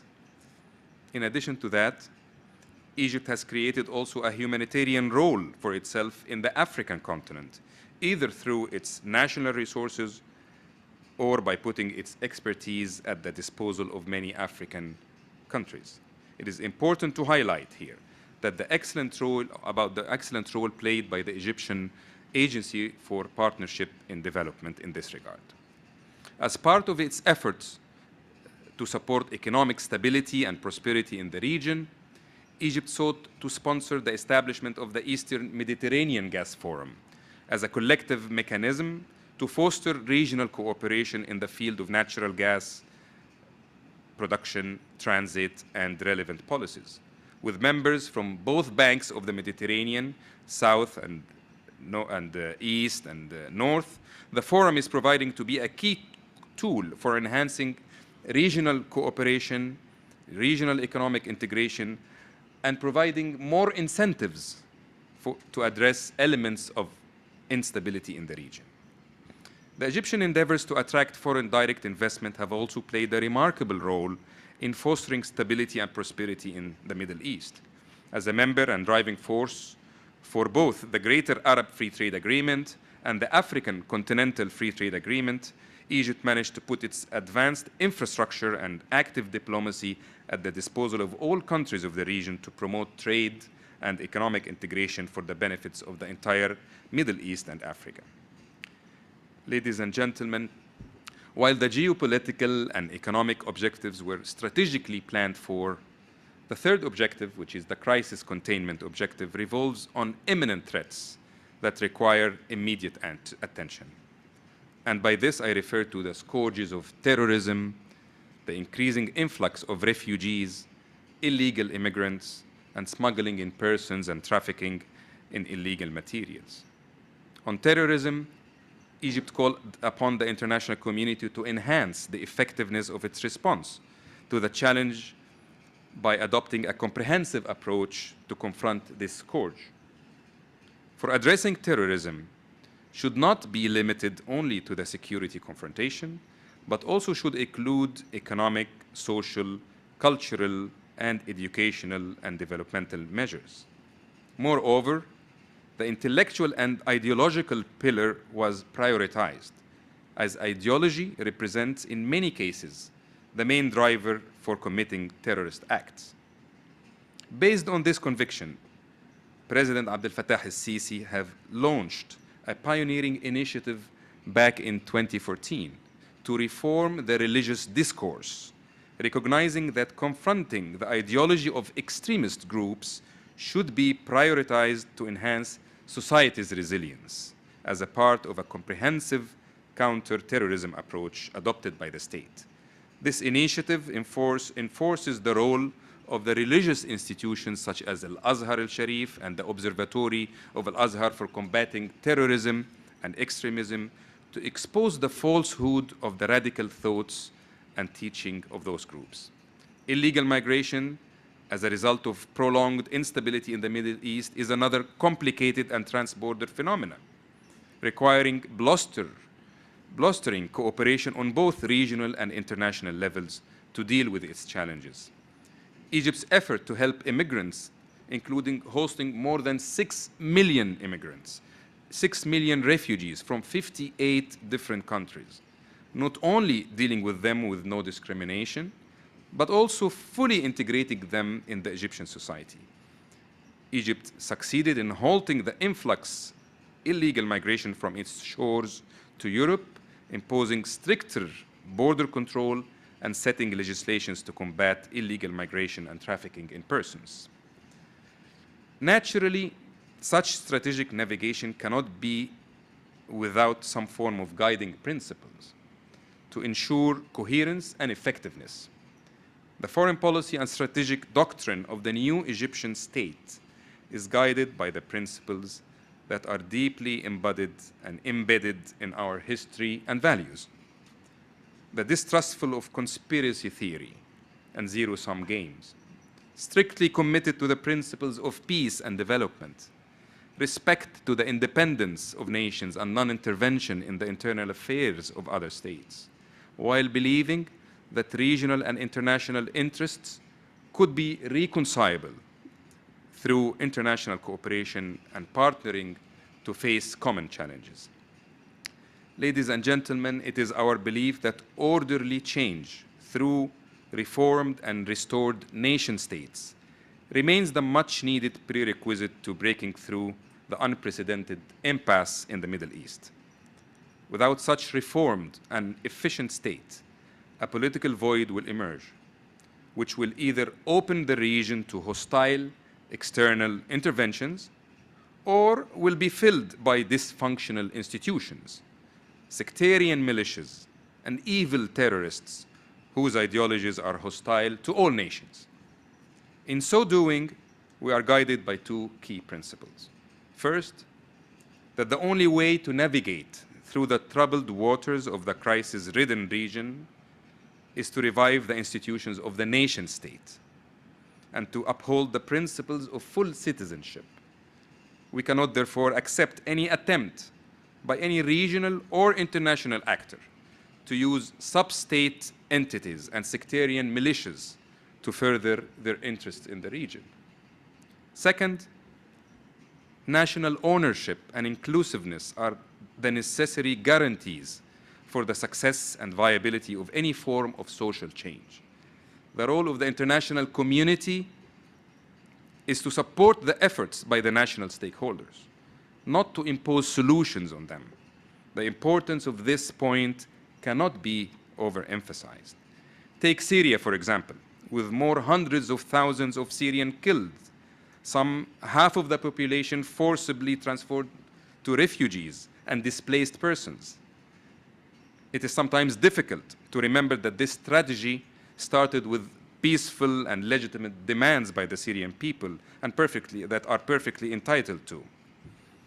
It is also important to remember that the way forward is outlined clearly in the UN Security Resolution 2254. The successful implementation of this resolution is what will determine whether Syria will witness its long-awaited spring of hope or continue to be doomed in its decade-long winter of despair. The continuing tragedy in Libya is yet another reminder of the indispensability of rebuilding the nation state and its institutions. Egypt shares more than 1,000 kilometers of open borders with Libya. Egypt has a particular stake in restoring stability and viability and viable and functioning state in Libya. We remain convinced that a political solution in Libya remains indispensable. There can be no reliable and long-term resolution in Libya without a full, comprehensive political solution based on agreement between the Libyans themselves, with the support, of course, of the international community, and without any foreign interference by parties seeking influence on the Libyan territories in specific.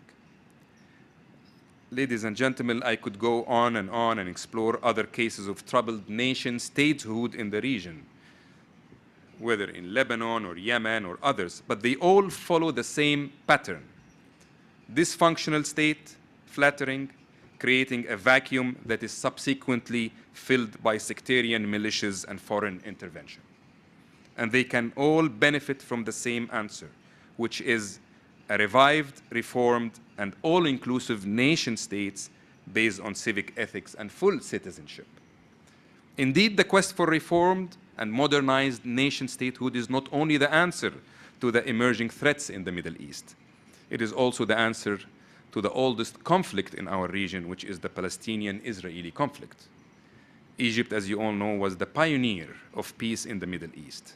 Our vision was, and still, based on full nation statehood to everyone in the region. We are committed to bringing to a successful end more than 7 decades of this conflict, without which we cannot shift our energies and the underutilized resources of the region to a more productive channel. To do so, the Palestinians cannot and should not be denied the right to an independent nation state. The alternative to a two-state solution is an open-ended turmoil, even if in the short term, things might look sometimes despectively quiet and manageable.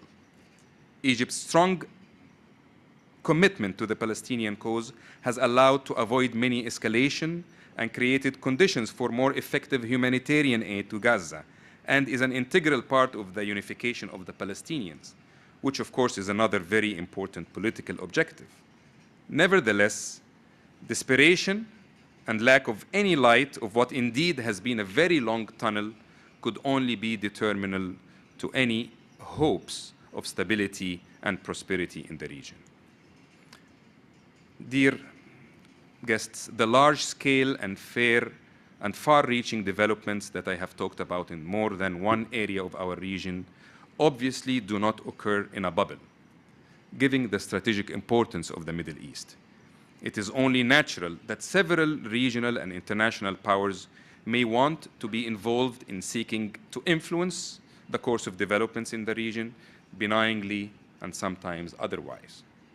Egypt appreciates that the stakes in the Middle East are of interest to several international players. We particularly understand the interests and stakes of Europe, for example, in ensuring stability on its southern Mediterranean borders and preventing illicit trafficking of human drugs and weapons and other sources of threat. And whilst we insist on national ownership of all solutions of the Arab world problems, and on reformed nation statehood as the key response to the challenges of our time, Egypt remains and always will be ready to cooperate with all our partners. Having said that, I trust that you will agree with me that there is ample room for cooperation between us to face the many challenges of the region and to make sure that we can work together to turn this page of instability and bring about a much needed era of peace and stability and regional and international cooperation. I will be happy to address some of those ideas and recommendations in the question and answer segment. And thank you very much for your attention. Thank you.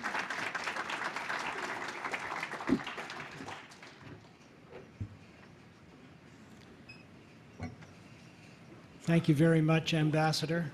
Comprehensive, as one would expect from the ambassador of a key player in the region.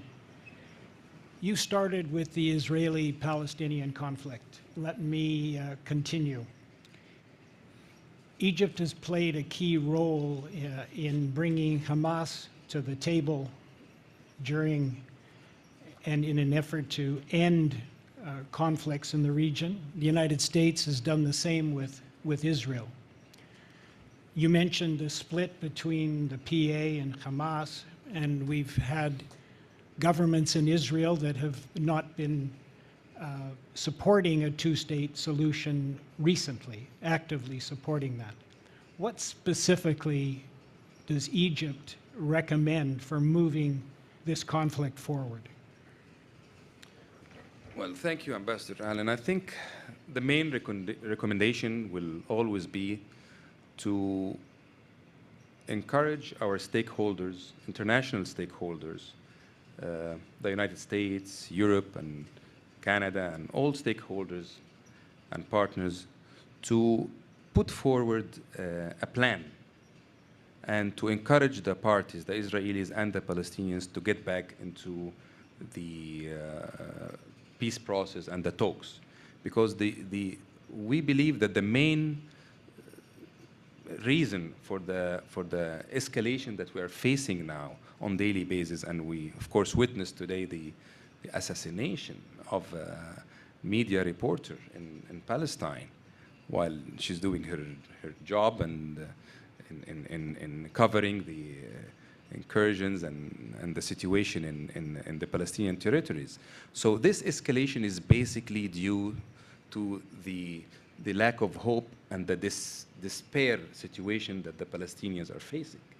There is no vision whatsoever, there is no hope, and there is no light that the people can see at the end of the tunnel, that at some certain time, this vision of two-state solution, that their state will be visible and materialize at a certain time.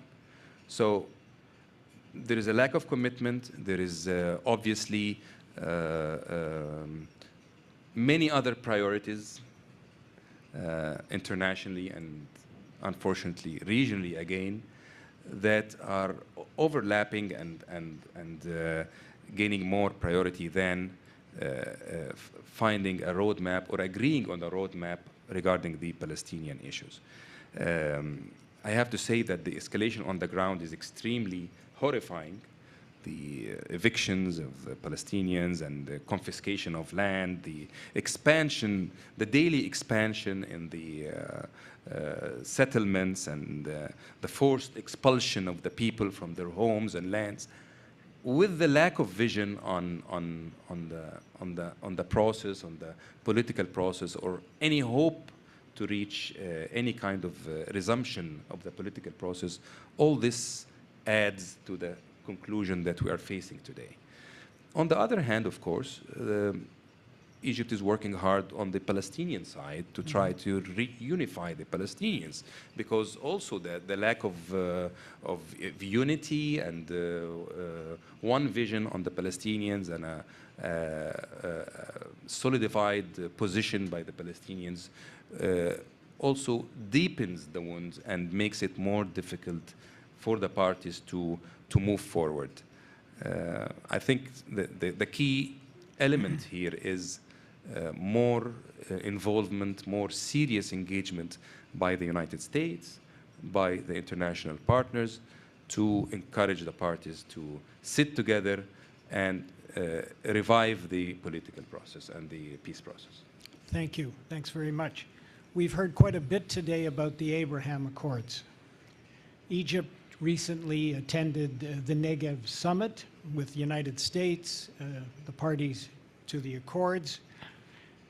You've also hosted Jordan and the UAE recently. What is the view of Egypt of the Abraham Accords? What are the challenges and what are the possible opportunities?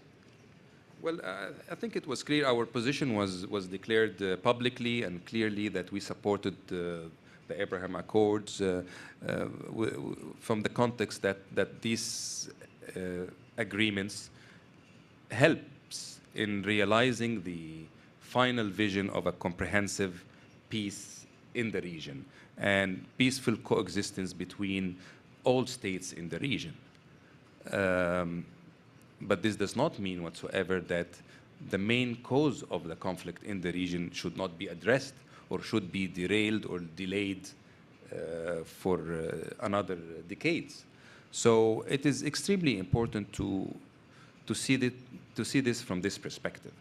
As I mentioned in my speech, we were the first to embark on the peace process and to have an agreement with Israel, and we are maintaining strong relations and coordination on many issues.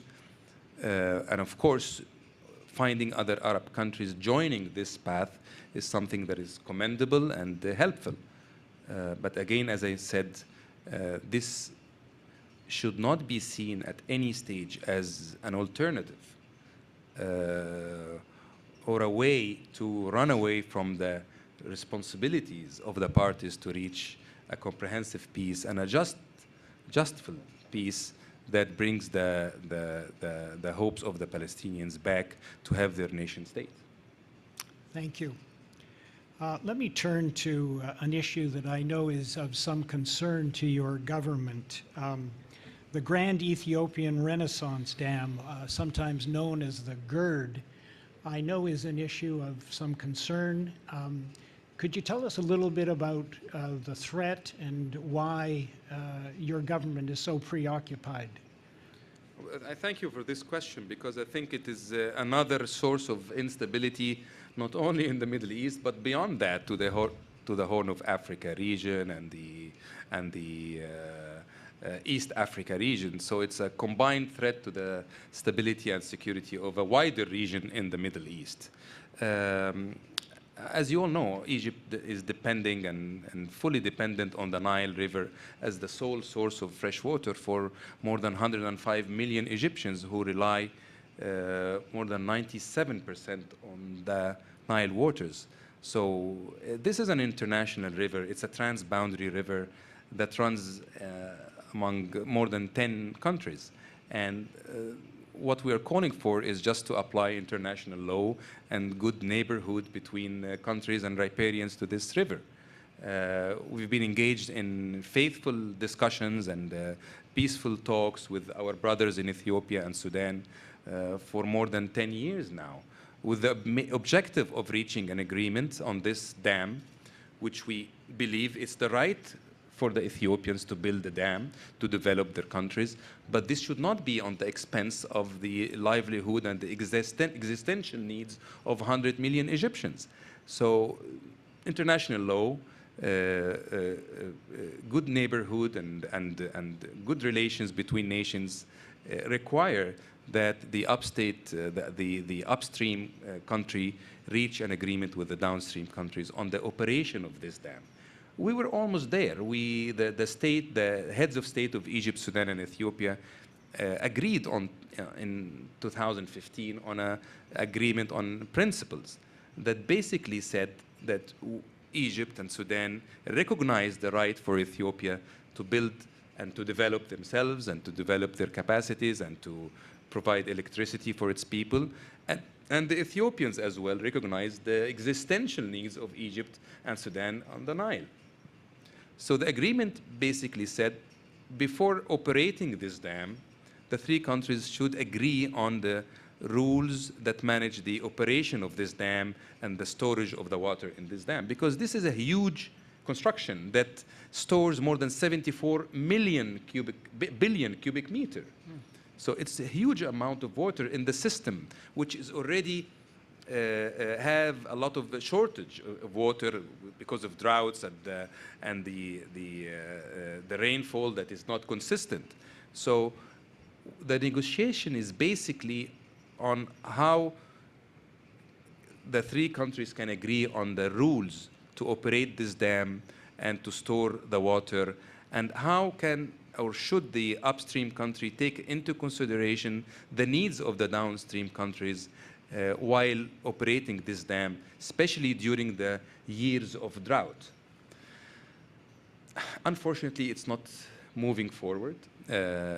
We don't see commitment, political will on behalf of the Ethiopian side to agree on the main parameters of this agreement. There is a lot of sensitivities and towards any issue relates to the sovereignty, as if we are dealing with a national river. It is not a national river, it's an international river. And there is, as I said, international law that governs this. So what we call for is faith and a real political will on the Ethiopian part to get back to the negotiation process in order to reach an agreement as quick as possible before it is too late. Because unfortunately, Ethiopia have filled the dam twice, the last year and the year before, in violation of the agreement on principles. And it could happen anytime that they decide to fill another filling with larger amount of water while the system does not have enough water. Then we will be in a situation that is extremely challenging to the security of the region again. Thank you. As a country that shares a border and a lot of water with its neighbor to the south, and some of the water does actually go north, we're sympathetic to... I fully agree, and I have to say that I have approached our Canadian partners many times over the last years to try to encourage them to be more vocal on the issue, to share the experience that Canada has and the United States have on issues related to border waters, and to provide their expertise. But I have to be frank, what I feel sometimes that there is a lot of overcautiousness, from many international partners not to engage in the issue. And this gets us all back again to the role and the responsibilities of our partners from outside the region, whether it is related to the Nile or related to the Palestinian issue or Libya or Lebanon, anywhere.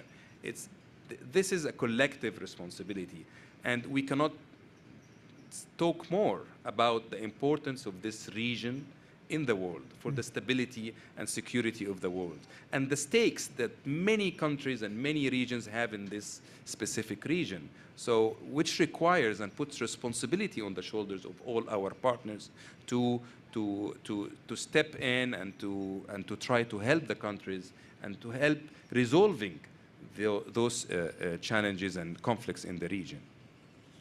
Thank you.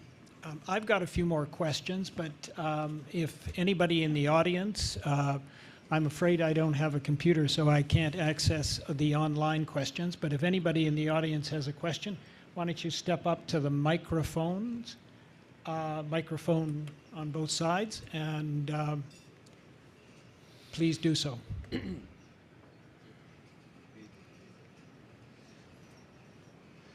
Good afternoon, Your Excellency.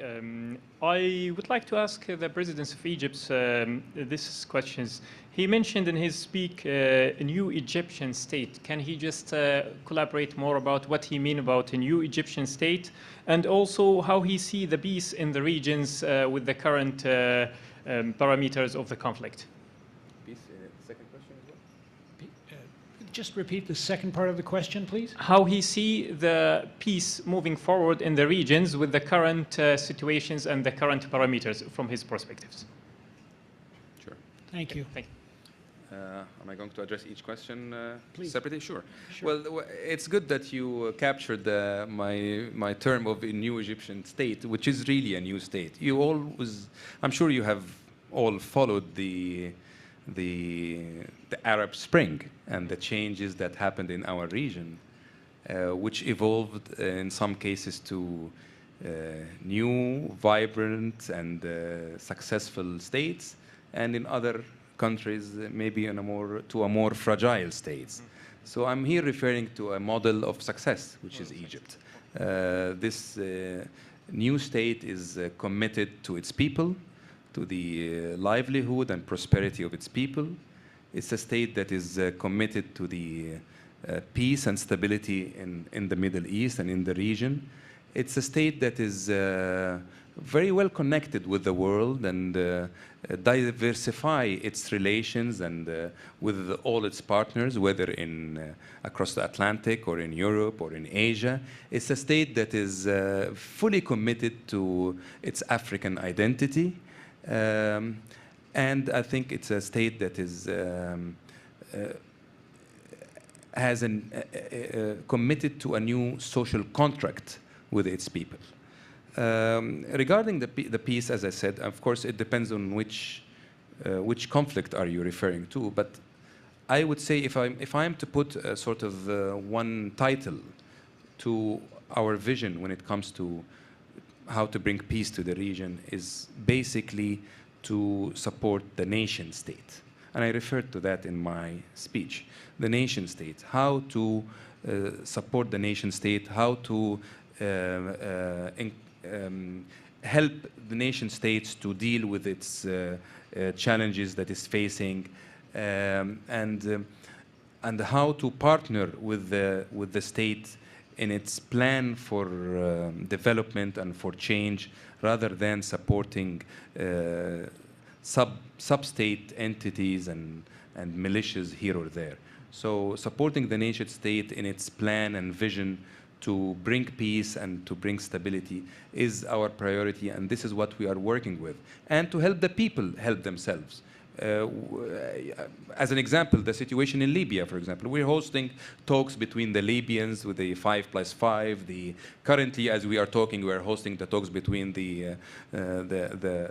both the parliament, the two houses of the parliament, in order to encourage the Libyans themselves to reach an agreement. So we never thought that we should impose any solutions on the Libyan people, but provide a platform and a conducive environment for the people of Libya and all stakeholders, without exclusion to any party, to reach an agreement by themselves. Okay, thank you very much. I think what you mean is two-state solutions. That's what be the optimum solutions. And I am very glad and happy to hear about the new Egyptian state. I will keep always refer to that in my book. Thank you very much. Thank you. Thank you. Well, we have a former Canadian ambassador to Egypt here, and I've spent some time in the Pink House, which is our residence in Cairo. I'd be remiss if I didn't ask you to talk about your priorities in terms of the bilateral relationship, and we'll let you end there. A happy story, I hope. Well, it is, of course, a happy story. I'm very happy to be here in Canada, and I think there is a lot of potential in Canada's relationship, not only with Egypt, but with all the Arab world. Sometimes when I'm asked what are your recommendations when it comes to reviving Canada's role in our region, I always refer to the 3 R's, which is the review, reconfiguration, and refocus. So review the Middle East strategy, taking into consideration all the changes that happens. I think it's time now for this strategy to be reviewed. but also reconfigure your policy when it comes to humanitarian assistance, developmental assistance, to make it more impactful, to make it more strategic, more taking into consideration the national agendas of the countries, not only the priorities of Canada, but also the priorities of the countries you're dealing with, and also refocus, try to refocus issues, give more attention to peace building, conflict resolution. It has been many years now since Canada got involved actively in mediation and conflict resolution and mediation. So I think if we look at those three aspects and try to focus on them, it will create huge opportunities for Canada to get more involved and build partnerships in our region. The relationship with each and every Arab country with Canada is moving fine, is moving forward, but it is not fulfilling and not grasping all the potential that it has. This requires, we recognize, of course, that there are many priorities and there are emerging crises here and there, and this happens, of course.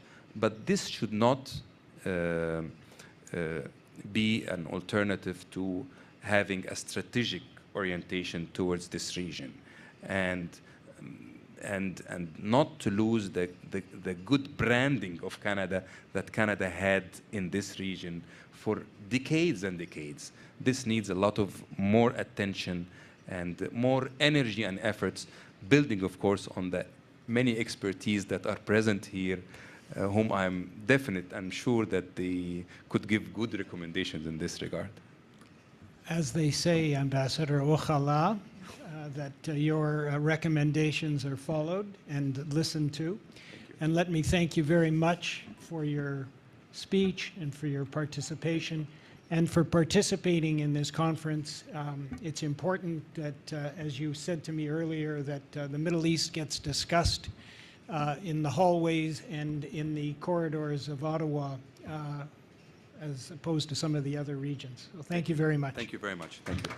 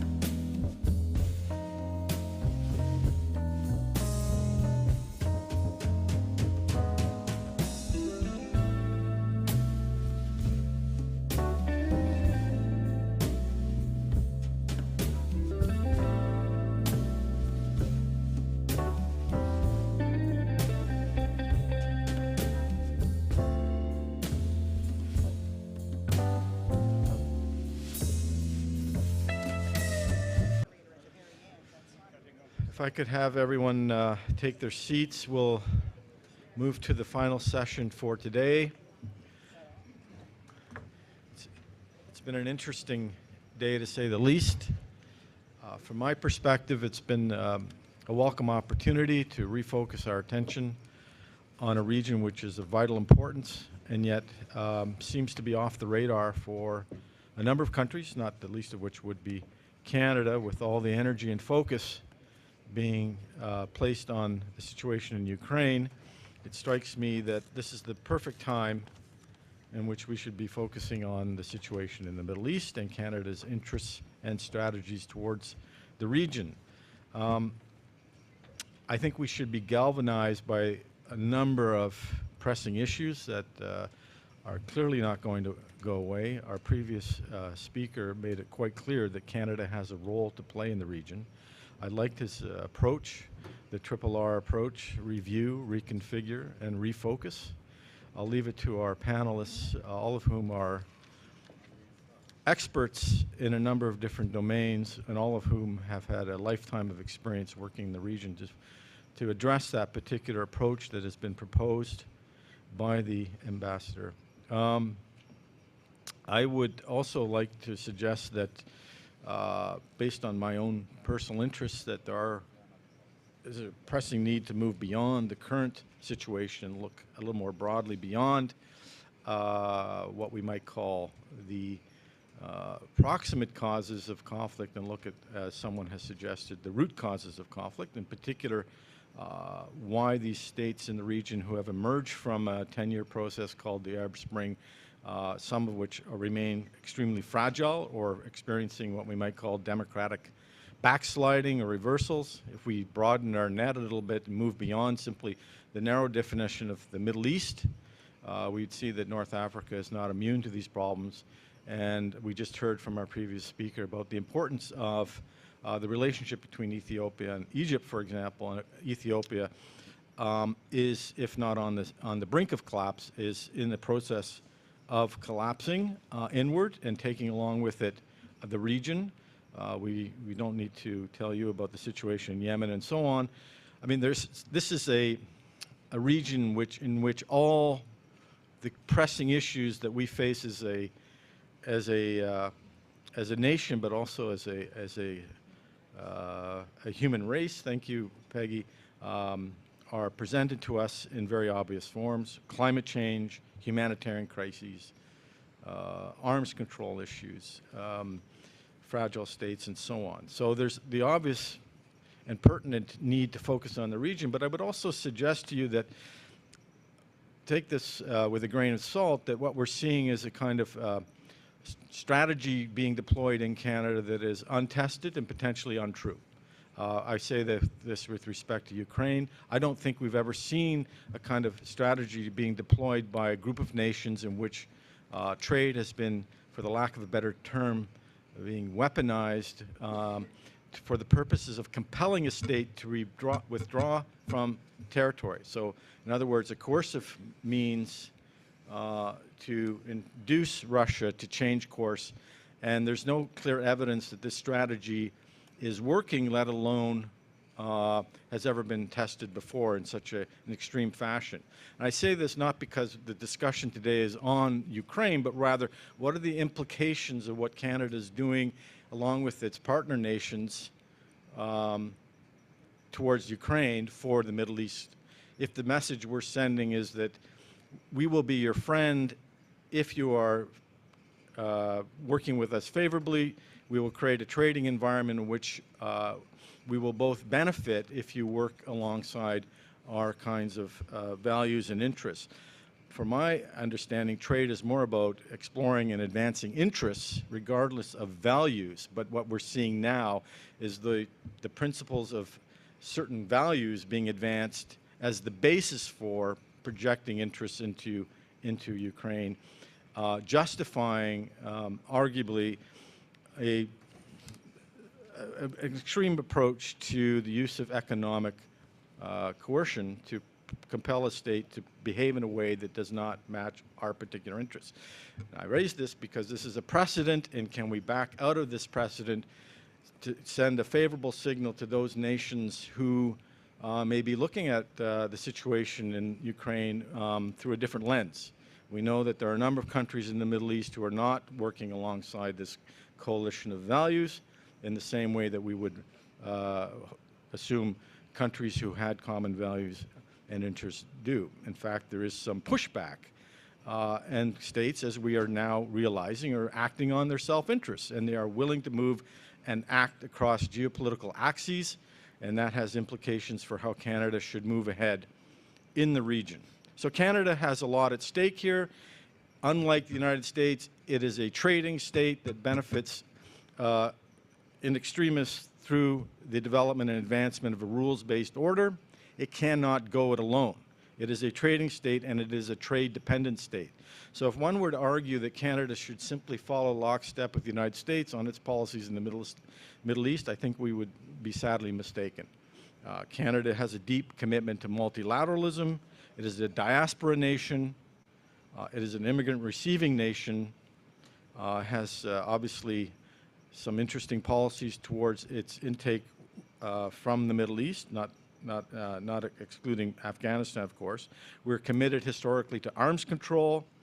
We have a commitment to a rules-based system, again, speaking to the value of multilateralism, but also a commitment to upholding human rights as advanced through, for example, the International Criminal Court and so on. We also have convening power, as we've been told by our current foreign minister, and that's not to be underestimated or dismissed. We do have a role to play within the G7 as well as the G20. And again, here's a lesson. If Canada is seeking to have Russia removed from the G20, what signal does that send to countries who may also be on the receiving end of such policies in the future, where we see that we don't agree with their particular positions on certain things? We also have, as the previous speaker just said, a commitment to peace building and a longstanding commitment to fixing fragile states. I'm not going to suggest that these are things that we have done continuously, but we have made these commitments in the past. We also have a commitment to contributing to longstanding stability in the region through our defense and security policies. So all these things make the Middle East relevant to Canada. Canada is not necessarily going to simply read off from American strategy and duplicate that process. We have certain interests that are unique. We have certain domestic attributes that are different from our partner to the south.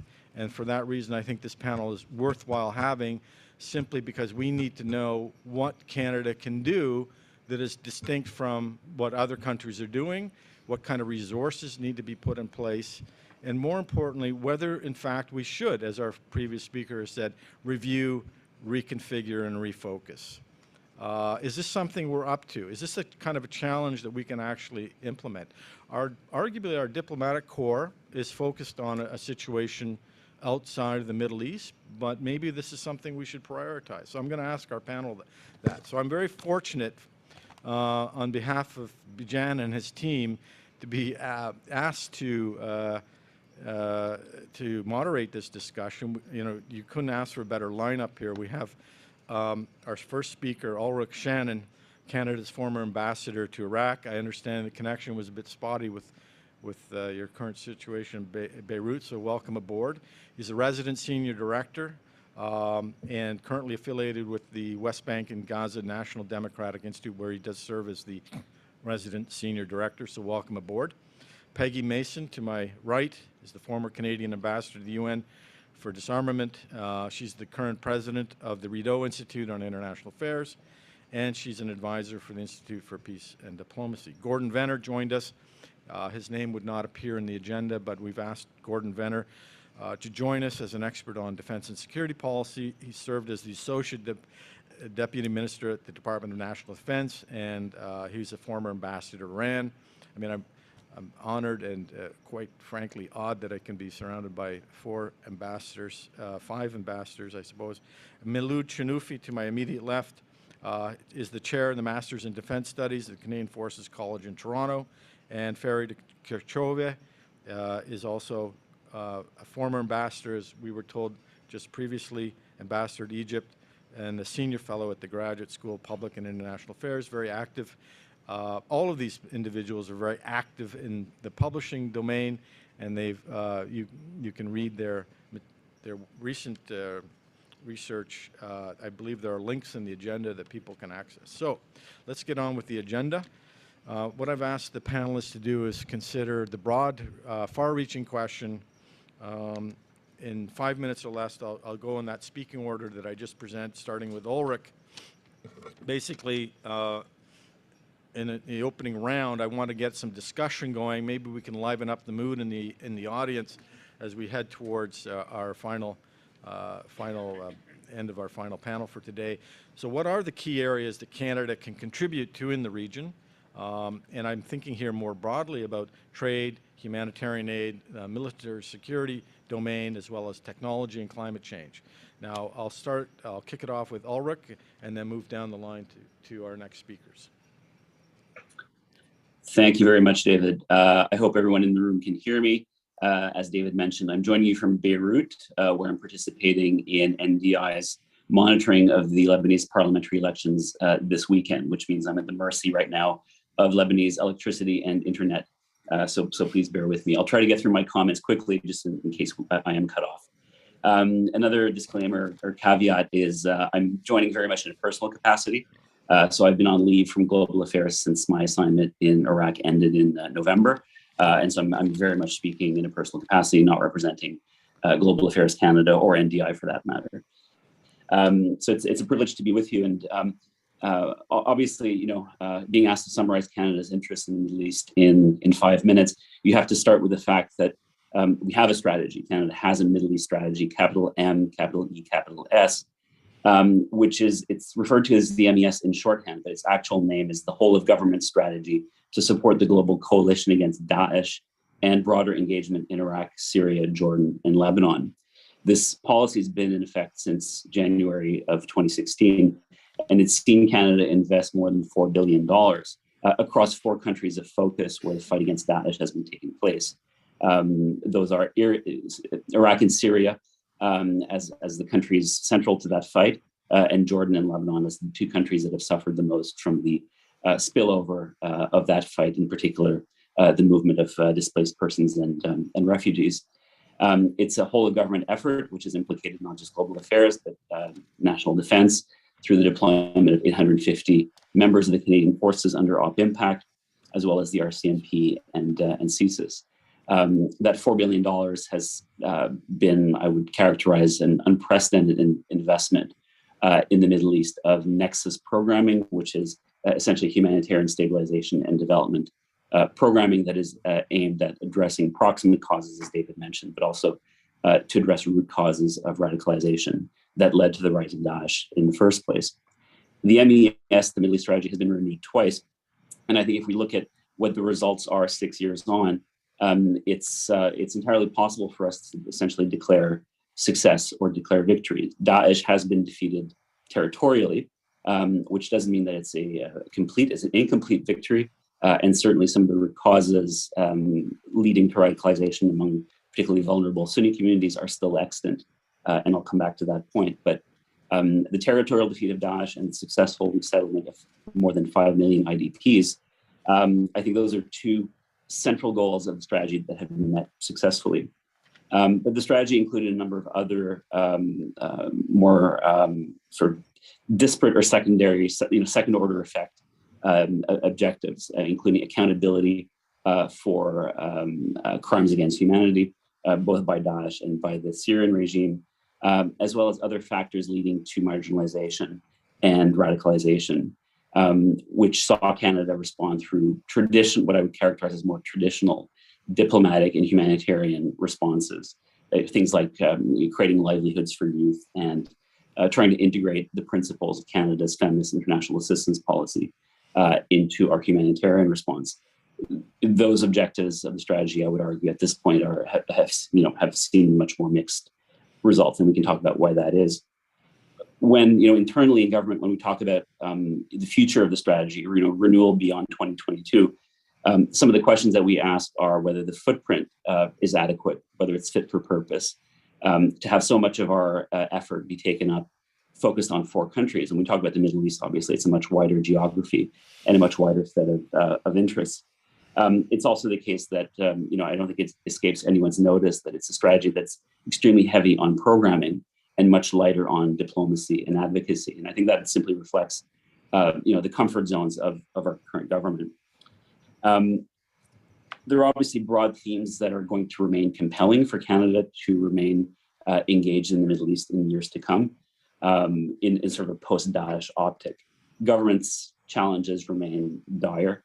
The situation facing the youth in the region as a factor that can drive radicalization and recruitment remains highly preoccupying for not only our own government, but our allied governments as well. And if we're going to talk about implementing the Women, Peace and Security agenda, the feminist international assistance policy, the rules-based international order, all concepts that are obviously of great importance to the current government. It's hard to do that without making the Middle East a centerpiece of our efforts. It's also a truism, and I'm sure it's been mentioned many times today, that that Canada's trade, commercial investment potential in the Middle East is significant. It's largely untapped. If you look at our largest trading relationship at the moment, I believe it's still with Saudi Arabia, despite all the problems that we've had in recent years, and yet it tops out at about $4.5 billion, which is a rounding error when you consider our commercial interests elsewhere. I was in Turkey as Consul General from 2016 to 2019, oversaw the doubling of our commercial relationship with Turkey from about 1.5 billion to 3 billion, and was humbled to discover one day, looking at trade statistics, that Canada's bilateral trade with the state of Kentucky in the United States was $17 billion annually. So that really puts into perspective the relative importance of our commercial relationships in the region. You could easily double the scale of our trade relationship with Saudi Arabia and still not have it crack the top 15 bilateral trade relationships for Canada. So I think it's important to keep some perspective on the significance of that potential. I'll close perhaps by playing devil's advocate a little bit, because I know it's fashionable to rag on the government of Canada a little bit and to imply that we're perhaps disengaging from the Middle East or not punching to our weight.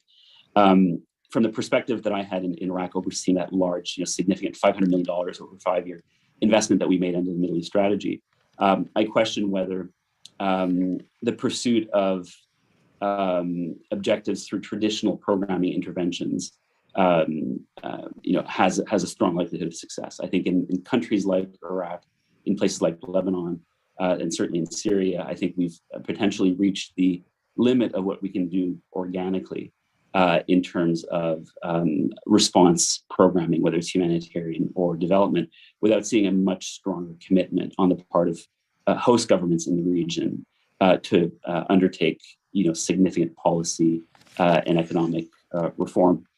We're also obviously not being impelled to do more in this region by our key partner, which is the United States. The U.S. is very much looking at disengaging from the region, limiting its exposure.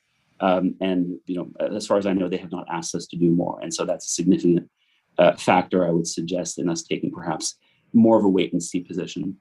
Many of the key conflicts in the region currently are in stasis. We can come back to the discussion about the Arab Spring 10 years on, but I certainly look at a situation that would compel me to modesty, I think, in terms of what we can realistically achieve in the medium to long term. I don't believe countries in this region are asking Canada to do more. I think all of them are facing conflict dynamics that are really specific, sui generis to the region. I don't believe any of our allies are being compelled to do more, or being asked to take on more of a diplomatic or advocacy role in the region. And obviously, with our interest being compelled elsewhere, with the North Atlantic Alliance being brought into question, and the challenge of responding to Russian aggression on the European continent, certainly I would advocate us taking a cautious approach. I wouldn't automatically recommend to ministers that we continue to invest in this region as we have in the Middle East strategy. I think there may be opportunities that arise in the coming years for us to take more of a leadership role diplomatically and through advocacy. But at the moment, I think we're largely in a situation that is characterized by stasis.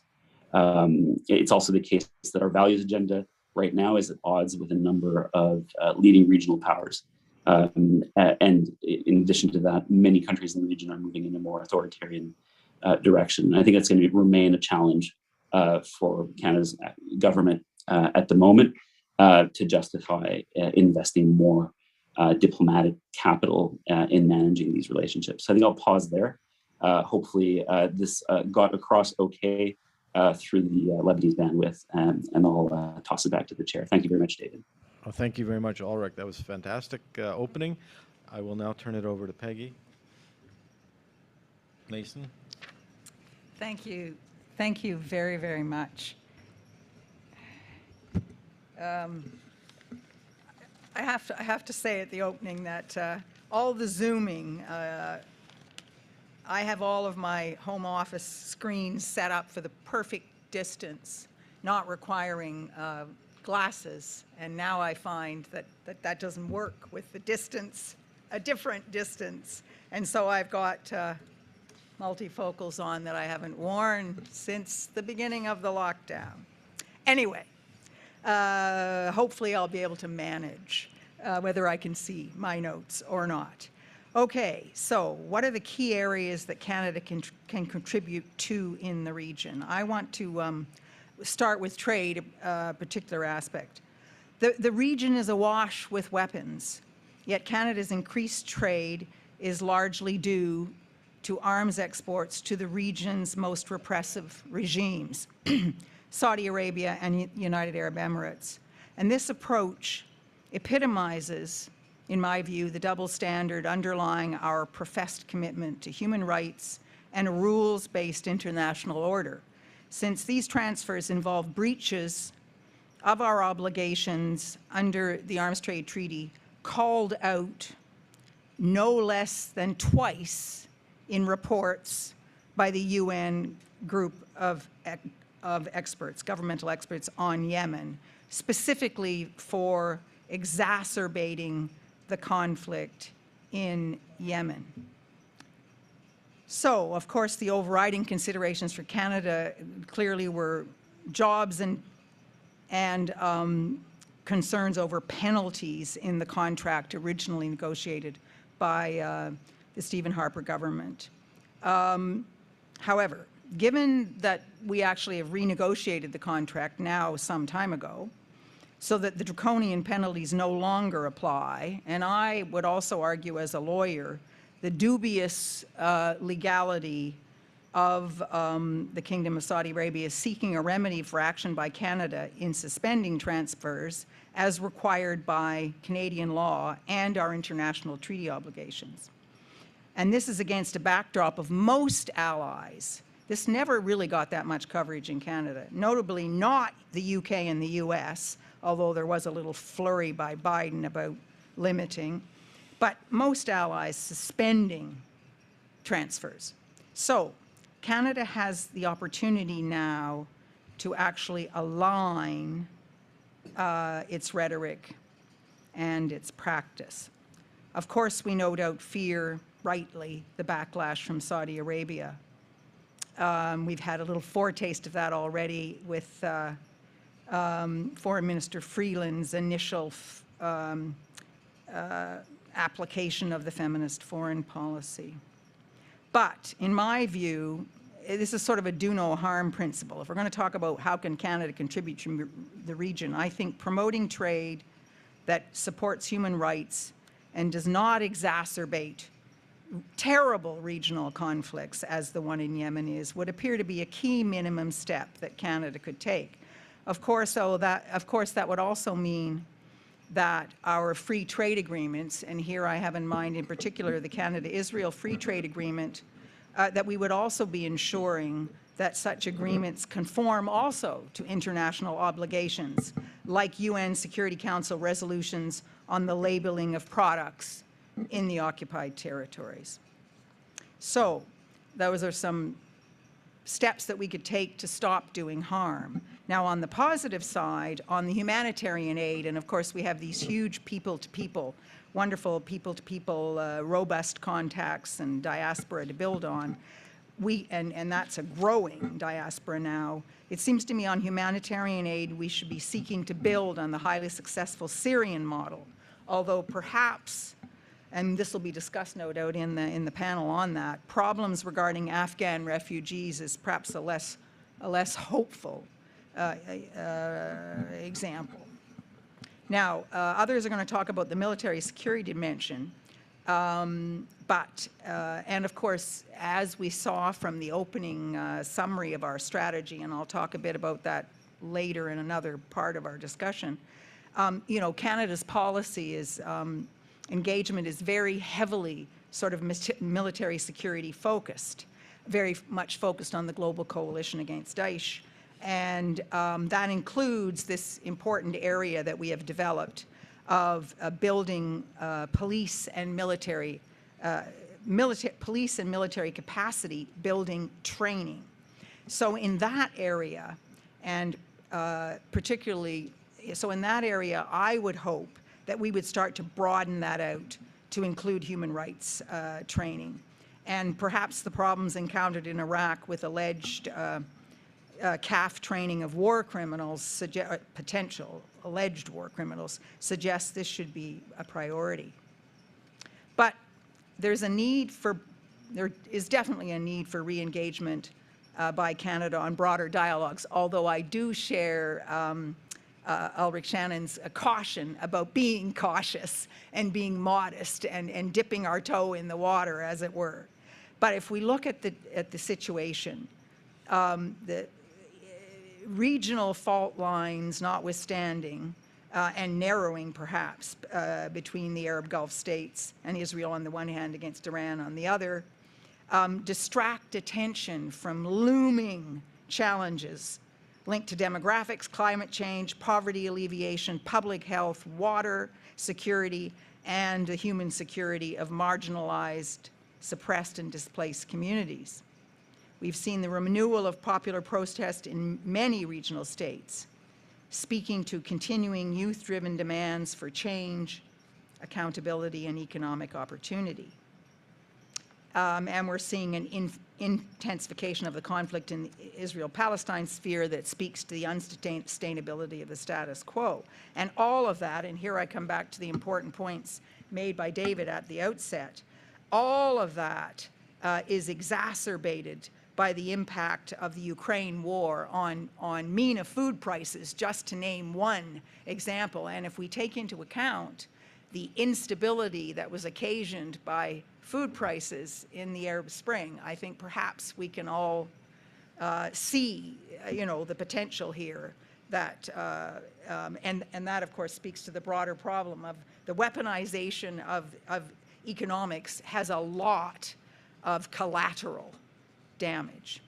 Now, so Canada, it seems to me, needs to become much more serious about supporting broader constructive dialogues. But like Canadian analysts with a lot of experience in this area, Peter Jones, for example, I think we should focus at the track 2 level initially.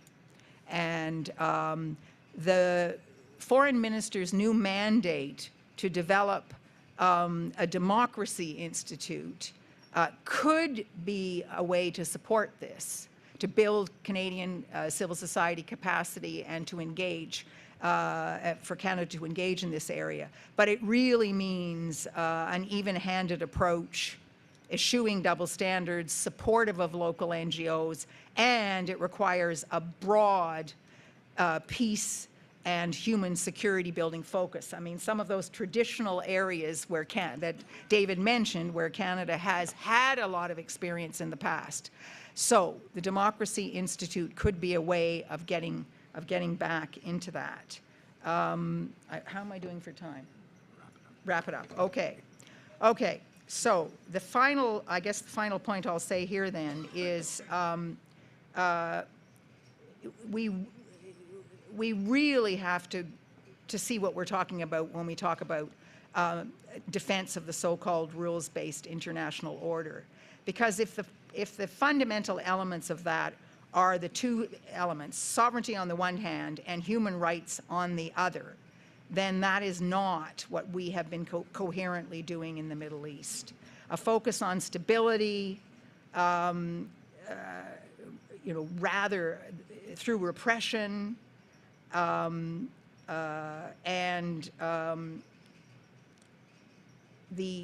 I'll talk about this later, but I'll wrap up on this, the primacy of Israel's right to exist to justify every sort of repression against Palestinian activism.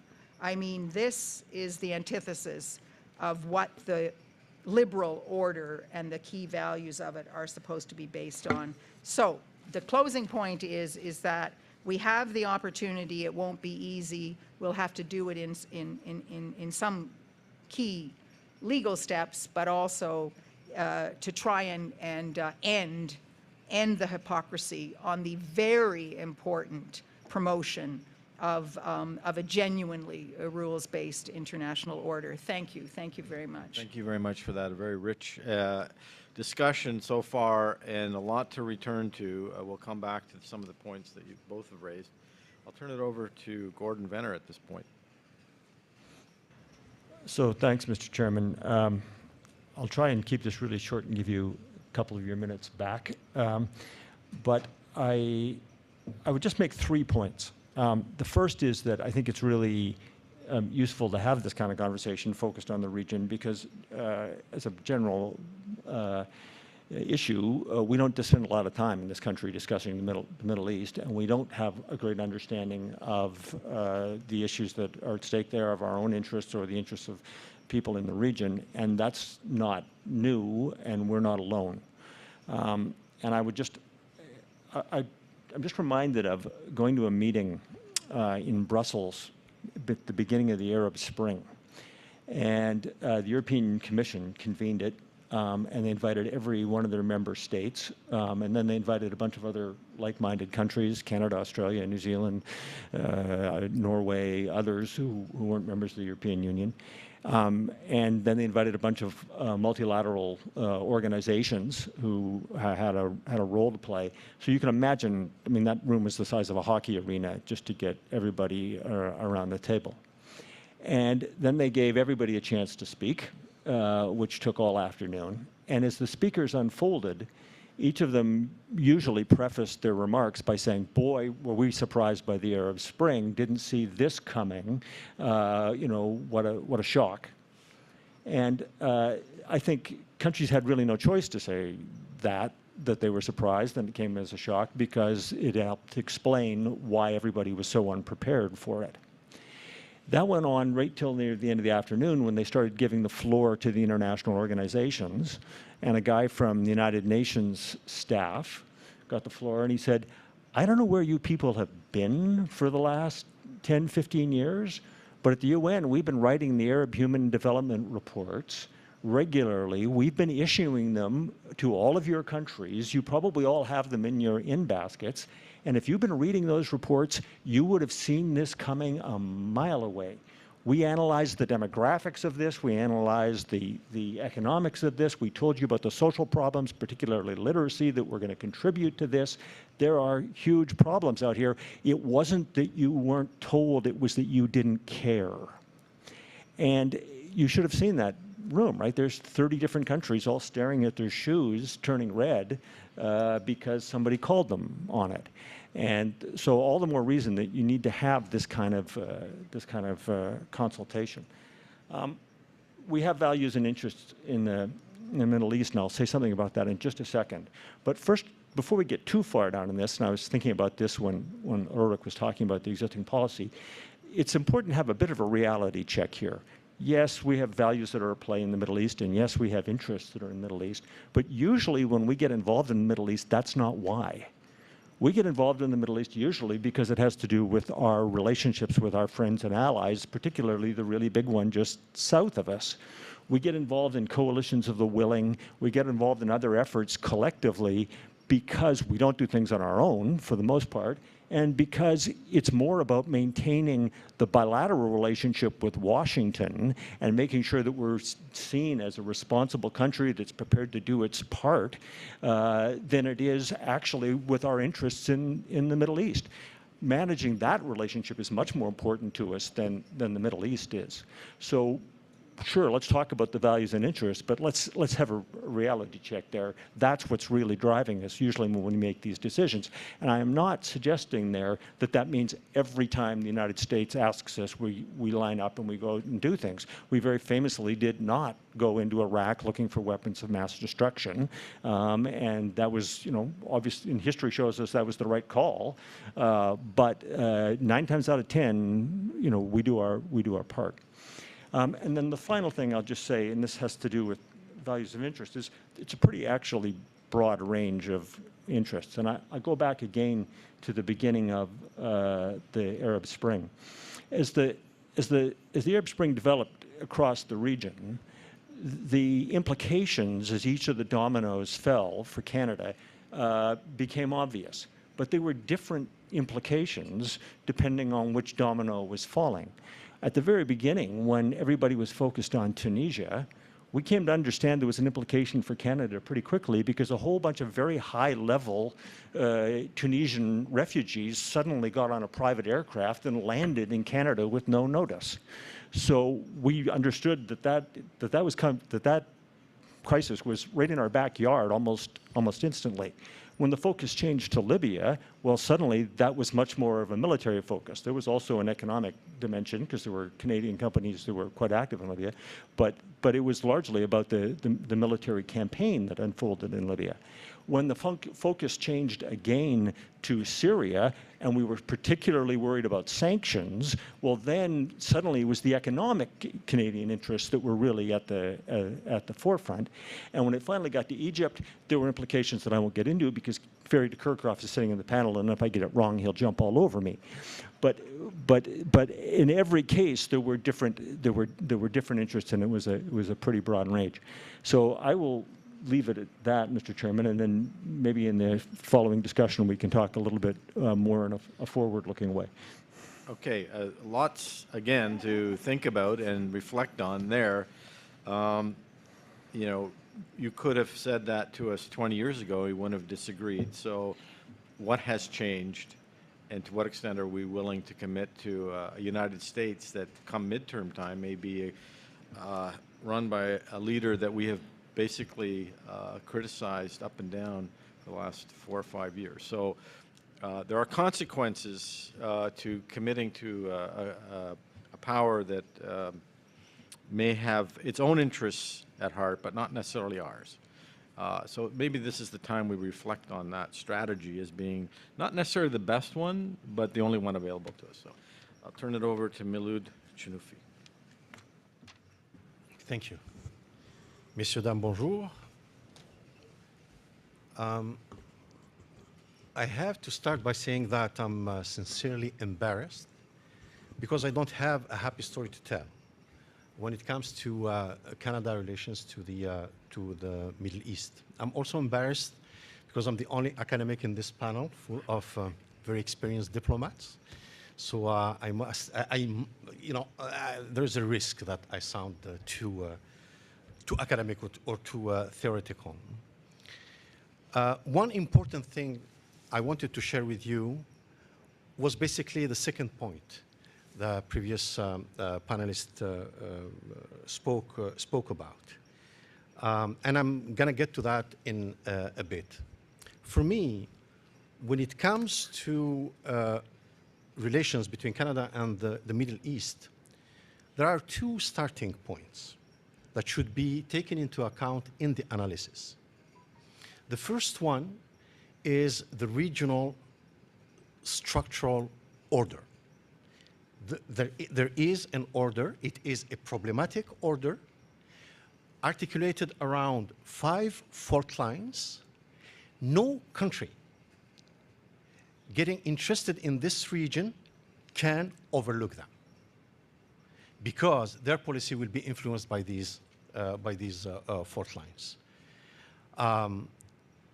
The second point is Canada's status as a power on the global stage. Let me start with the 5 fault lines. They are important because if Afghanistan is the graveyard for empires, the Middle East is the graveyard for the values that states, extraterritorial state profess before they start getting involved in the Middle East. As soon as they get involved in the Middle East, these values remain only at the rhetorical level. But the policy itself will obey to a completely different logic, the old-fashioned logic of realpolitik, of power politics, and of hegemony. So what are these fault lines? The first one is the Palestinian question. The Israeli-Palestinian conflict is certainly the fault line that should be considered as being the long-lasting source of instability and tension in the region. The second fault line is something that is very often overlooked. And it is a legacy from the 20th century, and it started developing after the independence of states in the region. It is an implicit Cold War between the monarchies and the republics. There's always some kind of rivalry. I'm not saying that all the monarchies are allies and all the republics are in the same alliance, but they have two different trajectories in gaining independence and then in seeing the regional order and also their attitude towards the Palestinian issue and their attitude towards great powers. The third fault line is a sectarian one that started being significant after the Iranian Revolution in 1979 between Sunni and Shia. Sunni and Shia has always existed in the history of the region, but it became regionally and geopolitically significant after the revolution. It fueled or it created one new layer of rivalry and tension in the region. The fourth fault line is a recent one, and it developed thanks to Turkish ambition, neo-imperial ambition, if you want, in the region. It started with soft power after the AKP gained power in the early 2000s, and it turned more aggressive and militaristic after the Arab Spring. And it creates tensions because this will to power, the Turkish will to power in the region is not always welcomed. And the fifth fault line is an ideological one, and it is caused by radical religious extremism and ethnic nationalism. Both threaten the very foundation of nation states in the region. So these fault lines are the first considerations to keep in mind. The second consideration is Canadian status as a power. Everybody knows that it's not a secret. Canada is not a superpower. It's not a great power. It might be a good willing power, a middle power. We can have a discussion on that, but it's not a great power. So if you're not a great power or superpower and you get interested in the Middle East, this means that you will not be able to set the agenda.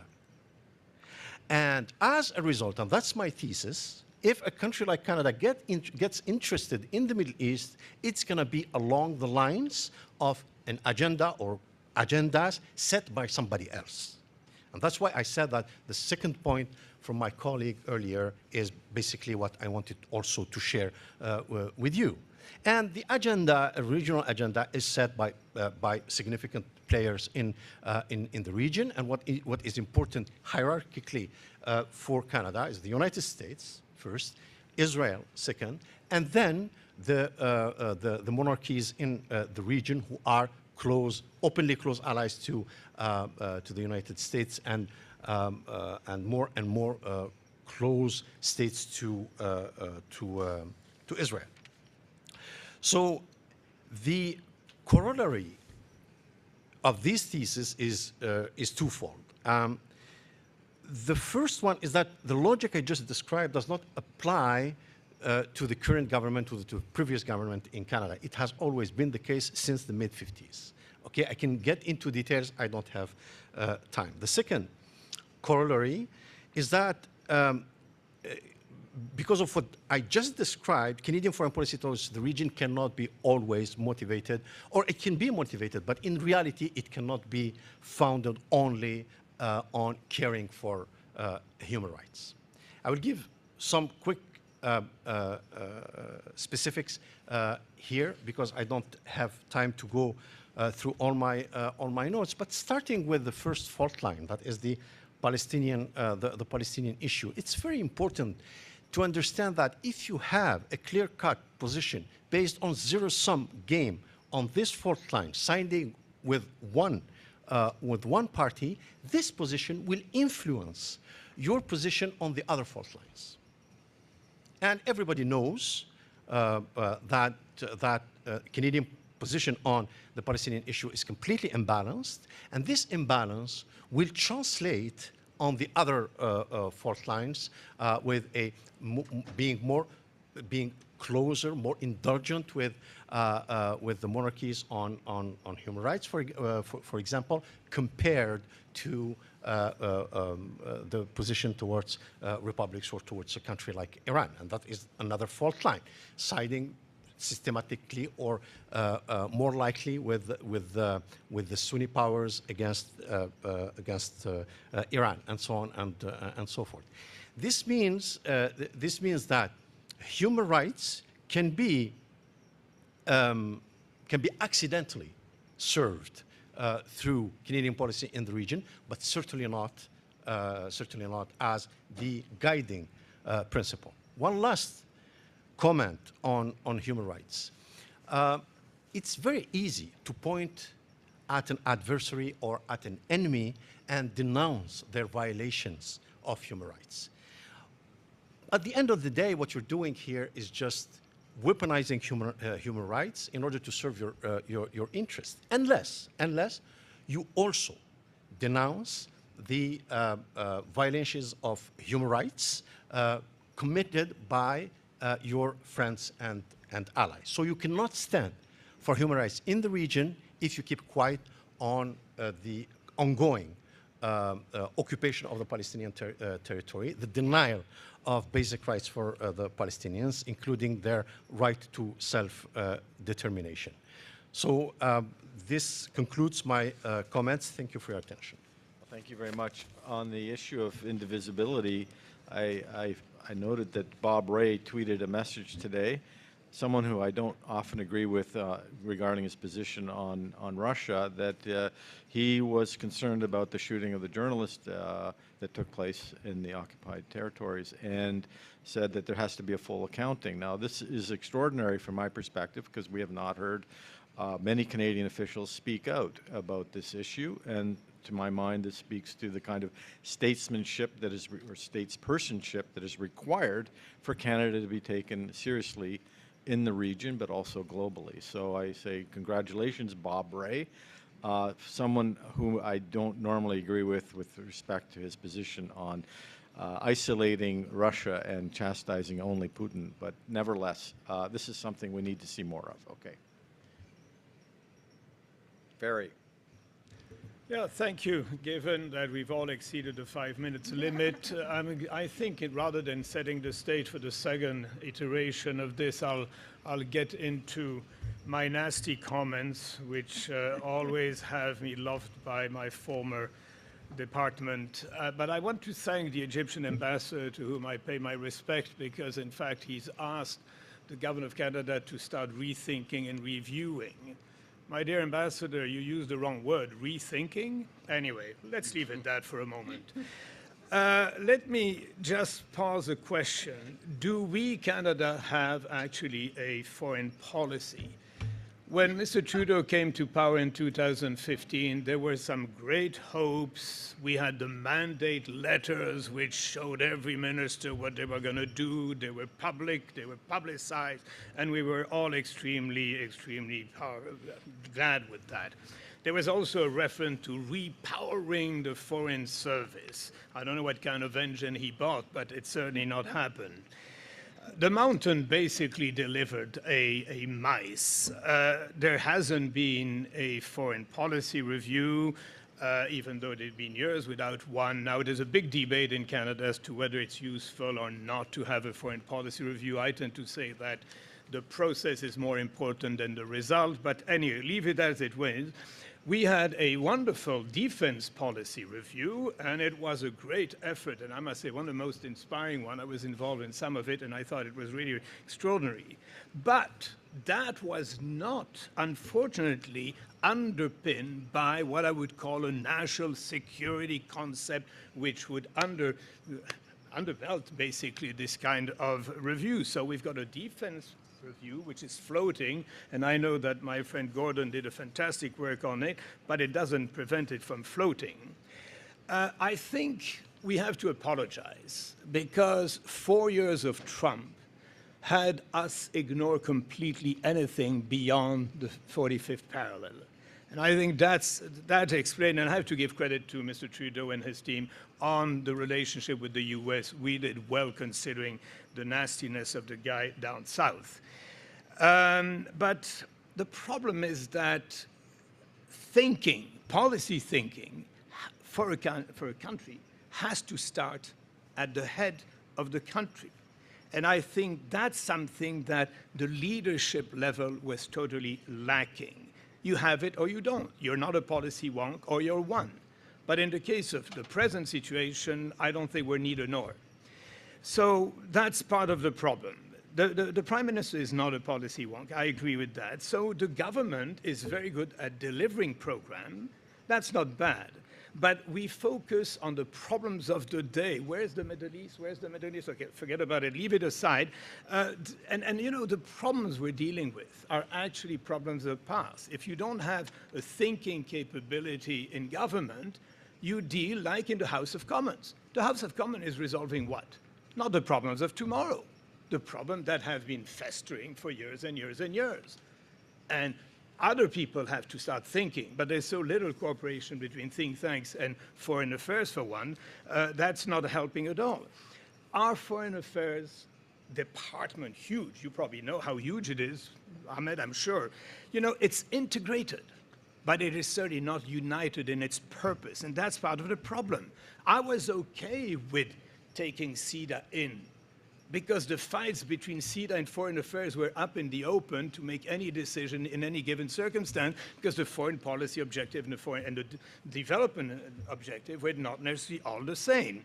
So now we integrated it, but then CEDA, or former CEDA, phagocytated our thinking and in favor of the program delivery.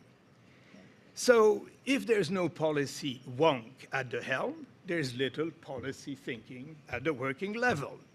And our bureaucracy is totally consumed by risk averseness. And on top of that, you've got very limited foreign policy experience at the helm. There's not a single deputy or associate deputy minister has been on posting abroad. The bureaucrats talk to one another. They don't talk to the outside world. And there's, oh, Egypt? Yeah, I think I know where it is. I think. Well, I do know where it is. So since 2015, there hasn't been a single foreign policy review. And it's either US focus or mimicking our allies. I must say, I look at the relationship. It's very pleasant to see the relationship between President Macron and Prime Minister Trudeau. It looks like a love-in. But even that love-in seems to have evaporated, because I think Macron, who's one of the smartest guys in town, you may like it or not like him, that's another issue, but I don't think he finds anything in his discussion with the Prime Minister other than positive nods. So there we go. On Ukraine, we follow the leader. You know, and Ukraine is important for us. Don't get me wrong. It is important with 1.4 million people of Canadian of Ukrainian origin. We're totally committed, but we don't have ideas. The moment an idea comes left, right, or center, we say, oh, yeah, and we'll do it, and we do it very well. But this notion that we could think through with the capacity we have at the top, no. So Mr. Trudeau is very good on bilateral with the US, because that really matters to us, and I think that's important, and we've done well. So what I find sad is that we're not even relevant anymore. people don't come to us the way, for instance, we did in the time of, when we had, I don't know, Lloyd Axworthy as a foreign minister, even at the time when Joe Clark was foreign minister. He was not a great prime minister, but a great foreign policy man. And so we are totally bereft of ideas. We are not consulted by anyone. We're taken for granted. And yet, we're the second largest country in the world. We only compete with Russia for that. And we have resources that matter, even those, even for those that lead to change as opposed to sustain the past. So I ponder that question that you put to us, David, by saying, can we reconsider our approach to the region? Well, I asked the ambassadors here, do we actually have an approach to the region? Other than some of the very smart things that were said on this panel. On the Middle East peace process, my dear friend did her usual spiel on that one, which I endorse fully. We shut up during the Trump years, pretty cowardly, but now Trump is no longer there. Can we start re-examining, as the Egyptian ambassador asked us to do? I'm not going to go into detail, but Mr. Harper was a Trumpian before Trump, but he was smart. He had little time for the Arabs. I may be hurting some feelings here, including my own, but he had very little time for the Arabs, unless they came from the wealthy GCC. That was okay. So we had at the time the most pro-Israel of the past and present PM. John Baird was rabid. He and I had a fight. If you want to have fun, Google my name and John Baird side by side. You'll see something very funny, where he accused me of being anti-Semite. Good luck, John. Anyway, so you know what? On one stage, we're not even considered like-minded. At the time of Mr. Harper, for those who remember, when there's an issue with the Middle East peace process in the UN, there's usually the Europeans are leading the debate, the US on one side, and the fellow travelers are the Canadian. And I remember during Mr. Harper years, there was a meeting on the Middle East, and we were not invited. Treason, grand treason. So we called the Finns, who were leading that, and the Finns told us that we were no longer considered fellow travelers or companion or like-minded people. Anyway, that's the past. But who tilted the votes at the UN more in favor of Israel? I apologize, but I'm guilty. I plead guilty because Mr. Martin, we were together at Ouagadougou at the Francophonie Summit, and he said, since you're dealing with the UN, could you see if there's a few UN resolution where we could tilt a bit the balance? It's in his book, so I'm not betraying any secret.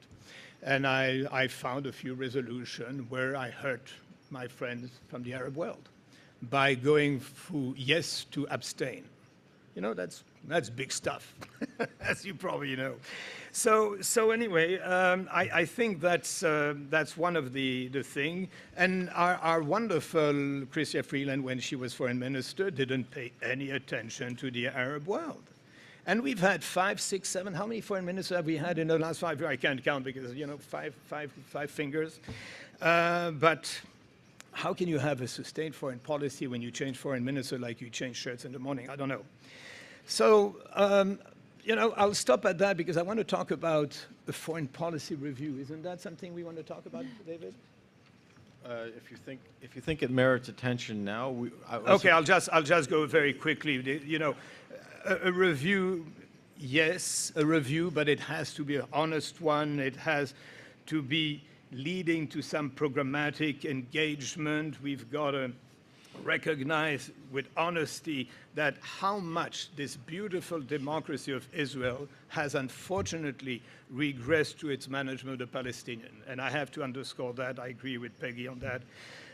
We have to have the courage to review the report of Amnesty International rather than condemning without reading it or reflecting on what it says, particularly at a time when we support Ukraine's freedom while ignoring the plight of the non-free Palestinians. What we need is a review which looks at how we can make the two-state happen rather than sing it as a leitmotif. Finally, a review which looks at the Arab world as an essential component of the future of the world, rather than a hindrance, an annoyance, or a gas station.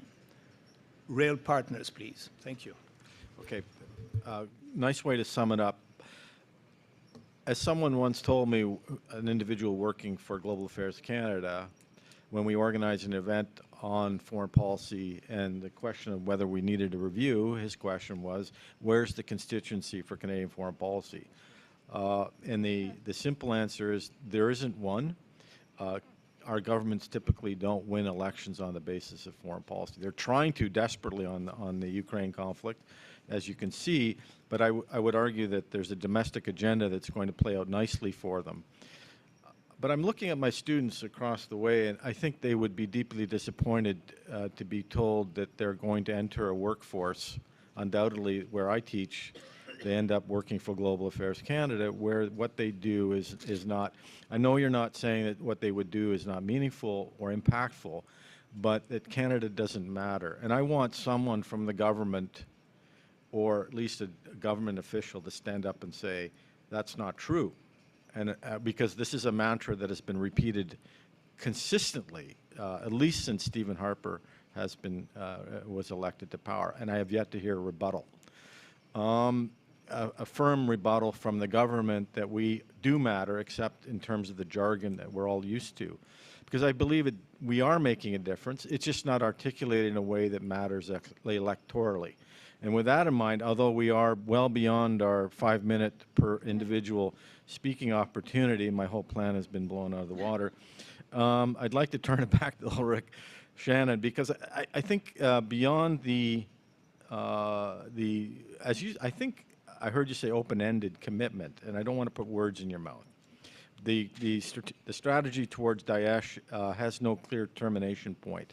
But I know that you're also involved in things like, well, you are the director of the National Democratic Institute. So I'd like to hear a bit more about how Canada is contributing to the long-term process of building resilience in these countries that are clearly on the brink. We heard from our keynote the importance of the social contract.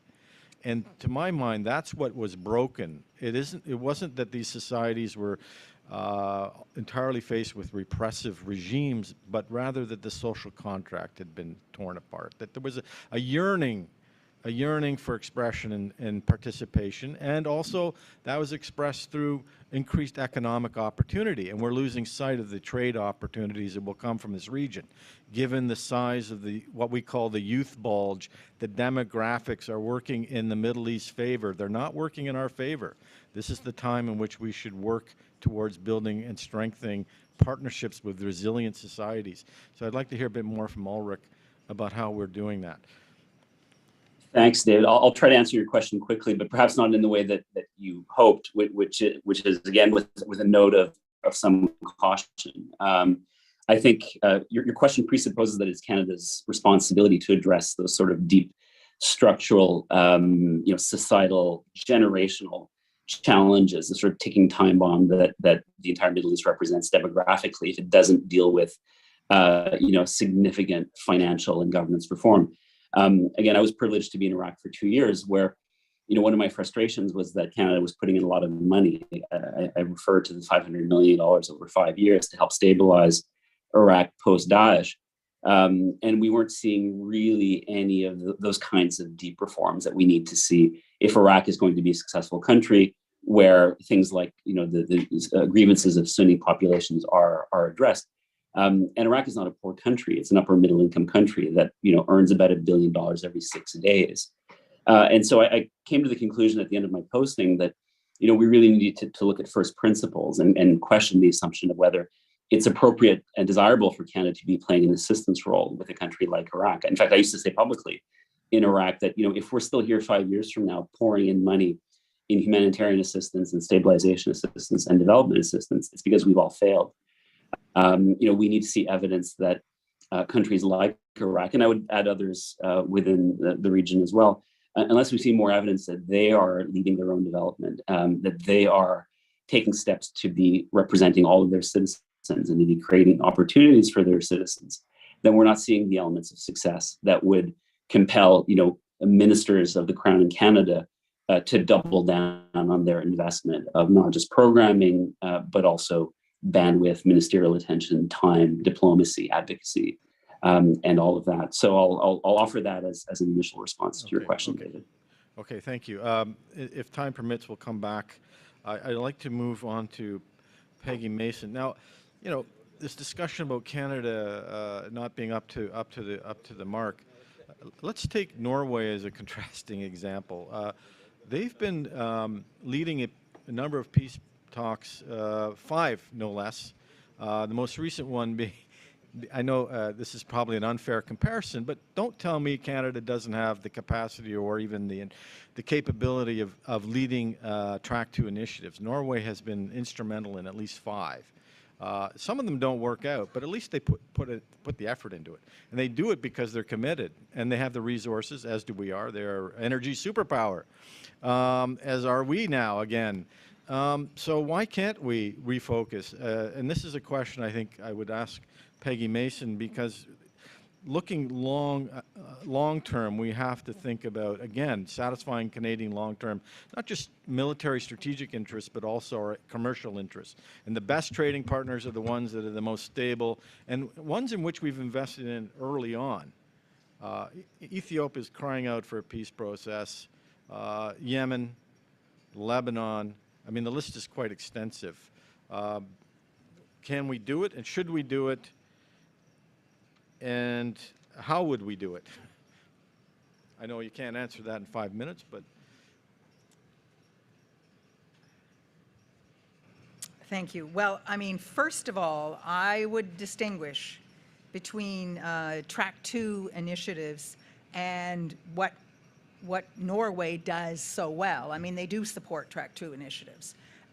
Initiatives where it's civil society and potentially former government officials or officials in their personal capacity, so you have more flexibility in discussing questions not tied to government positions. But, and Norway does support those. But the big sort of signature contribution of many, but because they also contribute to UN peacekeeping and huge development assistance. But in the diplomatic area, it's mediation. And of course, that would be, you know, going back to Oslo, for example. And that is, you know, every so often, Canada is put forward, well, why can't we do that? I think that we cannot, for the same reason that our engagement with the Middle East is challenged, and that's with respect to domestic considerations and diaspora politics. Because mediation, you know, the government can't talk about it. And you can't take credit for it. I mean, until the very, very, very end of the process. And even then, you have to be extraordinarily careful, because if you've mediated an agreement, the Colombia peace agreement comes to mind, you want the parties to have ownership of that agreement. So by definition, the countries that facilitated the negotiation should not be standing up and saying, we did this, because you want the parties to feel they did it. And so it's now, for domestic political reasons, I think it would be incredibly difficult for Canada to play that selfless role. I mean, we do it on occasion when there's there might be an opportunity. We can be opportunistic potentially, but I don't think it's an area that we, I mean, I don't think that's where we play to our strengths. And before I come back to the Track 2, which I think, I mean, we have some very good, I mean, Canada has done a large number of these Track 2 discussions, and I really, really think that would be the way to go. And in fact, when I was thinking about this, looking at the Qatar ambassador, of course, I immediately thought about the relationship that Qatar has developed with the United Nations, support of multilateralism. I mean, if we think of the Doha Forum, the UN is featured front and center. Important UN offices being set up and supported. in Qatar. And so it seems to me that there may be an opportunity here, and Canada has been having, I think, fruitful, at least on the trade side, moving forward a bit with Qatar, that we can perhaps look at whether or not there might be a partnership there, because it also brings in the multilateral, the broader multilateral side that is so important. But I want to really touch, because it's one thing we haven't touched on enough. I mean, we have talked about the fact that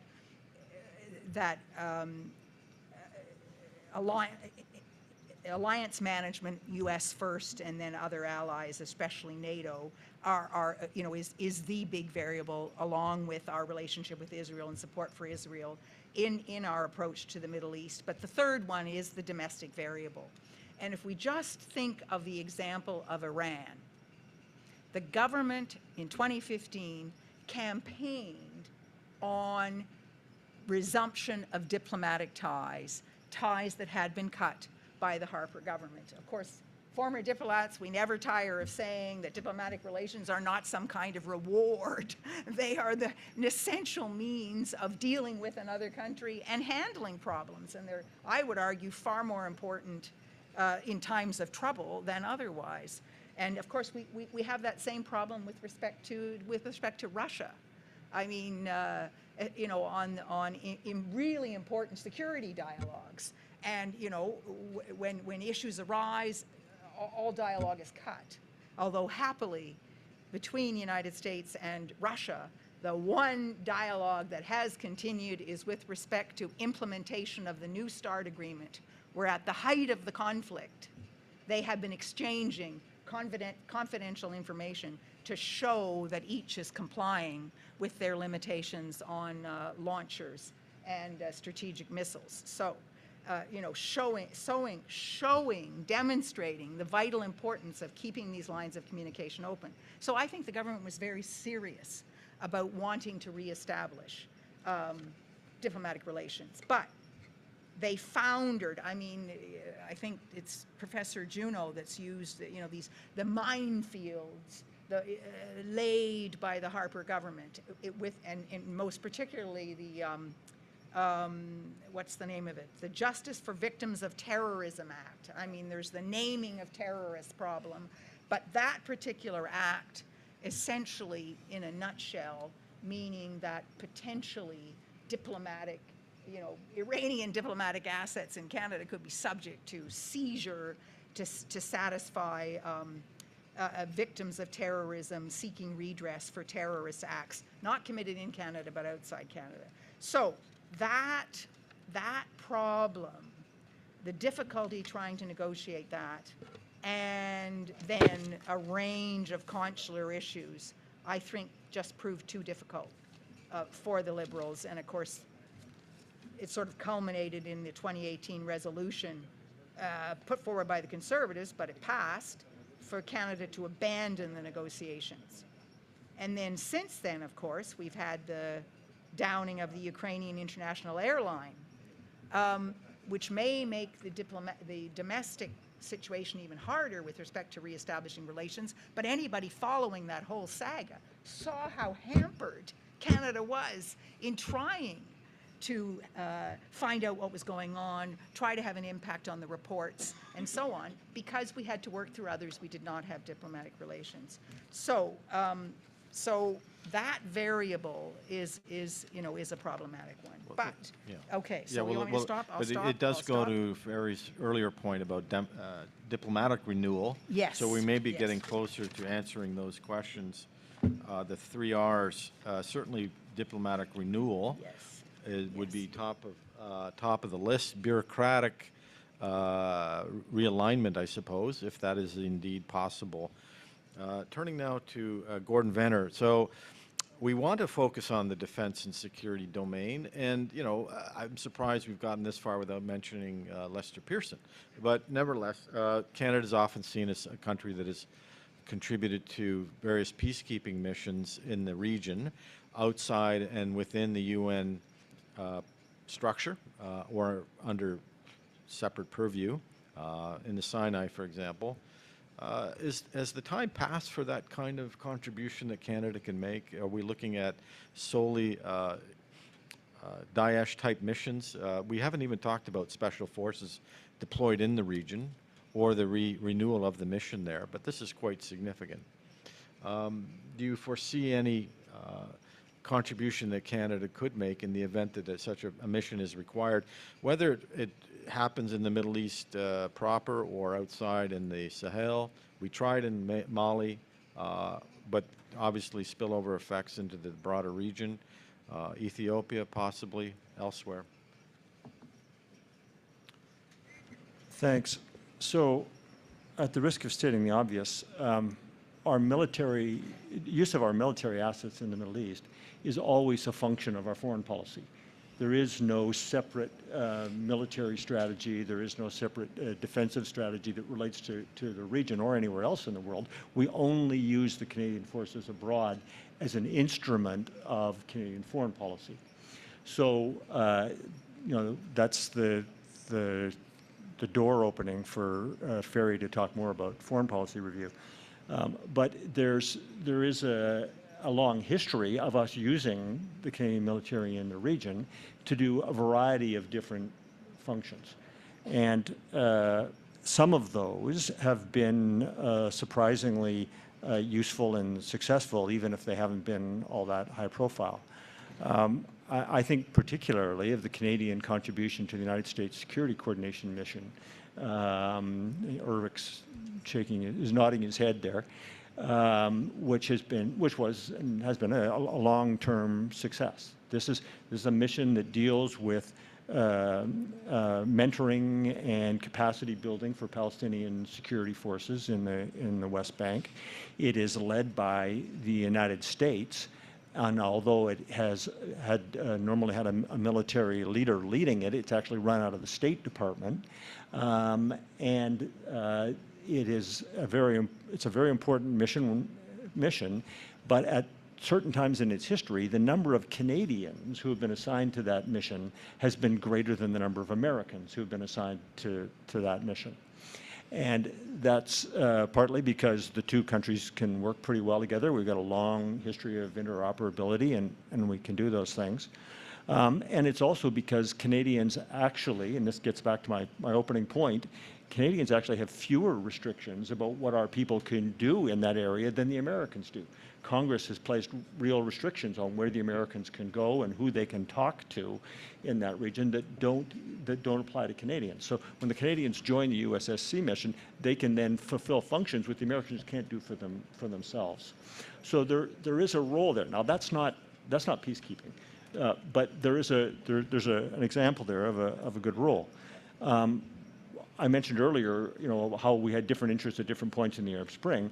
You know, when the campaign was on in Libya, our role was a much more traditional military role. In fact, the commander of the NATO commander in the military mission was actually a Canadian at the time that happened. So the forces have been used in the Middle East in that respect. There has been, and I think you referred to it, you know, a pretty significant Canadian contribution to capacity building in Iraq. So there's another, you know, very important long-term military role. You talked about the soft contribution. They were instrumental in that, particularly in the early days. So there's a lot of things that we can and have done in the region. With respect to peacekeeping per se and the Sinai mission, I would suggest that that's not a Middle East specific issue. That's a much broader question about Canada and its role in peacekeeping. And it's interesting. It's funny, I was in a conversation at the University of Ottawa the other day, and someone there who seemed to have some recent public opinion insight suggested that there is still, despite the fact that we've done so little of it over the recent decades, there is still a perception in the mind of many Canadians that we are a major peacekeeping country, but we're not. We haven't been for a long time. I went to a meeting at the UN a few years ago where we had to get ourselves invited because they only invited the 50 top contributors to peacekeeping missions in the world, and we weren't on that list. So we have this vision of ourselves sometimes that just isn't realistic anymore. Things like the Sinai mission, speak back to that earlier era. But if you think about all the things we got out of peacekeeping, principally, I'm not setting aside the Mali mission. I understand, we went to Mali, but largely we went to Mali because the Germans and the Dutch were exhausted, and we had helicopters, and that's what the mission needed.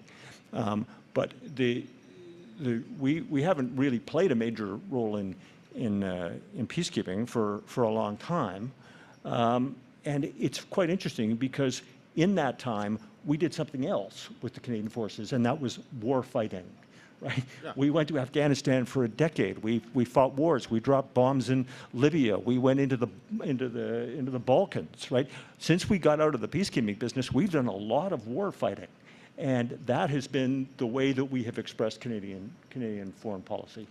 So I'm not arguing that that's a good thing or a bad thing. Mm-hmm. What I'm saying is that's not really a military decision. That's a function of foreign policy, and that's been the decision that consecutive, the generations of Canadian governments now have chosen. Well, certainly with the deeper integration of the two defense communities over the last 20 years, it's no surprise that we prioritize our relationship with the United States. That seems to be natural outcome of the fact that we have worked most closely with the United States and any other partner in the military domain.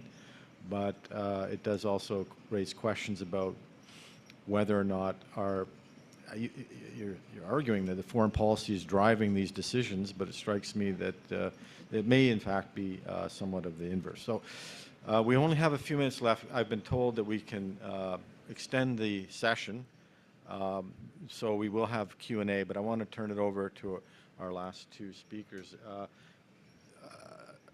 Maaloud Chanoufy mentioned a number of fault lines, but I think, are there any domains where we can bridge, as a country, bridge those fault lines? What's the priority fault line that Canada should be focused on?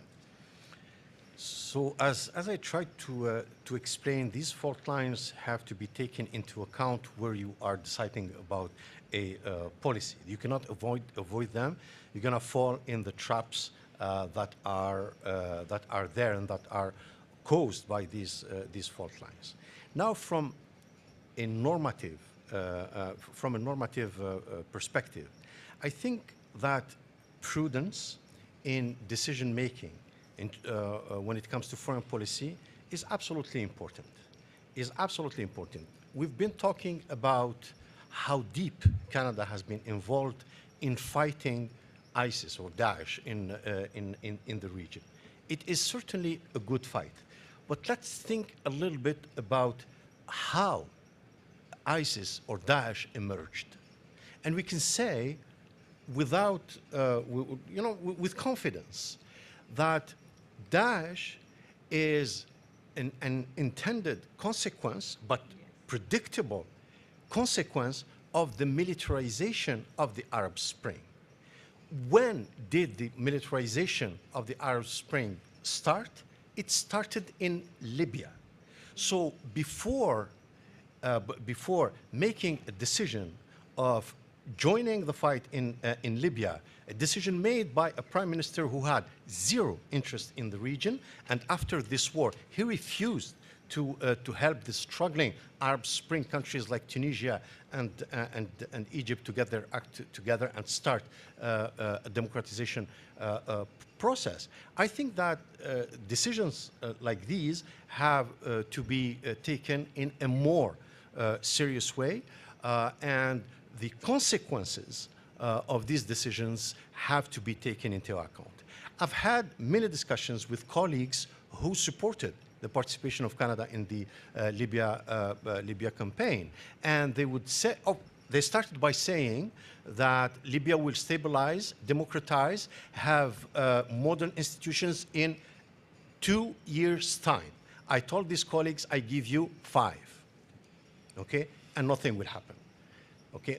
over a decade later, we know what Libya is now, a failed state with problems spilling all over the region, spilling all over to Europe, not talking about the new wave of radicalization that this war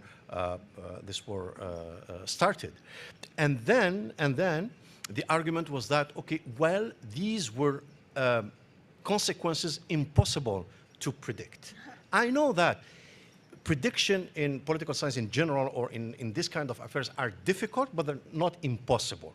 So how do you maximize your chances to do accurate prediction is to know what you are talking about, to know the domain you want to intervene, and here to know what Libya is, to understand what the Arab Spring is and not interpret it with what you have in mind or based on your interest and your positions in the different fault lines in the region. This is very normative. I know this is not the current philosophy in policy-making circles in Canada at all. I know that. I know that. But if someone wants to have an idea about an alternative normative vision towards this region, let's start by this very ancient, it goes back to the Greeks, very ancient moral principle of prudence. Sure, and also shared responsibility. What you're suggesting is that the consequences of our actions have unintended as well as intended outcomes, and one needs to anticipate both with both best and worst case scenario analysis. DRDC should be doing that work, and GAC should be listening to them. They should also perhaps be listening to academics who do forecasting and risk analysis. Even if it doesn't impact policy, it's due diligence. So we do come to the question of whether or not there is if there's a strategy out there waiting for us, and that it falls on your shoulders, Ferry, to answer that. That's the question for this panel, and if other people would like to respond to anything you've heard in as brief time as possible, I welcome rejoinders. Let me very quickly congratulate DND for having done a review which involved every single stakeholders in Canada that was interested in it, and I think that was a great lesson, because the problem in foreign affairs, or whatever you call it today, GAC, there is very limited outsourcing of the thinking, or at least trying to get something into the system. Lloyd Axworthy started that by imposing, when I was head of policy planning, he said, well, I want to have an alternative view on every single issue of significance. And so what we actually created a parallel policy thinking made with outsiders. And the problem is that the mantra in foreign affairs, if you send something to the minister, it should not exceed 2 pages. There was a very important legal international issue. He asked Errol Mendez, a very well-known lawyer, international lawyer from the University of Ottawa, to prepare something on the same subject. Errol produced a 50-page document. We produced a 2-page document. Guess what? Lloyd read the 50-page document and never came back to us. But I think it's an important lesson. I don't understand why we're so paranoid about talking to the outsider. The French, even the Belgium of all countries, they are in constant interaction. There are interaction between foreign affairs individuals and academics, but it's very hush-hush. What I'm hoping for is that we actually take the Lloyd Axworthy paradigm and impose it on whatever review we can do, because then the alternative view will be discussed in great depth. So I think that's part also of the diplomatic renewal, particularly that now foreign affairs is no longer a monastery. When I joined, it was like abbot, you know, you join an abbot and you were there for life. Now kids come in, come out, they jump in. The system to join foreign affairs is totally different. So, okay, well, let's take advantage of the change that we old-timers hate, but in fact, it does bring new, fresh blood, and they're in and out. But let's also have that part into the thinking, and let's recognize that we're an open society, and some of those discussions, very hush-hush internally, will come to the fore and will get to the public. But if you open it to the public right from the beginning, and at the same time, when it's over, you take it and you do your own paper. But I think there's a fundamental. The risk aversion that I was talking earlier is the one that prevents us to be more engaged with our own people. And that was the legacy that Lloyd gave me, and I salute him for that. I don't think I need to go much further than to say that as far as the Middle East is concerned, there is definitely some thinking to be done. And I think the various comments made by Miluf and by all, Peggy, and they're all very, very cogent. And I don't think that it would hurt us to review, particularly since the Arab Spring and the Reconquista of the more dictatorial regime, which you call them the way you wish, and see now, is there something we can do? But at the same time, in the Middle East peace process, repeating the mantra ad nauseam is not going to change anything. We've got to go deeper into that, and maybe there's some hope that maybe some thinking will prevail in future. But the foreign policy process and thinking has to be different given the change of the structure that we've imparted in our own system. We live with them, and therefore we've got to be much open right from the beginning. I don't think I've got much to add to that, David. Well, okay, accountability and transparency are the hallmarks of democracy. If we're going to establish a democracy institute somewhere in Canada, then we need to be living up to those standards before we start exporting those principles abroad. Justin Trudeau was elected in 2015 on those core principles of open, accountable, transparent government. And it got off to a good start, but in recent years we've seen some reversals. Okay, so we're going to now open it up for Q&A. I've been told by Bijan, I know people are have other things to do and go to, but I'd like to open it up for some questions and answers. If you could come to the mic, please, and keep your questions brief. Please introduce yourself. It's nice to know where you're coming from and why you're here. Hi, thanks very much, David. Hi, I'm Zach Pakin. I am a research fellow here at IPD. Just wanted to thank you all for your excellent presentations today.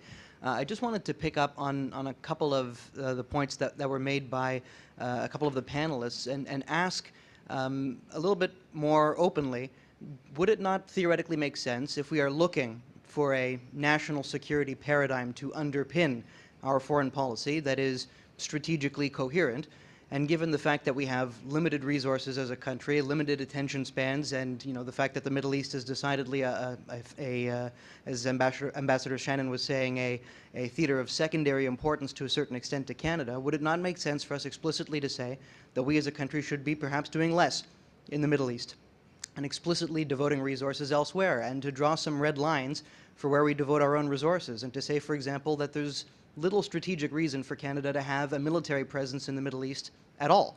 Perhaps it would make sense for us to benefit from intelligence sharing, et cetera, to be able to prevent terrorist attacks, let's say.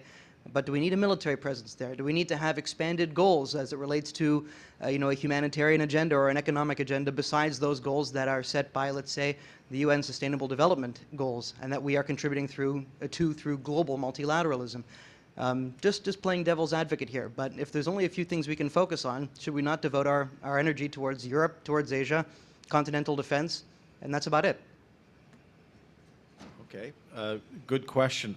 What I heard from each panelist was that we are doing a lot. It's just not well documented or well understood by the Canadian public, especially on the defense side. Is there anyone who would like to address that question? I don't think you're advocating withdrawal, but Ulrich, Shannon, is there an endpoint to our commitment to fighting Daesh, and should we realign ourselves with something else?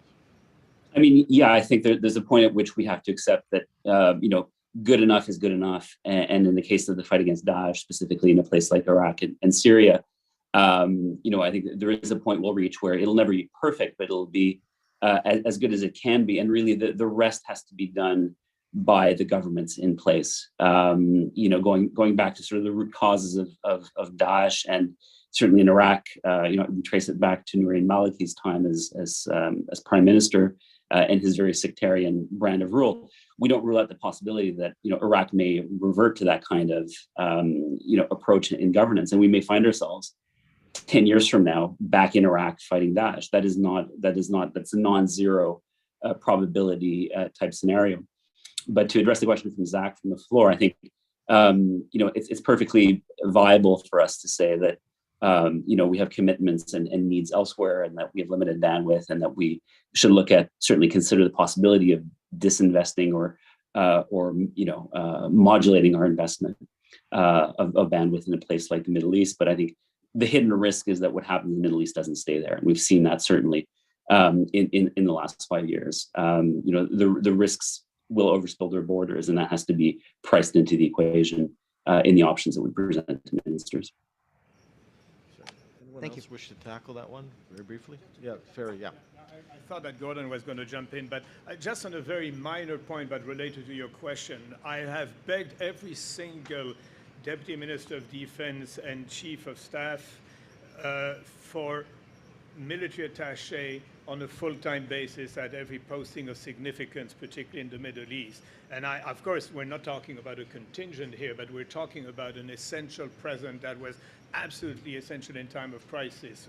They have the background that is perfect for a crisis time, but there's also outstanding in terms of information gathering from another perspective. So I'll just leave it at that, but I think there's an immense contribution that DND has made throughout my own career, including when I was in Moscow. Thank you. Very quickly, were Canadian involvement in the Middle East based on a rational, realist decision-making, your proposition would make sense, okay? Because there are no vital interests for Canada to be involved in the Middle East. None. On the economic side or on the security side, none. Okay, including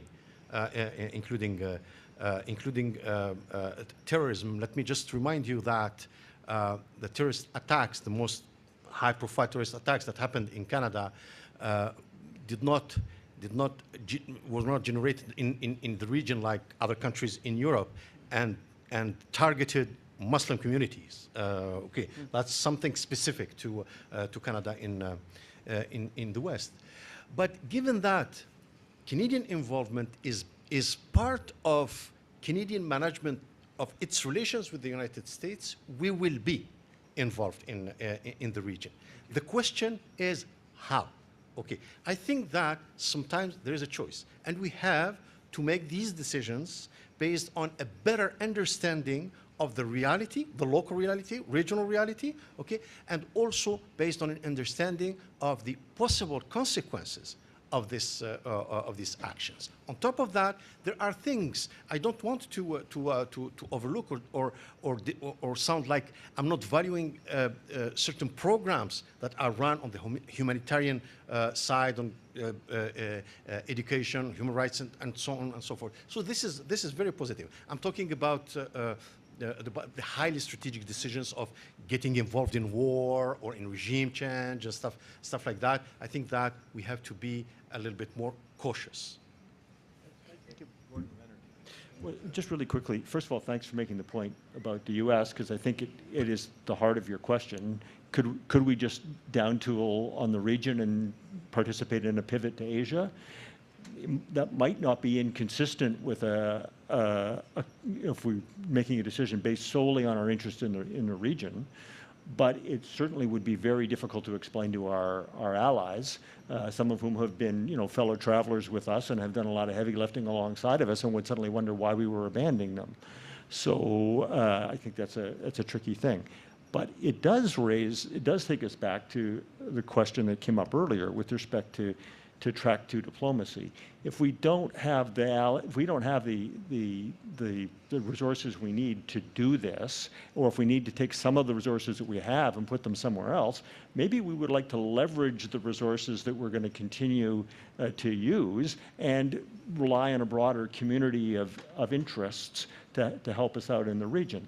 We tried to do this. We tried to do this in a limited way in the past. At one point, we tried to get the Forum of the Federations into Iraq to try and help them deal with the development of federalism, and we kind of, especially given that our experience with federalism has a lot to do with sharing natural resource revenues, that might have had a certain applicability in Iraq. So there are things we can do. I agree completely with what Peggy said earlier about the distinction between track 2 and mediation, but the second half of that shoe that Peggy didn't really deal with is, do we want to use track 2? Peter Jones, sitting over here, has run some of the most interesting and successful track 2 operations that we've ever seen in Canada. And the reason that, if you don't know about that, it's precisely because he's worried about the same thing Peggy is. Let the credit go to the people who are on the fund, not the people who are actually facilitating it. So if we want to take greater advantage of those kind of opportunities, it's not hard. We don't have to look very hard to find the opportunities. Thank you for that. Okay, we have 2 more questions. I would ask whether we get through a third question or not. Okay, please go to the mic. In the meantime, I'll turn it over to this gentleman, and then Jeremy.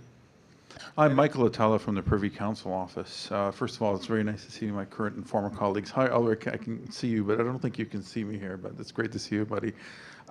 Look, one thing I just wanted to point out, I had one comment very quickly, and it's something I think that's lost on, I think, people on the outside, is that there are continuous conversations that do happen internally in the government on a regular basis. So I think it's important to, I'm not here to defend the government, I'm not presenting the government position, but they do happen and there are people doing thinking, but the public servants are not the ones who make the calls, as you know, and so that's I think it's important to mention, first of all. Second thing I'll note is that, which I'm always telling my policy counterparts at the Global Affairs, is that policy is more powerful than programming. It's always more powerful. And so I'm very happy to see that there's some thinking going on here and we're actually engaging in the discussion. Last thing is a question for you. I didn't hear very much of it. I just came back from the Middle East, and one of the things that just kept coming up is, so at the beginning end of the conflict in Ukraine, I was struck about how different people in the Middle East saw the conflict. Again, it's very anecdotal. I can see Ulrich, maybe you have some views on this, but I was just very struck by it. It seems to be a global reset. I'm wondering to what extent it is a global reset, first thing. Second thing, I'm curious, is this an opportunity for Canada to do that own reset? And what does it mean for our policies in the Middle East? I didn't see very much of a, it didn't factor into the conversation today, but I'm very curious to get your views on how the Ukraine crisis is or could play out in sort of the geopolitical context and Canada's role in the Middle East. So I'll pass it over back to the panel. Thank you. And we have a couple of panelists who've written specifically on this topic. Treaty Parsi, is he coming or here, has written specifically on this question of how the other countries, the rest, see the Ukraine conflict. And I think it's interesting. I can help, I'll direct that information to you. Is there anyone who would like to just comment on that? Or perhaps we can fold it into Jeremy's question, given the time constraint. I ended up with a multi-part question. So my name's Jeremy Wildman, and I'm with I'm a fellow at the Human Rights Research and Education Center at the University of Ottawa, and I teach at a few universities around Ottawa as well, like Carleton and as far away as Trent, Middle East politics at Trent. So an open question I would ask for us, and Ulrich, I think just through your partnership, you might have an idea. Do people realize the extent to which Canada has lost its credibility on human rights when it comes to Israel and Palestine, to the point where Canada is seen as a primary villain by many Palestine activists, and they actually quite closely watch everything Canadian officials say? And we can add then Ukraine, the comparison to Ukraine, and how much this has caused even further consternation amongst people asking, what kind of human rights does Canada stand for? And I say that as Ukrainian Canadian too. Demographically, are we prepared then for, I think this David's comment comes up, when Canada has such a bad image in the region and the region could become so important economically, how does this harm Canada long term? Are we just United States or are we a separate country? And even when we think of Canadians' own image of themselves, the idea of Canada as a peacemonger and peacekeeper, it might be past, but it was actually born in the Middle East out of the Suez Crisis and out of many peacekeeping missions in the Middle East, even if we consider Cyprus as part of the Middle East. And I just add that vocal hypocrites are not well liked, and that's how Canada is being seen right now in the world.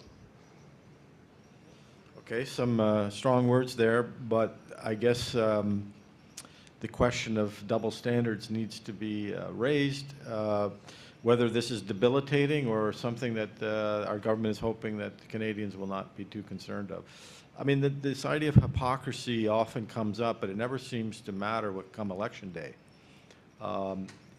We know that scandals can erupt, but the politicians are typically seen on the right side of the ledger, often are the ones that are most likely not to run in the election again, as we know. Yeah. It does come up on one election day. Okay. Because we've lost 2 consecutive campaigns for a seat in the United Nations Security Council, and those elections went against us, and that's part of the reason why.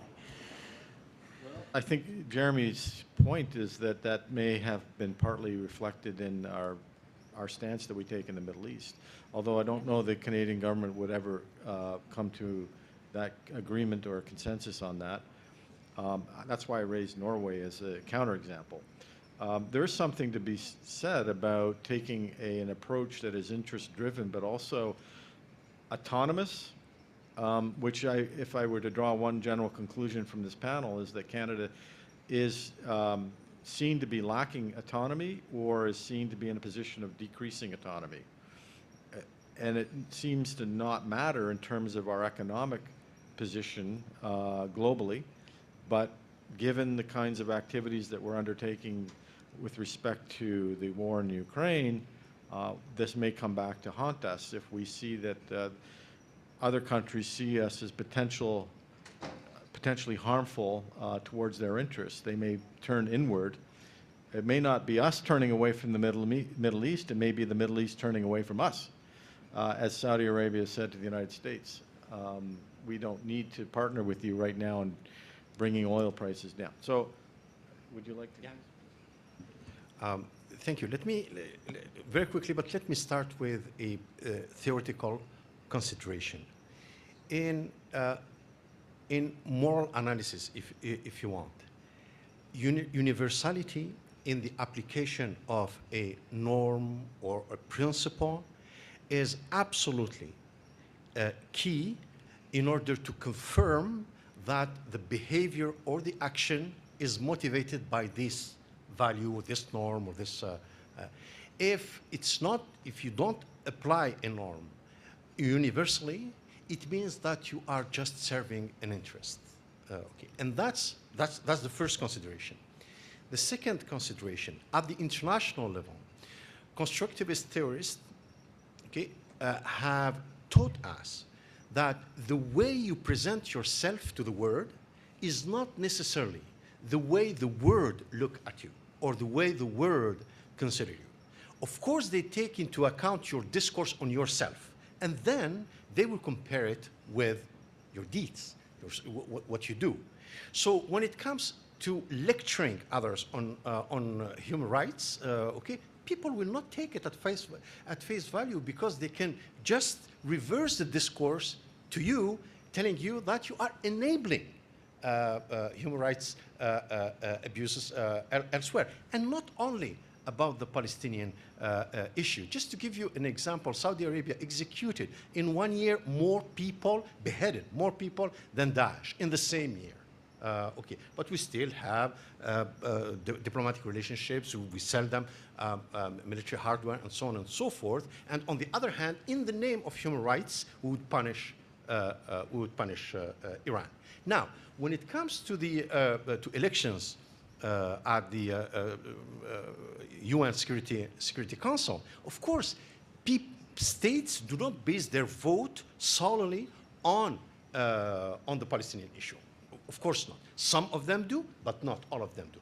But many people, many states who would not vote for Canada would just put this position on this particular conflict in a larger context, saying that, can I rely on this state once it is a non-permanent member in the Security Council, and not be just the target of constant lecturing, okay, where it is based only on power politics. So you see how things work. Again, we have to be always prudent, careful. If we are interested only in our interest, let's tell the world that we are the kind of realpolitik state. We are interested in our interest, and other people will treat us this way. One last word about the Middle East. The way, based on my limited knowledge on the issue, the local states would do business with Canada at different levels. Okay, when it comes to doing business, hosting Canadian companies, when there is a common interest in the mining industry, in the energy industry, in the tech industry, and so on and so forth, it works very well. Where things start becoming a little complicated, it's when the lecturing starts. Okay, and this is rejected, especially when the Canadian attitude is posturing, especially under Harper government, as if it was a superpower, which it is not. Okay, so Canada is much easier to rebuke than the United States. So, I think we could have had an entire day devoted to this discussion. We haven't even begun to address the key topics, and I hope that's something Bijan takes under consideration. We have 2 minutes, 3 minutes left, so we got to take it at the top of the hour. So I'll turn it to Ferry and then Peggy to close it off. 2 minutes to challenge somebody who talks about global reset. We could spend 5 days on the global reset, but I just want to say that it's pretty important, because we have seen, you know, the center of power moving from the Atlantic to the Pacific, and now there's a re-questioning of the positioning. The Chinese, unlike what the Russians are doing in Ukraine, we are looking at the Middle East hopefully in a different way. That kind of thinking is not going to happen in Canada, but I think it is an opportunity for Canada to think it through along the lines of what you were saying.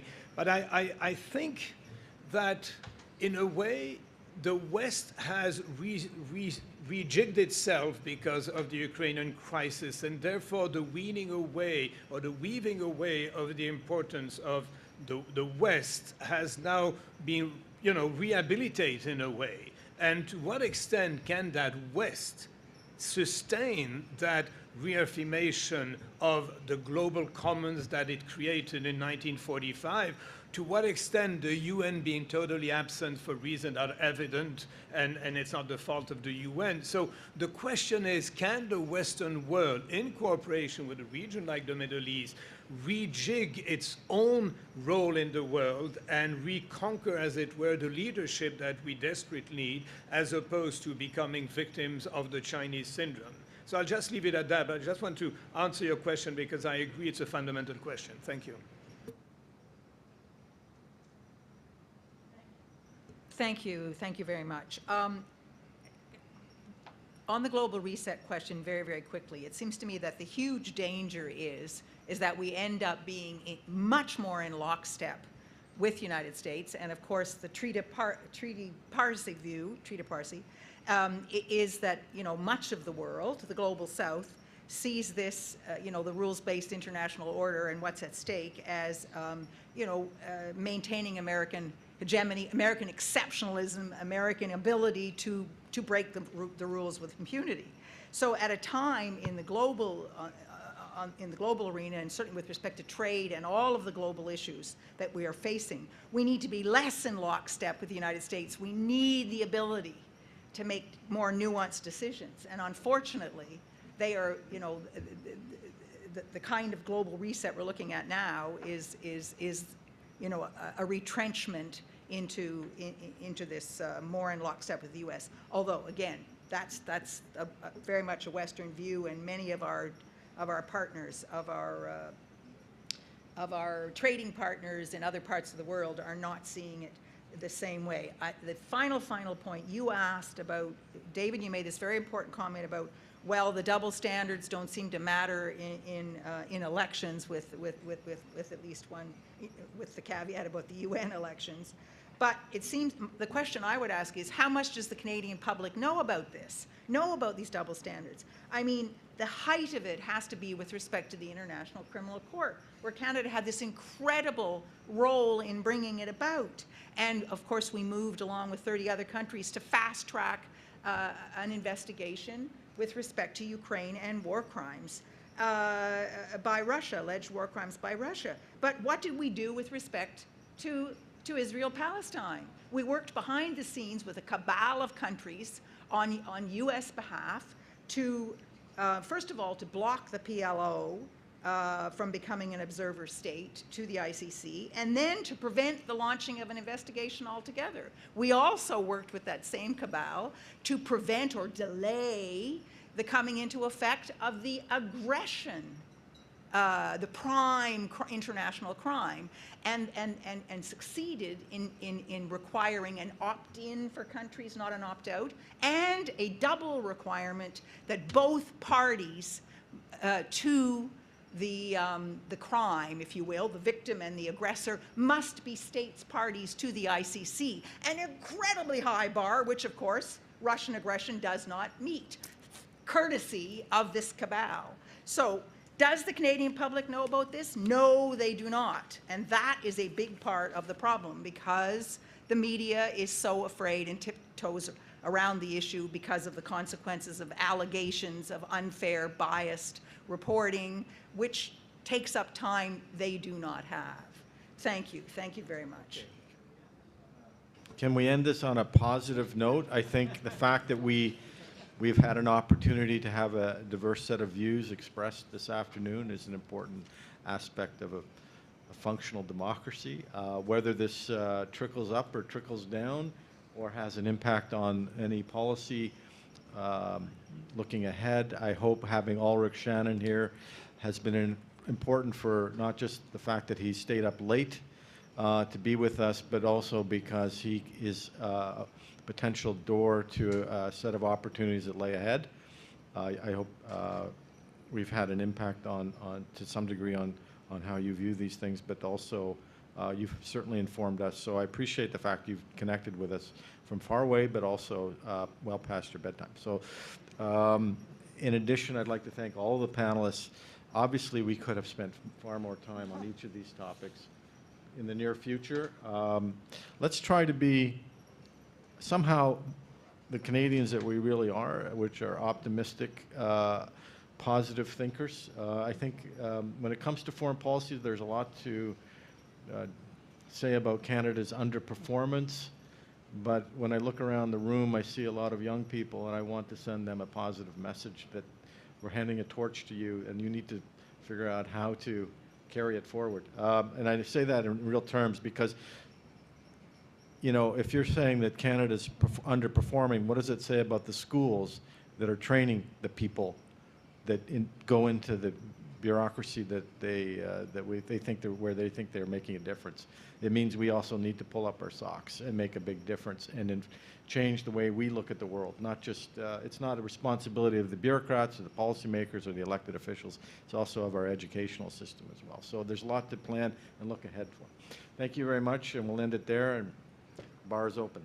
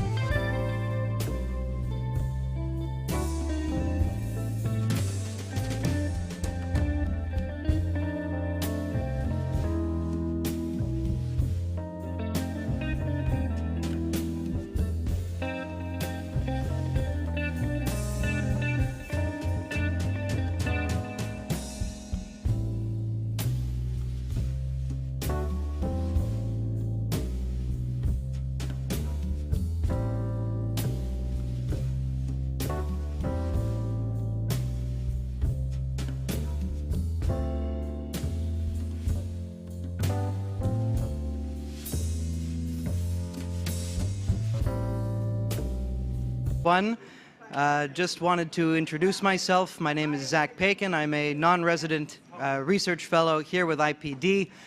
Thank you all for joining us today at the Middle East Strategy Forum. I've been tasked over the next few minutes just to give you all an overview of some of the other projects that we are running at IPD right now. So please do feel free to take your seats, or if you'd like to continue conversing, to do so in the hallway.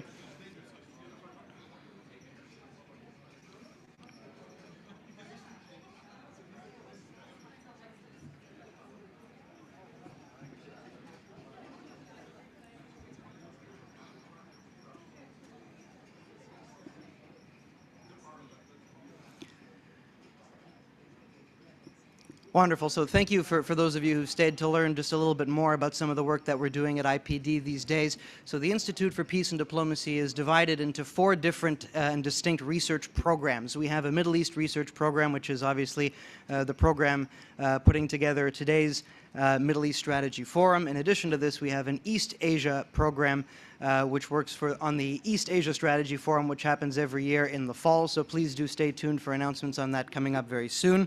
And in addition to that, we have a dedicated program to Canadian foreign policy and a dedicated program to International Systems 2050, which basically analyzes the changing nature of the international order over the course of the next several decades, and what the United States and Canada need to do to respond to some of those changing pressures.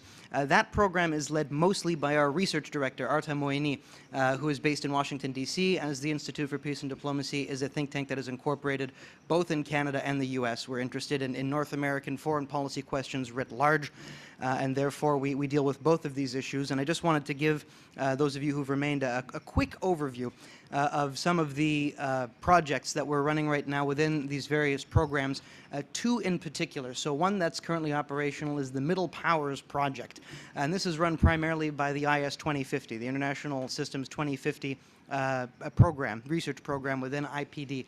And this Middle Powers Project seeks to conceptualize the place and the interests of middle powers in the international system going forward. And to that end, we've just published recently, a few weeks ago, on our website, you can check it out at peacediplomacy.org, a major white paper conceptualizing what it is to be a major power, a middle power. And it goes into, after this, a few case studies of a couple of so-called, what we define as status quo middle powers, such as Germany and Japan, as well as certain revisionist middle powers, such as Iran and Turkey. And in this paper, it's co-authored by myself, so it was a little bit of a collaborative venture between the Canadian Foreign Policy Program, of which I'm a member, and the IS 2050 program, co-authored by myself, along with our research director, Ahmadi, and 2 of our other research fellows, Chris Mott, who's based in the United States, and David Polanski, who's half Canadian, half American, so his heart lies sort of on both sides of the 49th parallel. We co-authored this paper that defines middle powers according to 4 different criteria, and all 4 of these criteria need to be met in order to be considered a middle power in today's international system. One is having an enduring regional presence or geographic rootedness. So geographic rootedness in a given regional context or regional security complex is considered a prerequisite to be considered a middle power. Second of all is there needs to be considerable economic or military capacity relative to its neighbors. Third of all, there needs to be also a historical or cultural pedigree as a civilizational state. So it's not just a question of the distribution of power. There's also a cultural or ideological element to it as well, or identity-based element to it. And finally, there's also the regionally focused and limited extent of the foreign policy ambitions of the state in question. And so there are a few conclusions that are derived just by these criteria that we've used to conceptualize middle powers in general. And we thought this to be a useful exercise because, you know, in today's shifting international order, the focus is overwhelmingly on the great powers and the nature of great power interests and the nature of great power behavior, which international relations theorists have spent most of their time thinking about.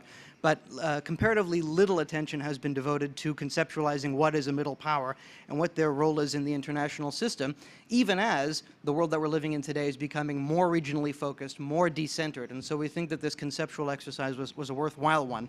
But one of the conclusions that is drawn from these 4 criteria is that Canada is not a middle power. And I think that that's a useful conceptual starting point to rethink the future parameters of Canadian foreign policy in a changing world. One of the things that we hear most often in our foreign policy discourse in Canada is indeed that Canada is a middle power. We hear this term all the time. It's a little bit of a relic of the Cold War, back when Canada was one of the leading actors in the Western Bloc, and there were only two blocs defined by two superpowers and then a series of middle powers, and then after that you had the so-called Third World. But according to our own definition, in a more globalized context, Canada is in fact no longer a middle power, given that we do not have considerable economic or military capacity relative to our neighbor and relative to our neighborhood.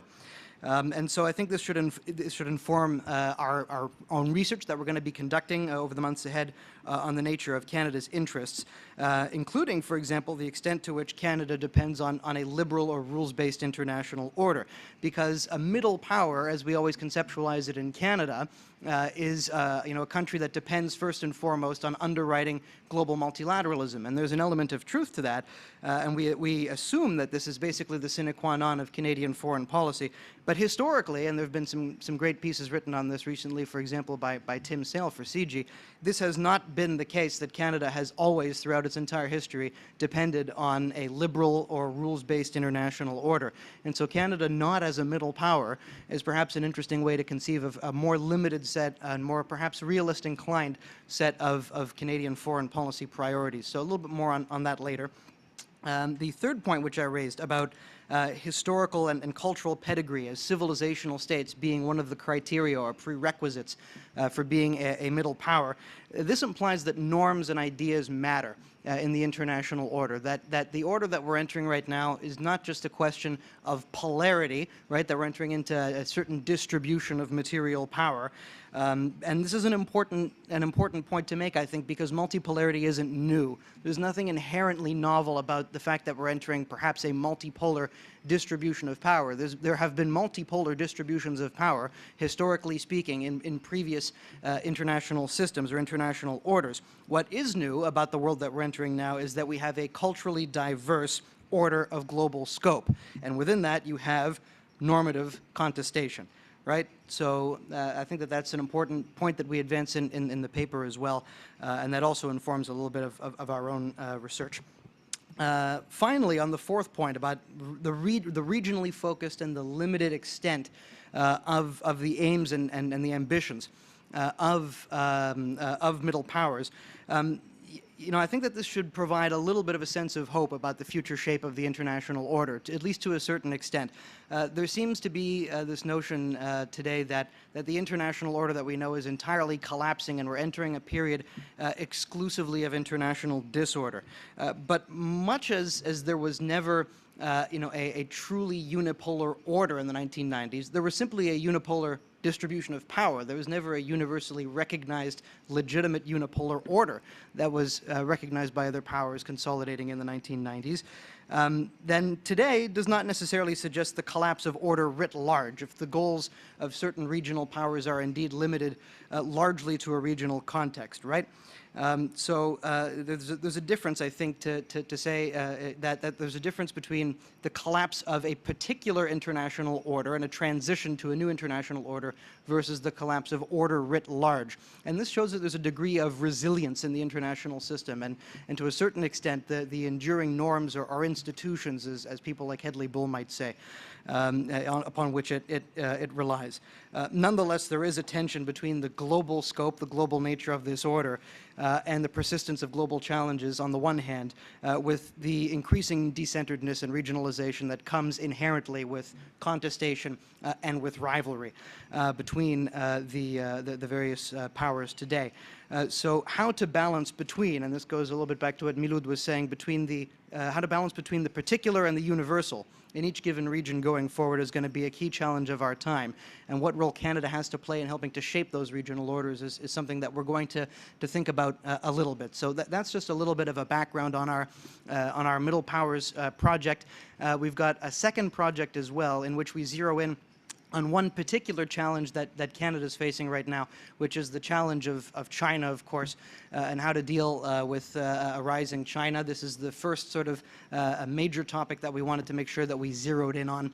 And we've already hosted, if you'd like to check out on our website and on our YouTube page, if you just go to YouTube and check out the Institute for Peace and Diplomacy, we hosted 5 dedicated webinars, not too long, just an hour, maybe some are an hour and 15 minutes, on a few very specific questions of how Canada needs to face up to the China challenge, including the challenge supposedly to rules-based order, the challenge of how a rising China might affect multiculturalism and anti-Asian racism in Canada, other panels as well on the impact of a rising China on, for example, Canadian universities and university collaboration between Canada and China, as well as the impact on climate goals and on Canada's economic and trade-related goals as well. So we've got 5 webinars that were conducted on that, in addition to a series of running articles. And stay tuned, because in the weeks ahead, between now and the summer, we're going to be publishing 5 short papers of 2,500 words or so on each one of those 5 topics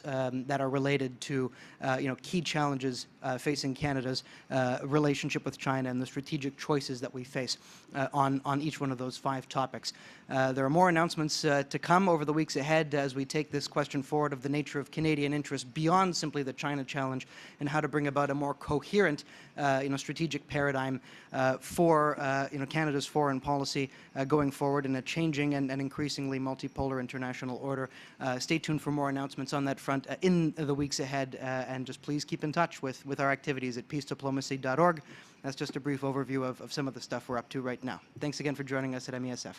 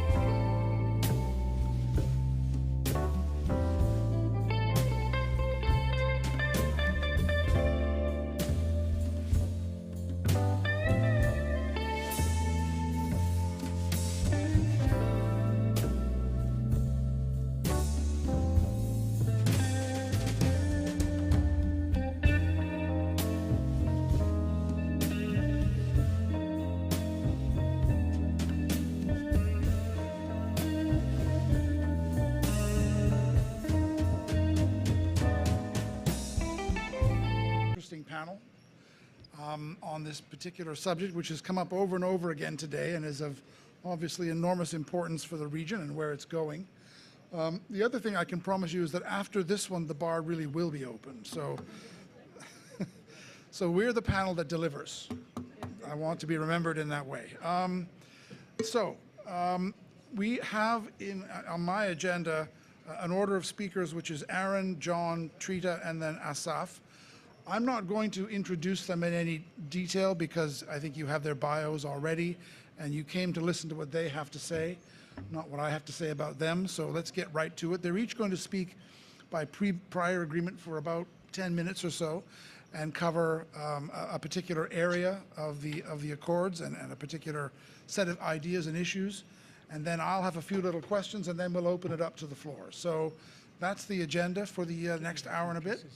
So with that, I'm going to ask Aaron.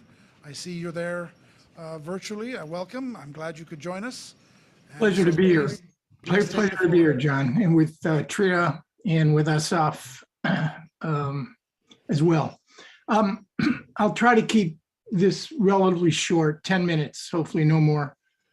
You know, having worked and analyzed and studied the Arab-Israeli conflict for most of my professional life, I'd be misleading you if I didn't frankly admit that I was among the surprised and confounded by the conclusion of the Abraham Accords and by the intensity and enthusiasm with which they've been implemented. I'd say that they, having worked on the Arab-Israeli peace process for almost 25 years and participated in most of the negotiations, successful and largely unsuccessful, the Abraham Accords may well be the most significant development in the peacemaking process since the signing of the Israeli-Jordanian peace treaty in the Arava in October 1994. So I want to make 5 basic observations. Number 1, the why. I wrote a piece in the Washington Post about a year ago after the Accords were concluded. It wasn't so much a mea culpa, it was an effort to try to understand why many analysts missed the possibility, if not the probability, that the Israelis and a handful of Arab states might be able to reach a fair measure of reconciliation.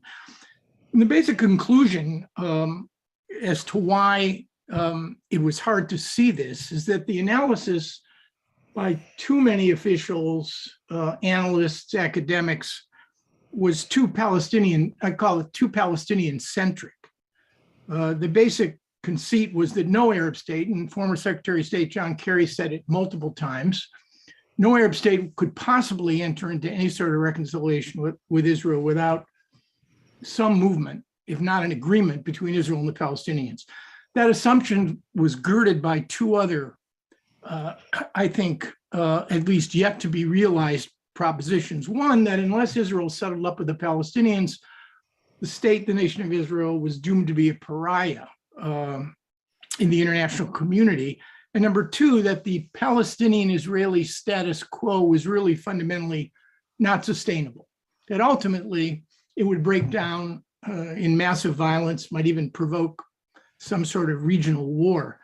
The problem that none of these propositions came to pass, and it's a wonder to me, frankly, over the last decade of a series of governments under the direction of former Prime Minister Benjamin Netanyahu, that in fact Israel has expanded its influence and its recognition in Asia and Africa and Latin America.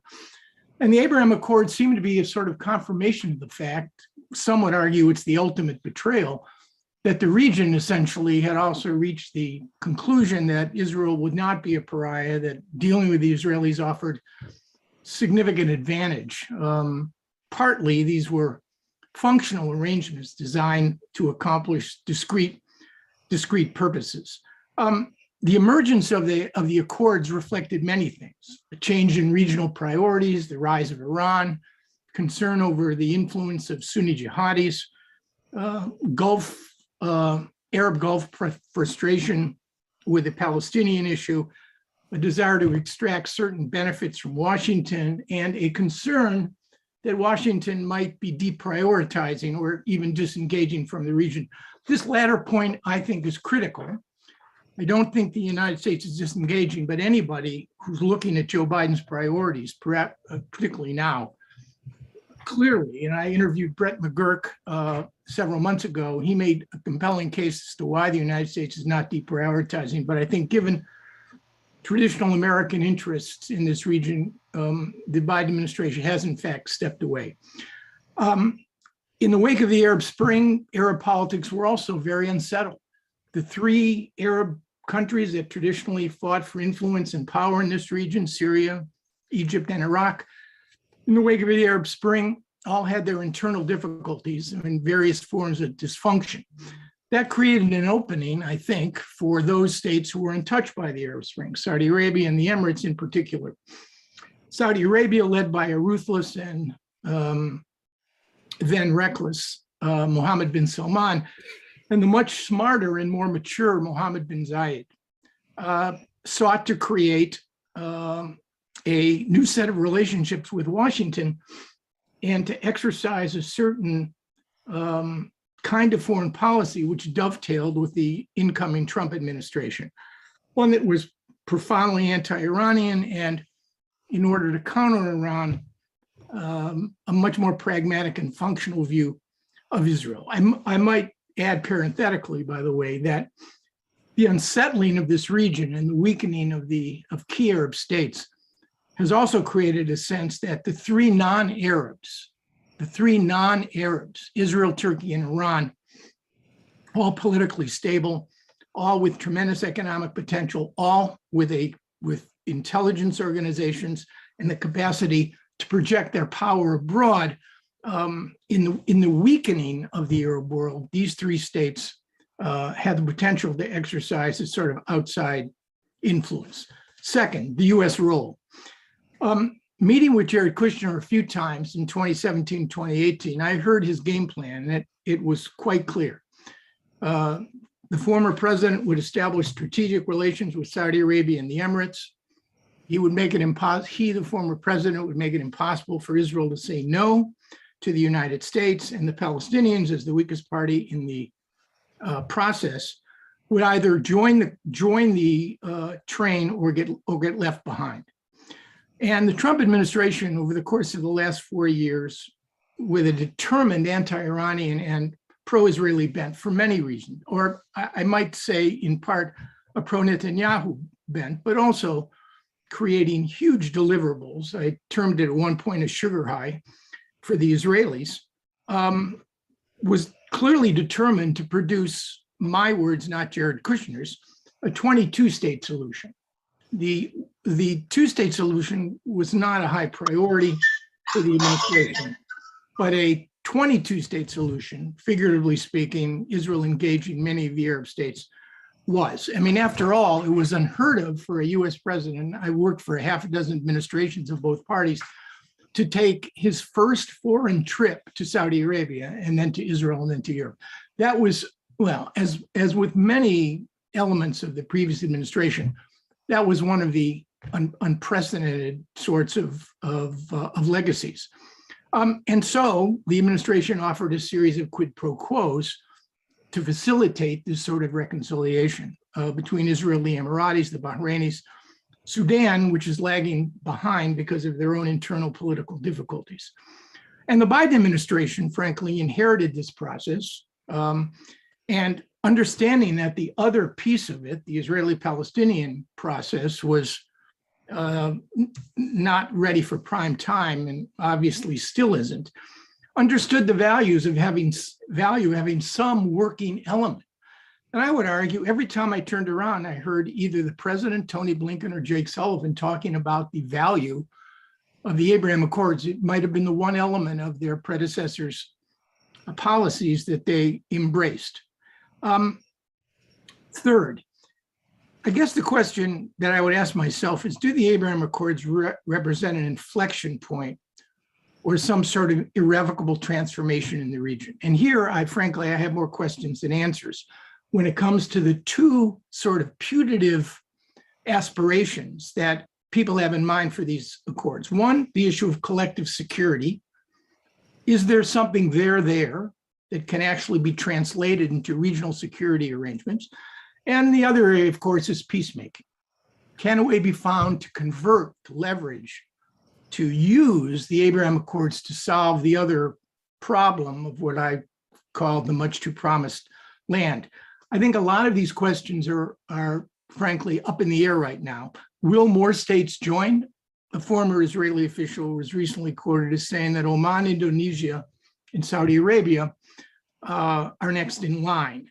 Security arrangements, I think we'd all concede that there's much more going on below the surface than overtly, particularly between the Israelis and the Saudis.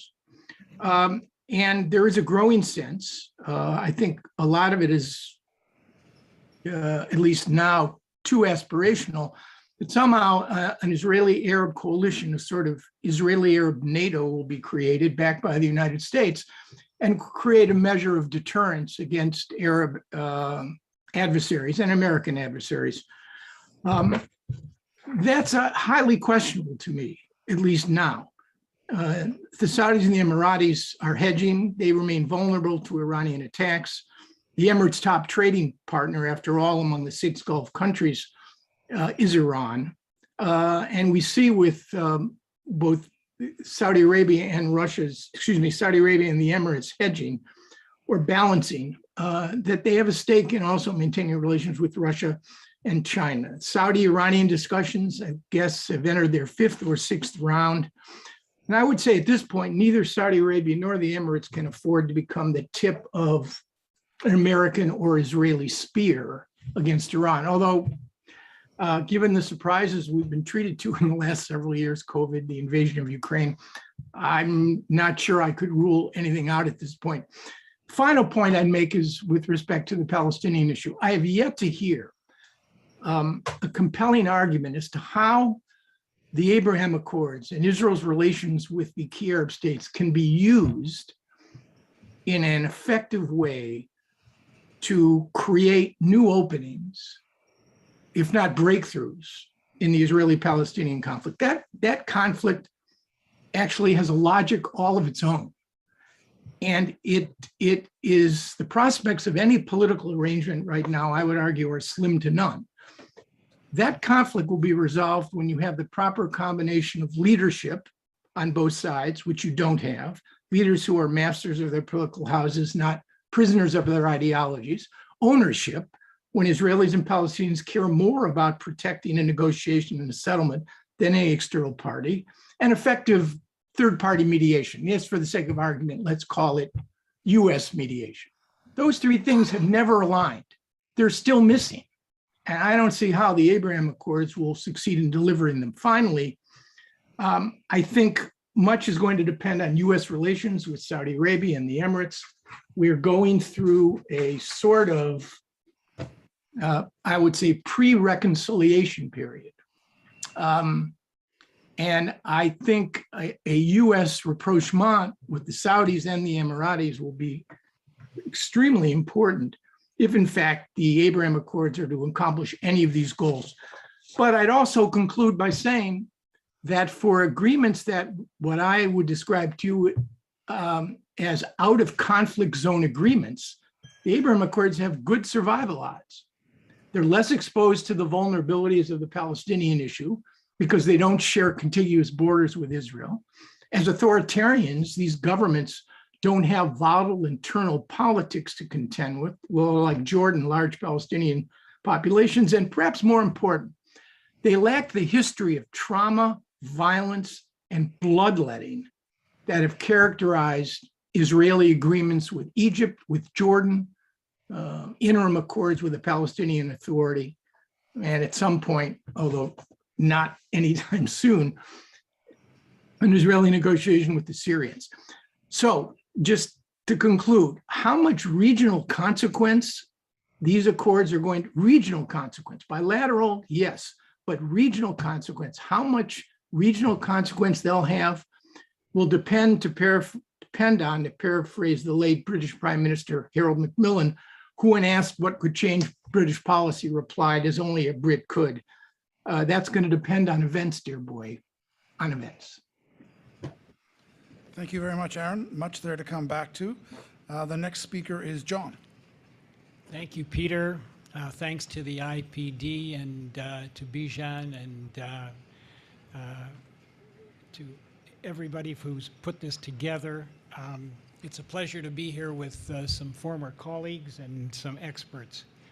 I'm actually going to pick up where Aaron left off, and I'm going to focus primarily on the impact of the accords on the Israeli-Palestinian relationship.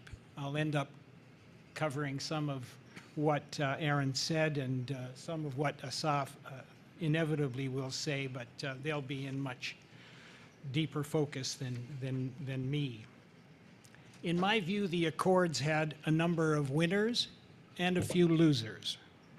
The winners include the UAE, who, as we've heard, obtained weapons, F-35s, and other sophisticated weapons from the US, and the promise of science, tech, intel, and security cooperation, as well as enhanced trade and tourism from Israel. On the latter front, as Asaf mentioned, Dubai has already replaced Turkey as a preferred Israeli tourist destination, with hundreds of thousands of Israelis visiting the Gulf already. Morocco and Sudan were also winners. They won big concessions from the US for joining. Sudan was removed from the US terrorism list, and Morocco's claim to sovereignty over the Western Sahara received a significant boost from the US recognition. President Trump also benefited by scoring a diplomatic triumph, and he escaped a diplomatic and regional crisis, Israel's annexation of parts of the West Bank. The accords were extremely popular amongst his base, right-wing Republicans and evangelicals, and also among pro-Israeli Democrats as well. But Israel was the big winner. It achieved formal recognition of relationships it had been developing under the diplomatic table for some time with Morocco, the UAE, and Bahrain. For Israel, this is a game changer, and it brings it significantly closer to being accepted as a legitimate partner and sometimes ally in the region.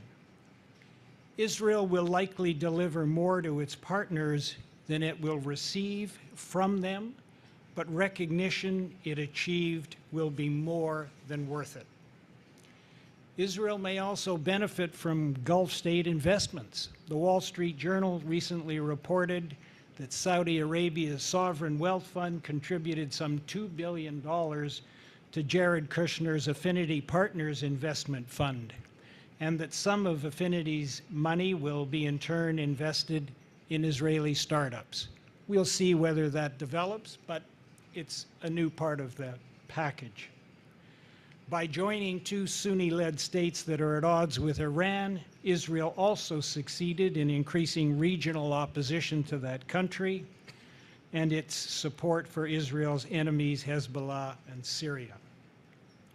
But perhaps most importantly for Israel, as Aaron mentioned, it achieved all this without having to offer up any concessions to the Palestinians. As such, it bypassed the preconditions previously set out in the Saudi-led Arab Peace Initiative. Put simply, Israel achieved recognition by a number of Arab states without reaching a peace deal with the Palestinians and without agreements on borders, on Jerusalem, or on refugees. Indeed, Bibi Netanyahu bragged about this particular victory, arguing quite correctly that land for peace was no longer at play and predicting that other Arab states would soon come on board. As mentioned, the accords also created some losers. For example, the aspirations of the Polisario Liberation Front, which had been fighting for self-determination over the Western Sahara for decades, was dealt a diplomatic blow. Iran also would not have been happy about this marriage of convenience organized by a US administration that had withdrawn from the JCPO and reimpose tough sanctions on that country. But the biggest losers were the Palestinian people and the Palestinian Authority. Mahmoud Abbas described the accords as a stab in the back.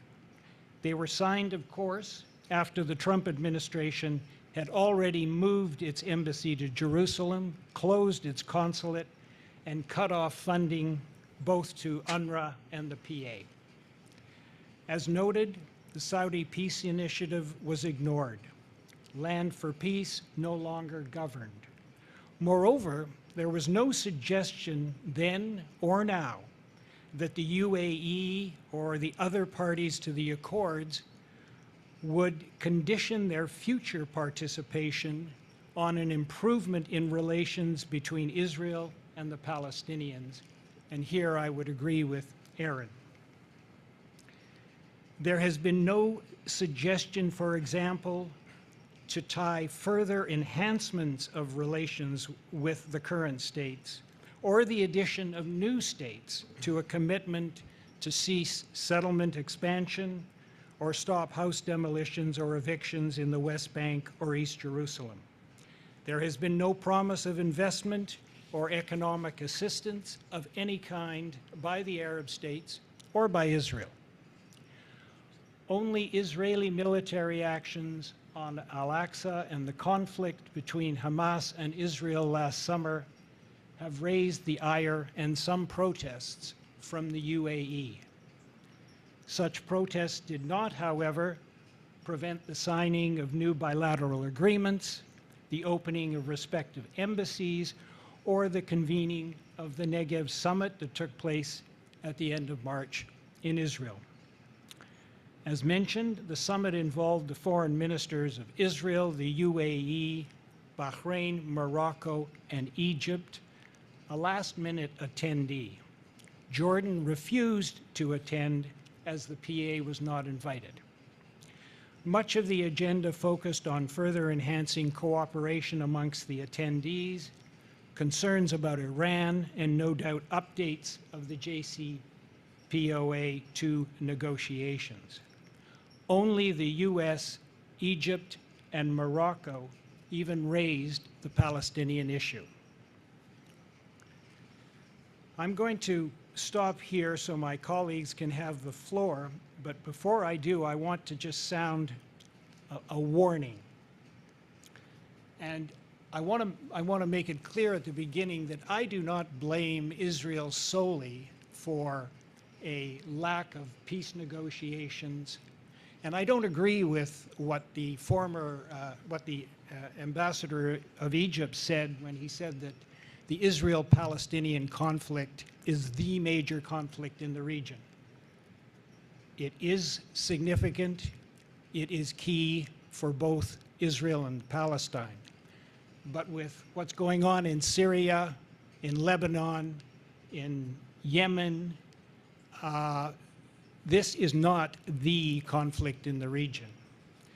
That said, and while Israel certainly is the big winner from the accords, and in the short and perhaps medium term, I still worry that Israeli governments may now be convinced that they can continue to gain diplomatic recognition and further integrate into the region without somehow dealing with the monkey on its back. No matter how much Israel wants to ignore the issue or sometimes exacerbate it by expanding settlements and denying Palestinians their basic rights, the Palestinian people are not going away. If Israel doesn't wake up sooner than later, and no amount of integration in the region will change that, they will be facing a one-state solution. Tzipi Livni, Ehud Barak, Ehud Olmert, and tens of retired IDF generals and former heads of Mossad and Shin Bet can see this and have warned against it.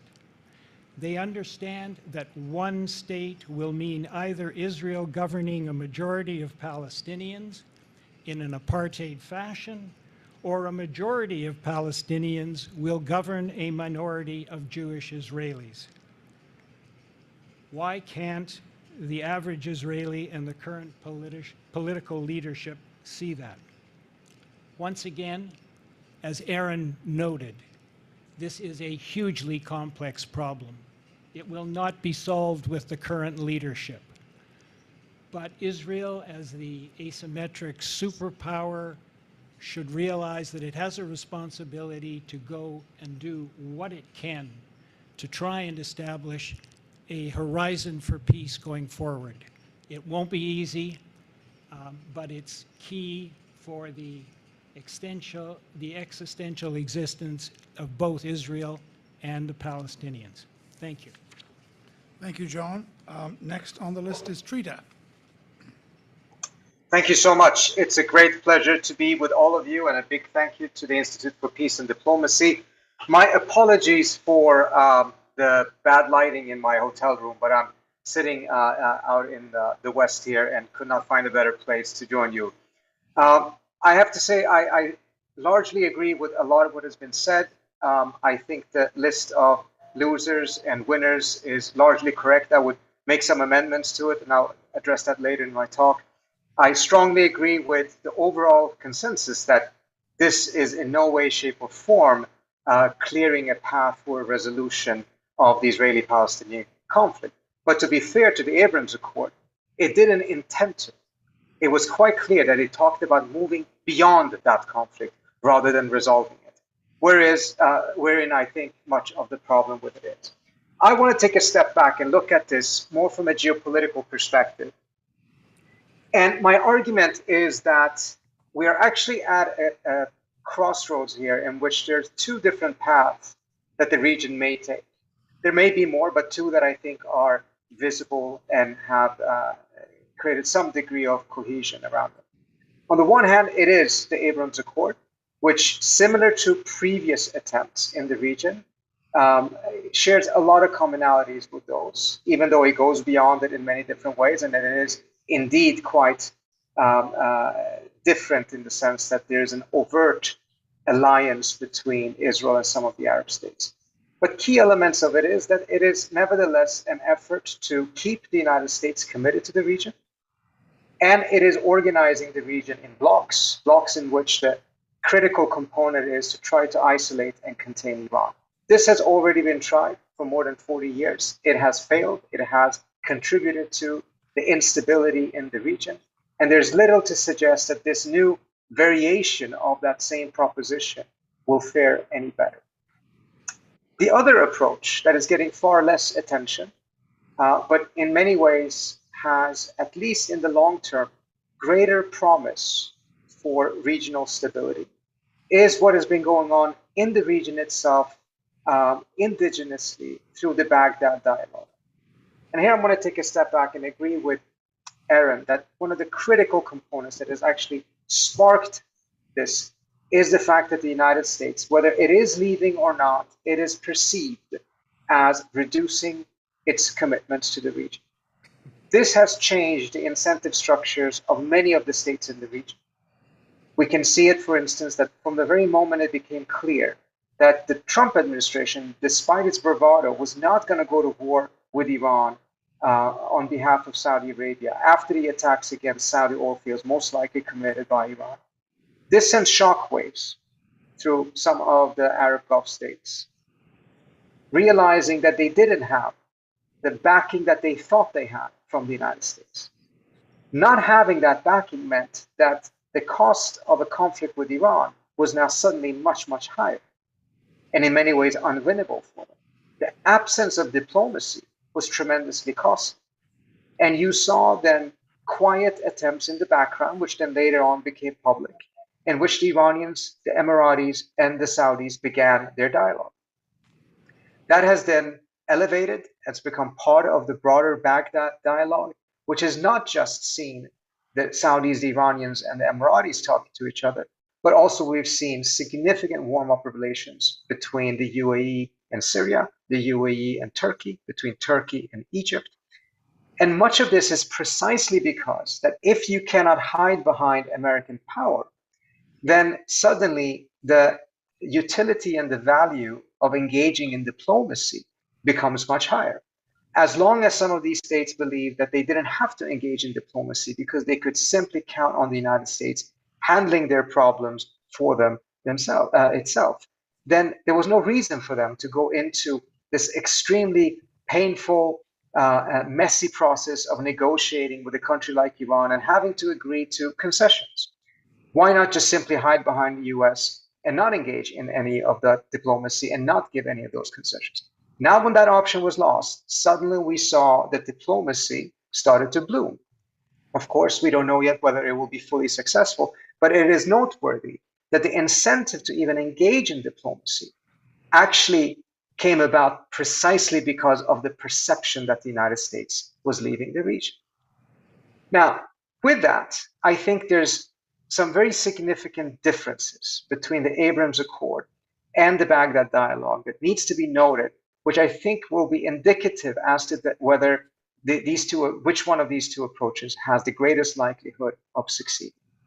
The Abrams Accord, similar to previous efforts, is something that is cooked up outside of the region, in this case by Jared Kushner. It is, to a certain extent, imposed onto the region. It doesn't have popular support, and as many of the previous speakers pointed out, it was made possible because it was led by authoritarian states that did not have to deal with their own populations on this matter. And it's also, very importantly, reliant on continued support by the United States for its survival. It cannot stand on its own leg. I would direct you to the document that came out from the Foundation for the Abrams Accord and a foundation created by Jared Kushner that spells this out quite clearly. It makes it very clear that for the Abrams Accord to come about, it needed American leadership. And for it to survive, it needs, what it says, an American-led security architecture in the region. So what we're seeing here is an effort to actually tie the United States further into the region, contrary to what the Biden administration said it would do, what a lot of voters in America clearly have expressed their preference for, which is a reduced American role in the region because of the region's reduced strategic significance. And moreover, it does not resolve conflicts, even beyond the Palestinian conflict, which it doesn't even intend to resolve. When we're talking about the perceived threat from Iran, which is clearly there, both on the Arab side as well as in Israel, it is not resolving it. It's essentially cementing it by creating alliances and blocs. Contrast that to what the Baghdad Dialogue has tried to do. First of all, it's coming from inside the region itself, by states who clearly saw an interest in toning down, reducing their tensions because of the tremendous damage that would happen to themselves if tensions got out of control. It's no surprise that Iraq, despite of its weakness and many of its other difficulties, would see it clearly in its interest to reduce tensions between Saudi Arabia and Iran, because Iraq would pay a very heavy price, a cost, if those tensions escalated into a full-scale conflict. Unlike the Abrams Accord, the Baghdad Dialogue is not organized against any other state. It is not creating blocs in the region, but rather is actually seeking to resolve those tensions, not cement them, through dialogue. Whether they will be successful or not is a different story, but the prospects of success, in my estimation, does not even exist on the Abrams Accord side, because it doesn't intend to. It intends to cement those and just keep a certain balance in place. Moreover, because of the fact that it's coming from the region itself, it does have a far greater capacity for regional buy-in and ownership, which would be a tremendously different thing given the history of the region for the last 40 years, in which almost all of the major initiatives came from the outside rather than from the region itself. Now, here's one thing that I think is quite fascinating. The Abrams Accord necessitates continued Arab-Iranian tensions. This, again, is made very clear in the document that was leaked by the Foundation for the Abrams Accord, saying that any improvement in Saudi-Iranian relations would be, and I quote, a threat to the Abrams Accord. That, I think, in and of itself really gives us a very good image of how that approach tends to cement rather than resolve tensions in the region. The opposite cannot be said about the Baghdad dialogue. I think it is conceivable that if it is successful, and if you see a reduced tensions between Iran and Saudi Arabia, greater economic integration, that at some point, given that there is also a Palestinian component to it, there could be an inclusion of Israel in it as well. Of course, it would face tremendous difficulties, particularly from states such as Iran that refuse to recognize Israel, but there's nothing inherent in the Baghdad dialogue that would exclude Israel. Whereas what is inherent in the Abraham Accord is that there has to be continued tensions between Iran and the Arab states in order for the incentive structures of the Abraham Accord to remain in place and be sustained.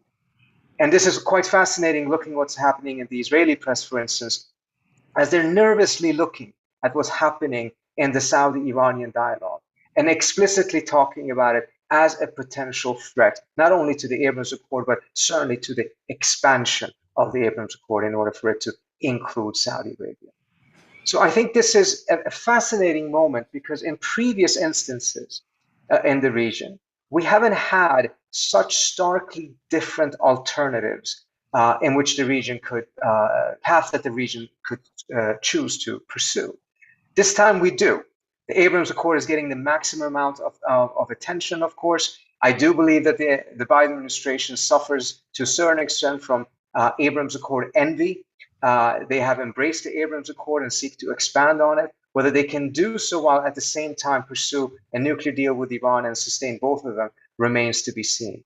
But from the standpoint of stability in the region, and I would argue from the standpoint of US national interest, the Baghdad dialogue provides a far greater opportunity precisely because it is designed not to be reliant on the US and US support, but rather be reliant on the self-interest of these states to seek significantly reduced tensions. I'll stop there.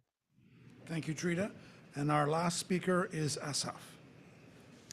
Thank you. I'm happy to be the last, so yeah, the end is near.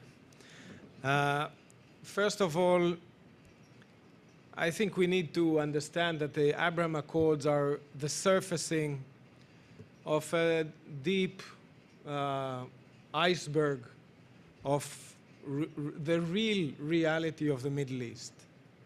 And I mentioned it before, what you see is not what's going on. On the top deck, we don't even look at each other. On the lower deck, it's teeming with activity. And the amount of actual, actionable, operational cooperation between the Middle Eastern countries is more than meets the eye. It's not what you read in the press. It's what you read in the denials and in the complaints of the ISIS people who are getting whacked around the region and in other places like that. So this iceberg has bobbed up a bit and it's now seen more. We are now on the top deck. I think it's a true depiction, like an X-ray of the real interests of the parties. And actually, it's the victory of reality over talking points. It is actually telling us, well, the normalization paradigm in which Israel will give to the Palestinians so much of things that it feels are defining its identity, its security, and its survival for some goodies in the Gulf. And that's a really faulty line. And instead, you know, we heard Qatar in an unbelievable statement saying, we don't support the Abraham Accords and normalization because they don't promote a two-state solution. Now let us ask, has resistance to normalization promoted two-state solution until now? So I think we have many years of failure behind us. And it also tells us something, unlike the last panel's position, which was a pre-Copernican thing in my mind, that no, the Israeli-Palestinian conflict, although very important to the Israelis and to the Palestinians, is not the main fault line, nor the main conflict explaining the Middle East instability. This is really humiliating for analytical reasons. Like, can you explain Syria, Yemen, Libya, Iraq, and the rest of them for our problems with the Palestinians? Seriously? Which kind of cartography is that based on? And we have a conflict to solve. I'm not saying no. But irrelevant to the rest of the Middle Eastern problems. So in an essence, it's those relations with the Gulf states, important as they are for Israel, were never a sufficient incentive for Israel to do the tough choices. But the opposite means that, like Egypt, Jordan, now there are at least 3 or 4 new members of the Arab camp who can actually play an active role, engaged, and do some or make some difference in promoting conditions to one day solve this conflict. So I don't think that, despite what the Palestinians say, it's at the Palestinians' expense. And if the Palestinians play it right, there's a lot to gain from these new realities or relations.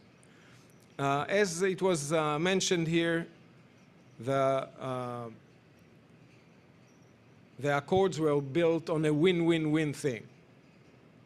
And the Palestinians got something that most of us don't remember now, got the annexation of the agenda.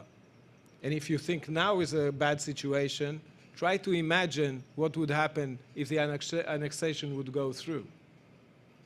So I think the UAE are rightly proud of stopping that move. I wouldn't belittle the soft aspects of the accords in interreligious tolerance, in acceptance of Israelis as part of this region and not as foreign crusaders.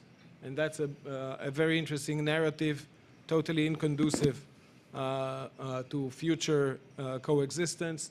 And the people-to-people aspect. So Israelis can spend times with Arabs, not at the battlefields, nor at the roadblocks. That's a very important thing, to spend time together. And certainly economic, scientific, investment, water, climate, food security, health, and the rest of them. And it's good for all. There is an aspect of reinvigorating the old peace treaties.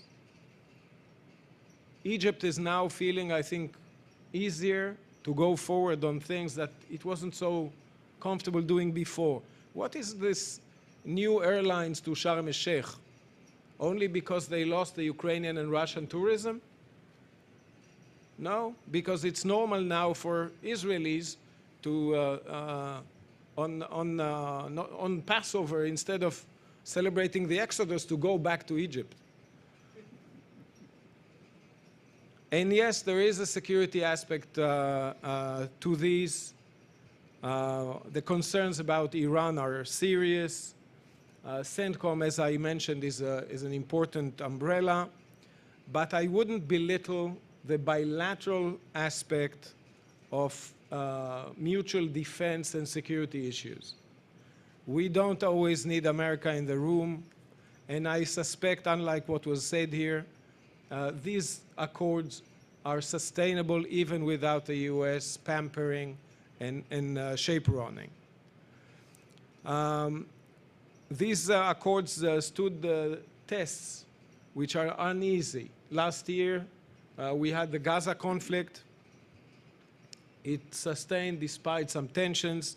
This year, we had problems with the narrative that Israel assaults Al-Aqsa.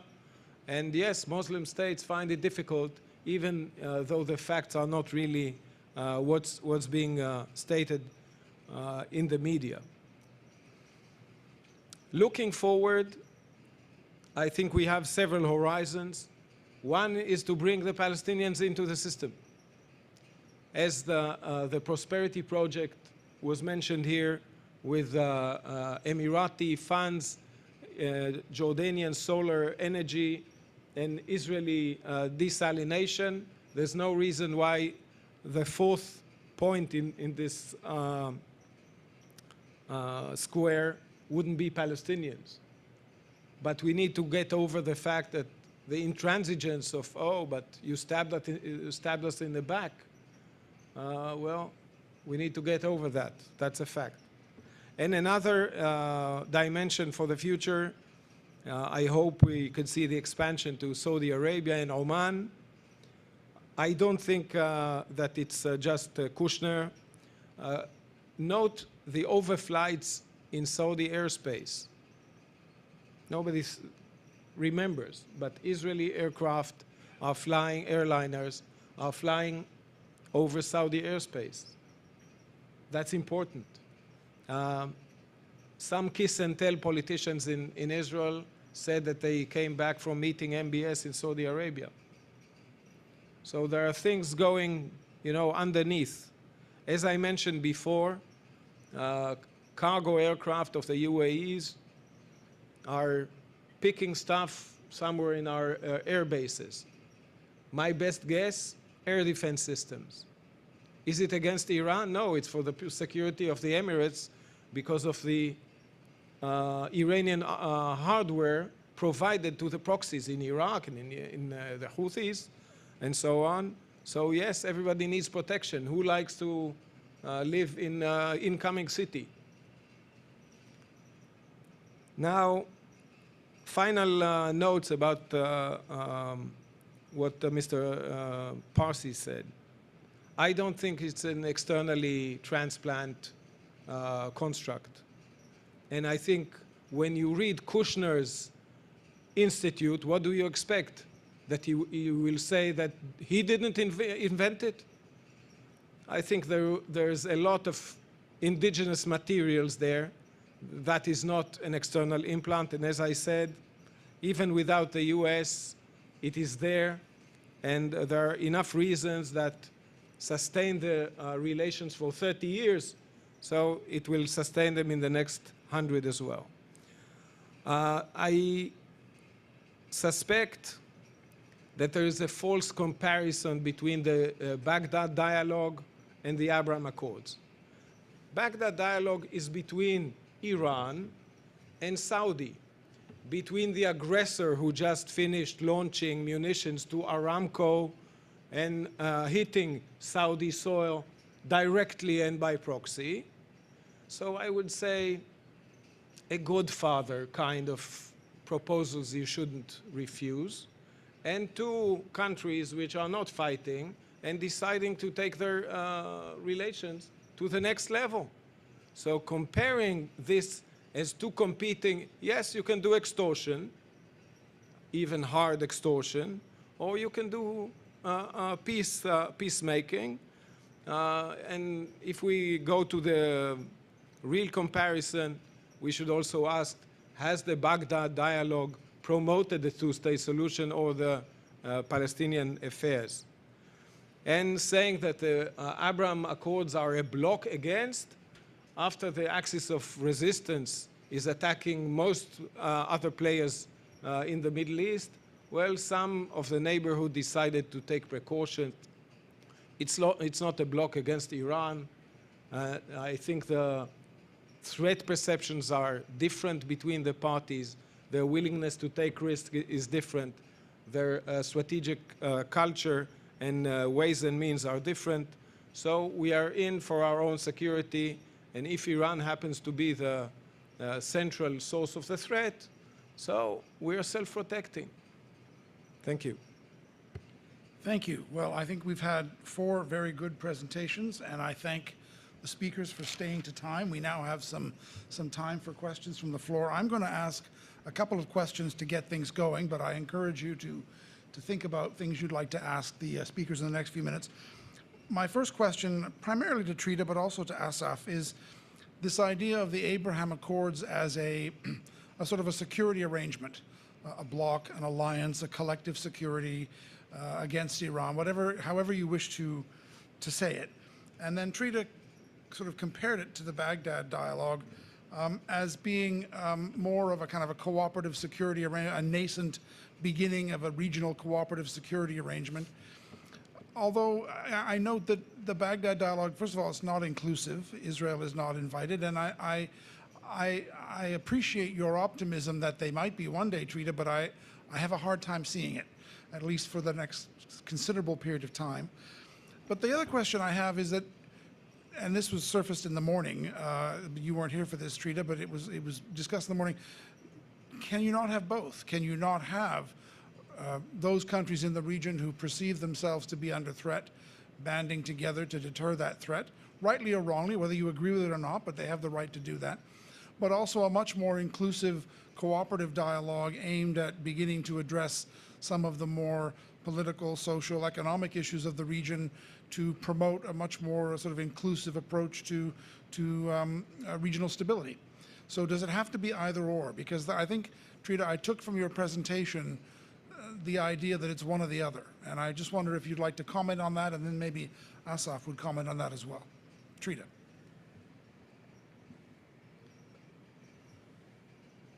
Thank you so much, Peter. That's a great question.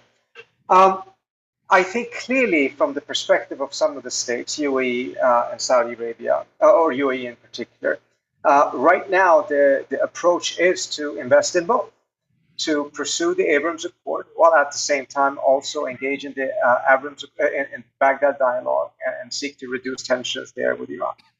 And I suspect that for a considerable period of time, both could coexist.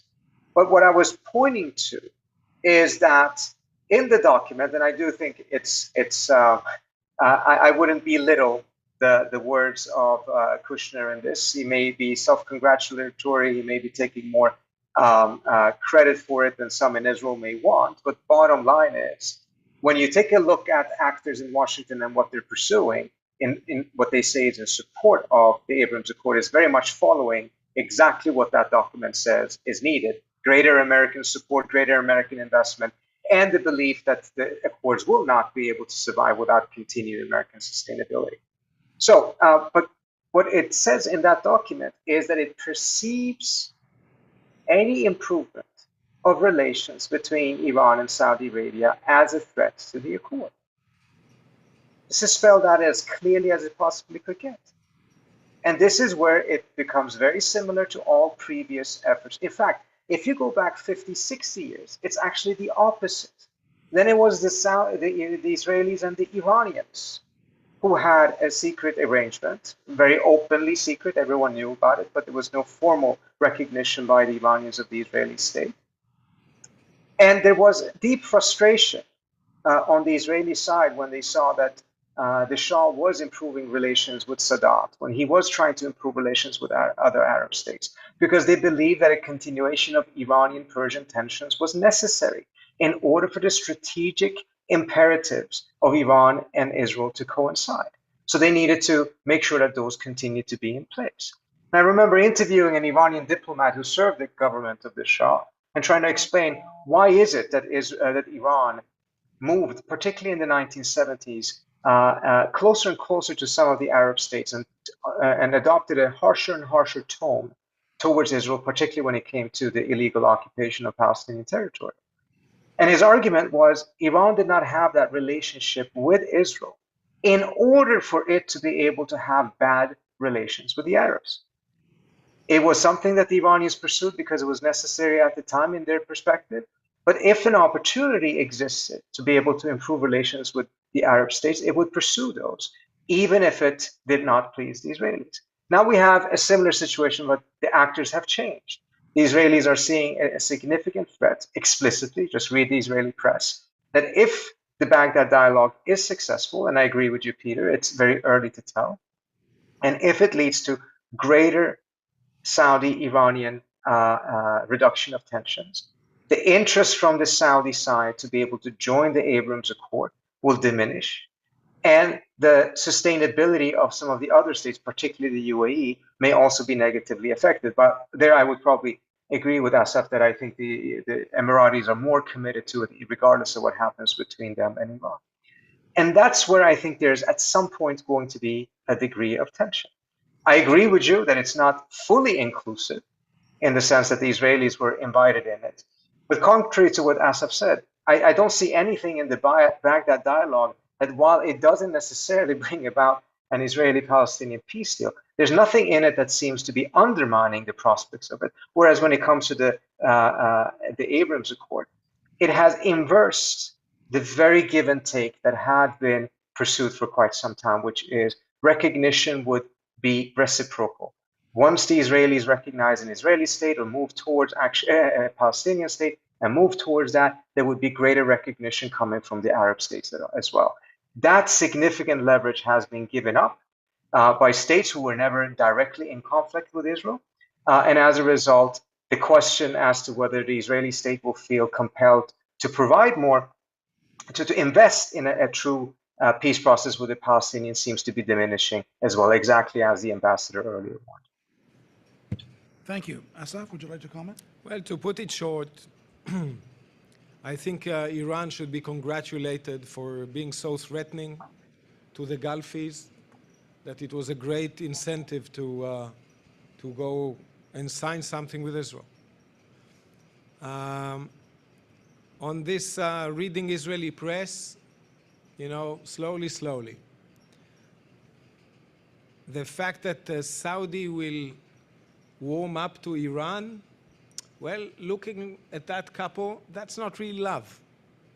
That's Saudi trying to get less incoming materials from Iranian production.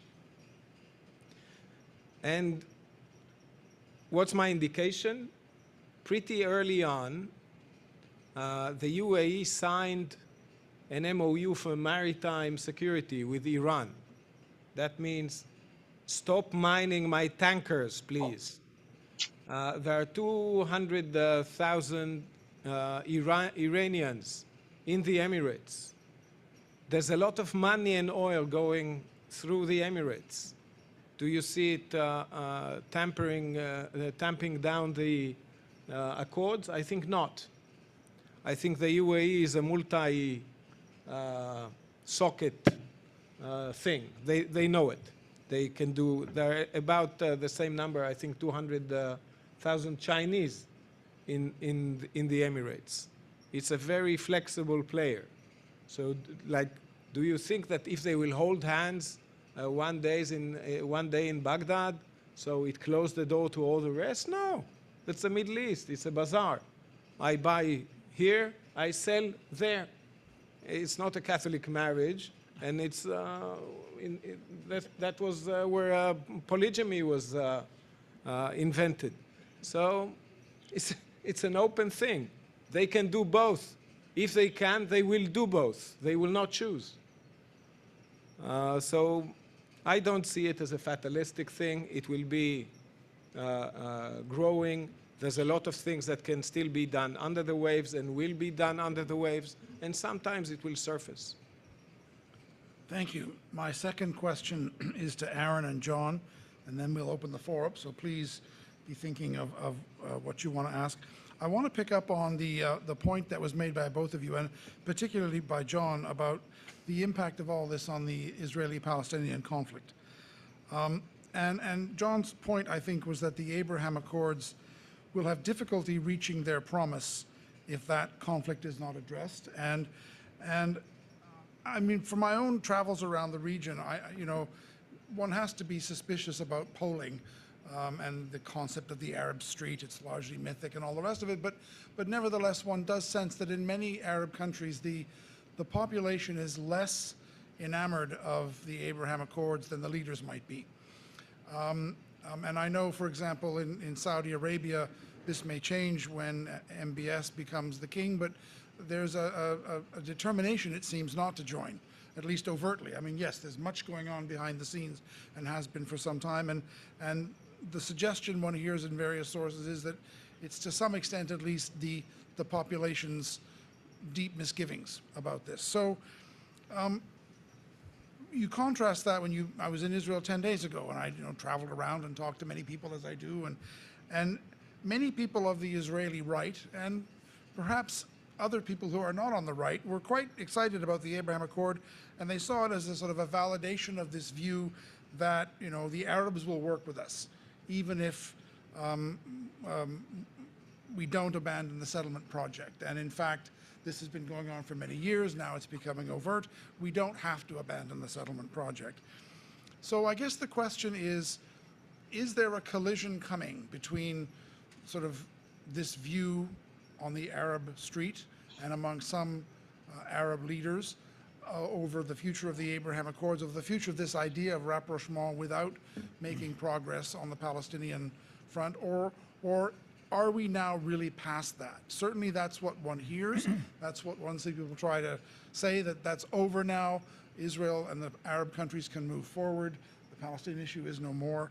And a final question, and this is the $64,000 question. Is there anything that can be done by people in Israel, people in the region, people outside the region, to link the accords and to link progress on the accords to progress in the Israeli-Palestinian negotiation? Or are those two trains now on very separate tracks, as was designed, and there's no way to bring them together? So that's a very small question, I know, but I'll turn it over to Aaron and John. I can just jump in for 1 sec, just to correct one thing that you said, Peter. I did not say that the accords could not go ahead without an Israeli-Palestinian deal. The accords can well go ahead. Some have suggested they weren't designed to deal with the Israeli-Palestinian problem. That's true. They could have dealt or could have tried to deal, and they could in the future try to deal with, but that's a different story. The other thing I would just say and make clear is, to be frank, the Arab countries, let's set Egypt aside because it's got a real reason to be dealing with Hamas. The Arab countries have never spent a lot of effort, money, or advocacy on the Israeli-Palestinian question. The Saudi initiative was important, and it stood there, I think, as something that the Palestinians and others saw as being valuable. But when it came to actually supporting the Palestinians, they didn't get very much from anybody. Qatar, more recently, with bags of money into Gaza, yes. And there were other examples, obviously. Jordan, very interested in protecting the Al-Aqsa, etc. And to some extent, obviously, it has a Palestinian problem within. But I think the Abraham Accords can operate separately, and I have no problem with them going ahead. You asked, could something be done? Yes, something could be done.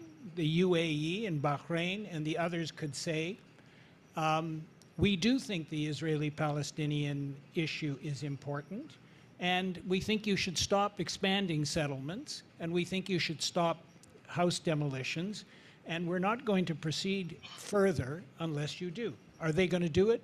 I don't think so. I also don't think that the UAE has any real interest in helping the Palestinians at this point in time. They, for any number of reasons, I'll give you a great example. I happen to run a nonprofit that tries to bring Israelis and Palestinians together through health. We actually approached the UAE to see if they wanted to use this occasion, to try and demonstrate that they indeed wanted to help on the Israeli. Would have been easy. They don't have to do arms. They don't have, all they have to do is provide some money to a nonprofit. Not interested. Not interested. So could things be done? Absolutely. Should things be done? Absolutely. Will they be? Vamos a ver. Aaron, I mean, it's a galactic question. First, on the granular, the Emiratis are constrained in large part because Mohammed Dahlan spends a good deal of time there. And he's engaged in has been for years. He may want to play a greater role in Palestinian politics, but he and Mahmoud Abbas are fundamentally at odds with one another. Qataris have played a role with suitcases of cash, now a more transparent system in Gaza.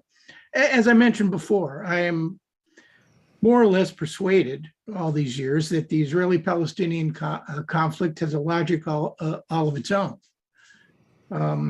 No amount of pressure or even inducements on the part of the Arab states to Israel will make an Israeli prime minister, let's say this one, or the predecessor, Israeli prime minister who is fundamentally opposed to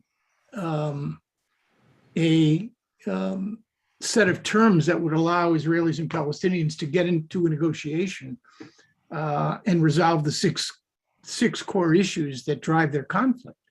Nor, I think it's in large part because of their own dysfunction, because there is no one gun, no one authority, one negotiating position. The Palestinian movement is as fundamentally divided now as it's ever been since Arafat in the late 60s, early 70s, tried to push Fatah to be the main constituent group and to manage the others. No amount of pressure on Palestinians are going to make them abandon their political aspirations. A chicken in every pot is not going to work. So I think the Abraham Accords exist in large part because of changing regional priorities, facilitated for sure by an American broker for any number of reasons. But I think they, in so many ways, seem to me to be untethered from any serious effort to use them either as incentives or disincentives to motivate Israelis or Palestinians. And frankly, even if they were to do that, this conflict has proven to be, there's a certain zone of immunity that it's created from external mediators, from internal pressures, even from their own confrontations. It's been my view from the beginning, last point, and every breakthrough in the Arab-Israeli conflict has followed the same pattern. Some regional development, either in war-making or peacemaking, creates a change in the status quo by upsetting the pain-gain ratio. Sadat did it in the October 73 war, followed by, that was pain for the Israelis and the Egyptians, followed by gain. Oslo grew out of a first intifada and Rabin's recognition that there was no political, no military solution to the Israeli-Palestinian conflict. Even the Baker Initiative in Madrid initially grew out of Saddam Hussein's invasion of Kuwait and Bush 41's efforts to turn it back. So the pain-gain ratio, even though it causes a lot of pain to both sides, I would argue asymmetrically to the Palestinians, but plenty of pain and grief to the Israelis, is frankly imbalanced. And I see no way of reshaping that balance. The Biden administration, even before Ukraine, is so fundamentally preoccupied with the dysfunction that exists in our political system and a rising China, that the notion that Joe Biden is going to take risks with respect to looking for ways to stimulate a peace process that, frankly, right now has gone the way of the dodo, I think is simply an illusion. But I'll refer back to Harold Macmillan. John referred to it in his talk. The collision will come. It could come if in fact the level of violence between Israelis and Palestinians reaches a qualitatively and quantitatively different level than we've ever seen before. And if in fact it's centered around Jerusalem, there are two issues that could prompt regional war in my judgment. One is Iran's nuclear program, and the other is some event unanticipated on the Har HaBayit, Haram HaSharif, the Temple Mount, and the Noble Enclosure that could prompt retrenchment on the part of the Arab states. I truly hope neither materializes. Okay, thank you. So we have a few minutes. I don't see anyone rushing. Oh, there we go, David, well done. David Carment.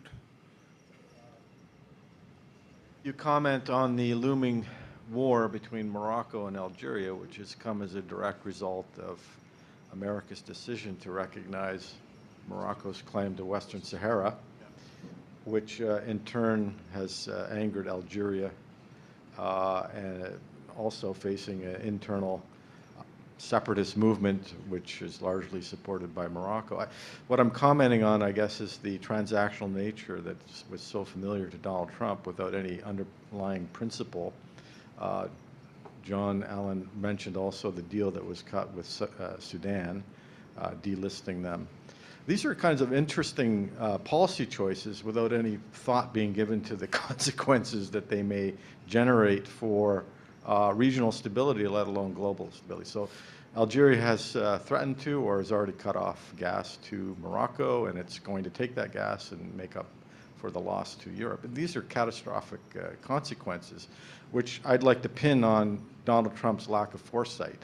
The willingness to make a deal without any underlying principle driving it. And is Joe Biden the same kind of leader? Can we see more of this kind of transactional foreign policy that simply to get someone to agree to an accord that delivers very little in terms of regional stability? So I don't know, that's a problem for me. Thank you. Over here.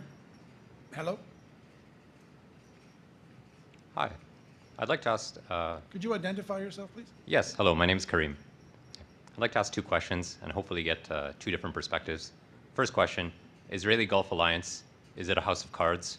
Second question, what do you believe are the limits to security and defense cooperation between these two partners? Thank you.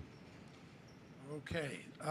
What I'll do is on David's question, Morocco, I'll ask if anybody would like to step in on that. It's not exactly the subject of this session, but it's a very interesting question. And as David said, it has a broader sort of philosophical attachment to this in terms of the idea of sort of transactional foreign policy and making deals without thinking through the consequences.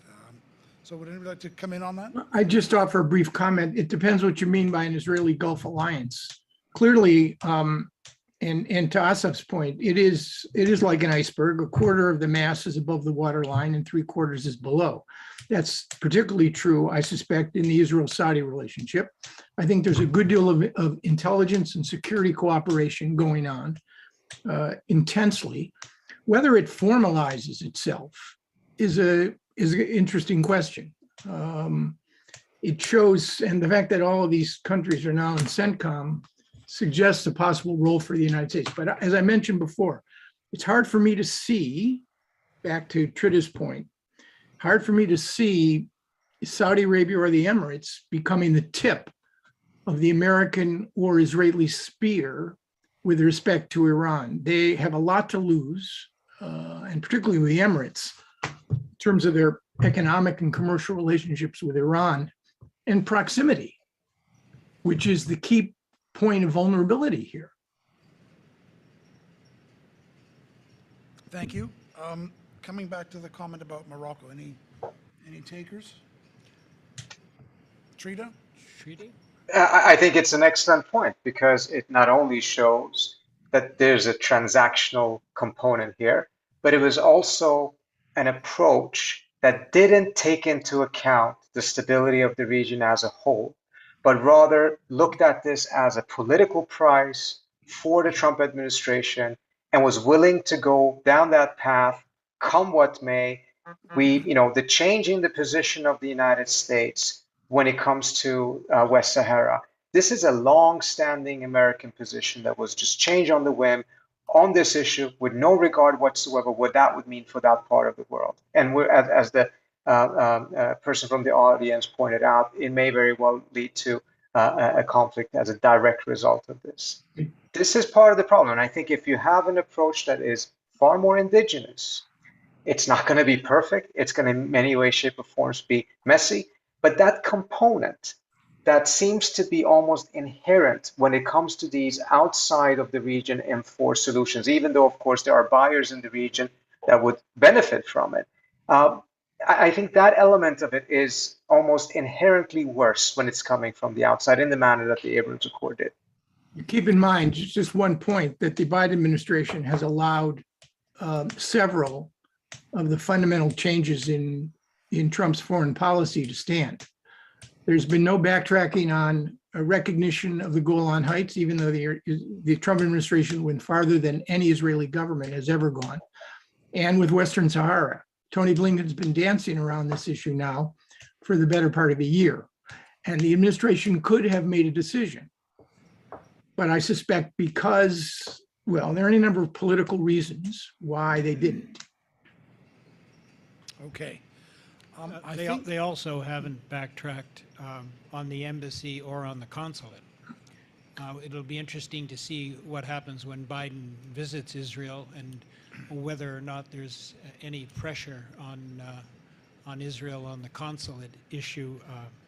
It'll also be very interesting to see what happens if a JCPOA #2 is signed before Biden goes to Israel, whether that visit goes ahead. All right, it's coming up on, or just gone, 6:45. So unless any of the panelists would like to make a final point. We didn't answer his, we didn't answer Karim's question. Well, there was the one on Gulf, but then there was one on limits to defense cooperation, so. Yes, why don't so you go with that? Yeah. no alliance, no Article 5, no fighting on frontiers further than 2 hours drive from my home. We don't do expeditionary. I think we can think of easily a lot of work on intel, as Aaron mentioned, on cyber security, on early warning from incoming things, on logistics, because when you want to operate far, you need options. We can think of defense, basically missile defense, multi-tier, next generation issues. You can easily think about Gulf money, Israeli and American tech, eventually regional patchwork of air defenses, which will mitigate the common threat of Iran's missile and drone aspects. Offense and strikes, well, we may do things together against ISIS. I think that's what Aaron mentioned about the spearhead. I see no appetite, not even real thoughts, that the Gulfis will use this fantastic weapon systems they have to strike Iran. I don't think they have the stomach, and it's just not the way they think. It's a different strategic culture. So not a house of cards. I think a gallery of board games. We will play differently on each other, and you can't even generalize on the Gulf. The Emirates will be one thing, Saudi will be another, Bahrain a third one, and so on and so forth, customized. So that's my take. about the transactional aspect. If the UAE says, I will get F-35, and then it says, oh, forget it, I don't want to get your limitations on China, and the deal holds, it tells you something about how robust it is, and not just transactional. In the UAE, I think it's strategic. About relations, I hear them speaking. We meet quite a lot. I think that's deep. And there was the mention that, oh, those steps were taken without considering consequences. Just a word of warning, when some people recommend, okay, just get a political process, just get to diplomacy, get the negotiations. Negotiations are like a surgical operation. You can save lives, but it can die on the table.